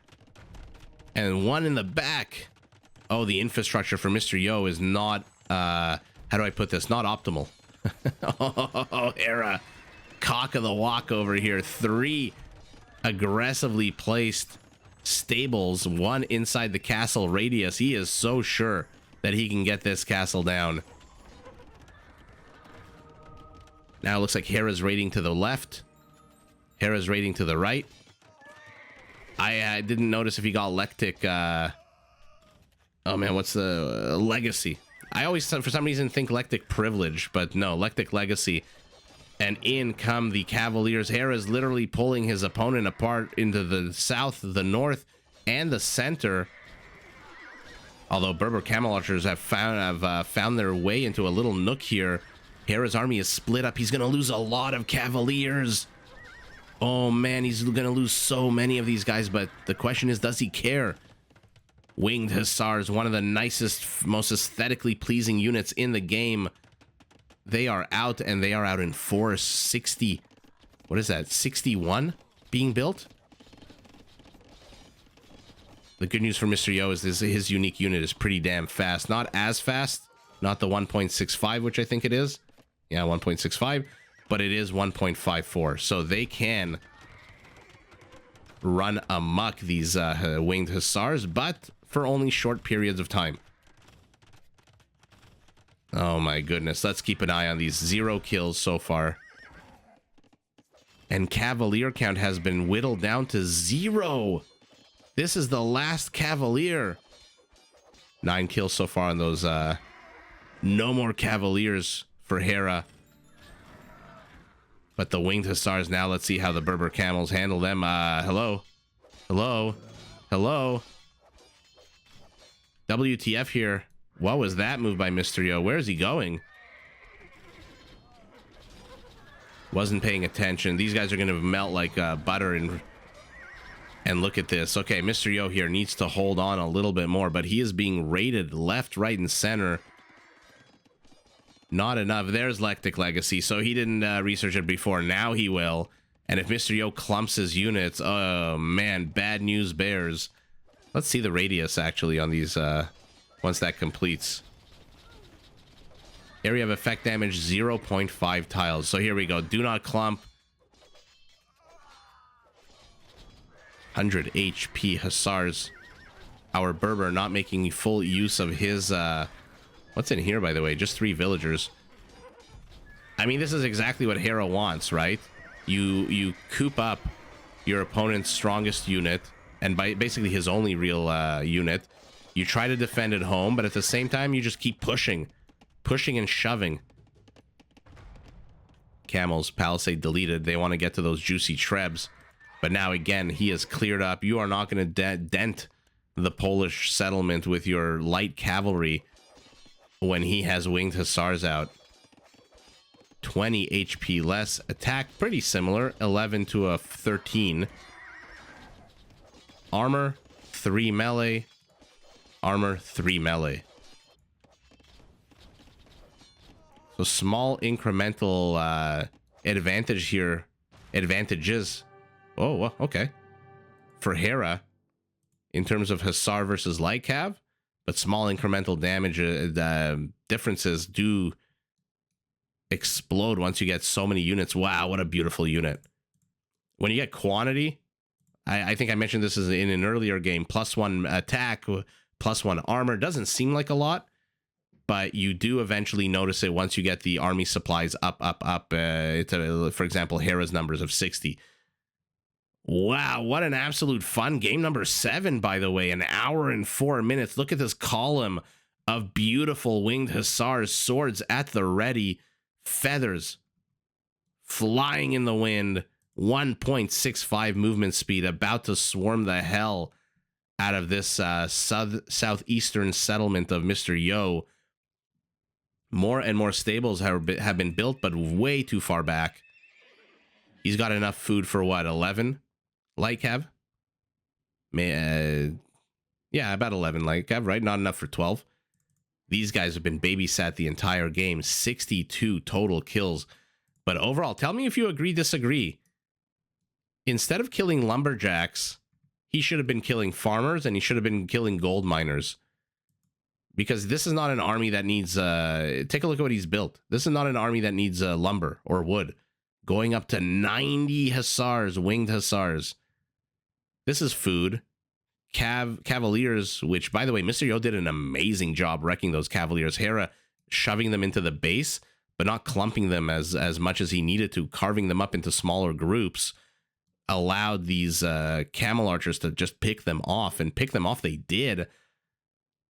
Wow, Hera getting both unique upgrades, or unique techs, for his army. Mr. Yo not having an opportunity to get even one, I don't think. I didn't notice. Let's see if I'm right. Oh no, he got Magrebi camels. Okay, so they are regenerating. Oh, this was I missed this completely at the 47-minute mark. So his camels are, and he got Caspa. I'm such a bad caster. Oh my god, if you made it this far, please apologies. It's been what, 4.5 hours of casting. I missed that upgrade, which by the way, I could also miss if I was fresh out of bed and had a breakfast underneath me. If you expect a standard of perfection, this is definitely not the channel for you. But if you expect to have some good old-fashioned fun here with a 7-game battle between the players, I mean, Hera takes it with 4 wins to 3, but not exactly a blowout, right? 4 games to 3. Look at the scores. 1,000 points apart. Kill count, Mr. Yo higher, although towards the end, Hera did even up the villager kills, literally 3 villagers apart. Kills, though, 100 kills apart. Let's take a look at Hera's APM. Of course, it's above 200. And it's not at the 1-minute mark of the game. It's at the 52-minute mark of the game. 200 winged hussars, 170 light cav. Economically, wow. 23,000 resource difference. Relics playing no role whatsoever. Mr. Yo, the only thing he's leading in is stone. Look at this, 800. So 1 extra castle worth of stone. But Hera, look at this. This is what I'm talking about. You know you're playing against the Poles. You know you've seen on the map a bunch of cavaliers, a bunch of light cav become hussars. You know food is really the critical resource here, so you attack it. Instead, he attacked the wood, and look at Hera's wood count, basically identical because he kept killing lumberjacks. If he just killed farmers, if he had just killed gold miners, I think Mr. Yo could have stood a better chance at defending, especially since he was microing these camel archers so incredibly well and babysitting them. Again, 62 kills is pretty damn high for these 19 camel archers, which used to be in the 30 count or high 20s at least. Winged hussars to the north, a lumber camp on fire. But yeah, overall, what an absolute crazy game. Number 7. We got to see, we got to see an Obuch. I was going to say the unique units of the civs, but, with Schlachter and with winged hussars, one could argue that the winged hussars should be treated with reverence as a unique unit. Only these guys and the Lithuanians get them. So it's, unique with an asterisk, unique-ish. But anyway, I'm glad we got to see this. Population absolutely terrible here for Mr. Yo. 80 supply down, unable to get the critical damage. And look at Hera. 22 stables for our Pole. And this is what I mean when you play a civ like the Poles and Hera reveals his hand with these units. You know which resources he needs, and he just didn't put enough pressure on them. I loved the raiding in the early part of the game. Hera trying to bust into Mr. Yo's base, doing to him what Mr. Yo tried to do to him, or rather doing to Mr. Yo what Mr. Yo tried to do to him. Sorry, I'm trying to phrase that less confusingly, but what an absolute banger to end this premiere on. I want to thank every single person who came, whether you were here for the entire duration. I hope for your sake you weren't, because it is a Saturday afternoon. or maybe evening where you are. But for anyone who popped in, anyone who said hello, anyone who commented, liked, participated, thank you so much.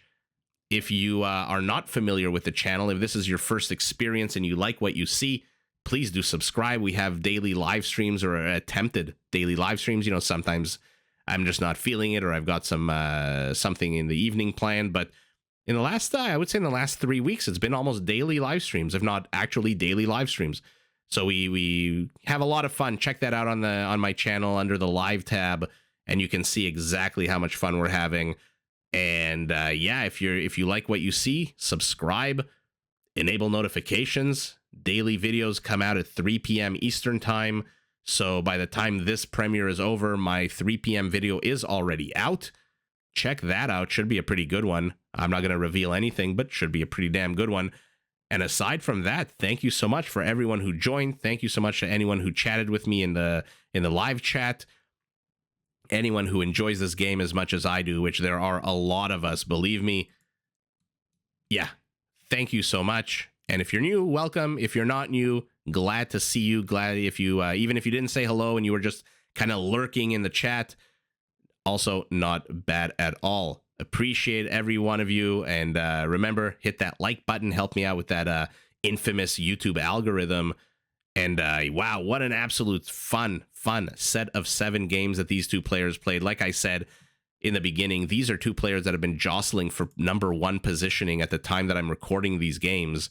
And in the week before, they have just been battling it out to see who will be #1. And they have been switching spots. There was a brief moment where Mr. Yo took #1, and then Hera came back, and I believe he's #1 right now.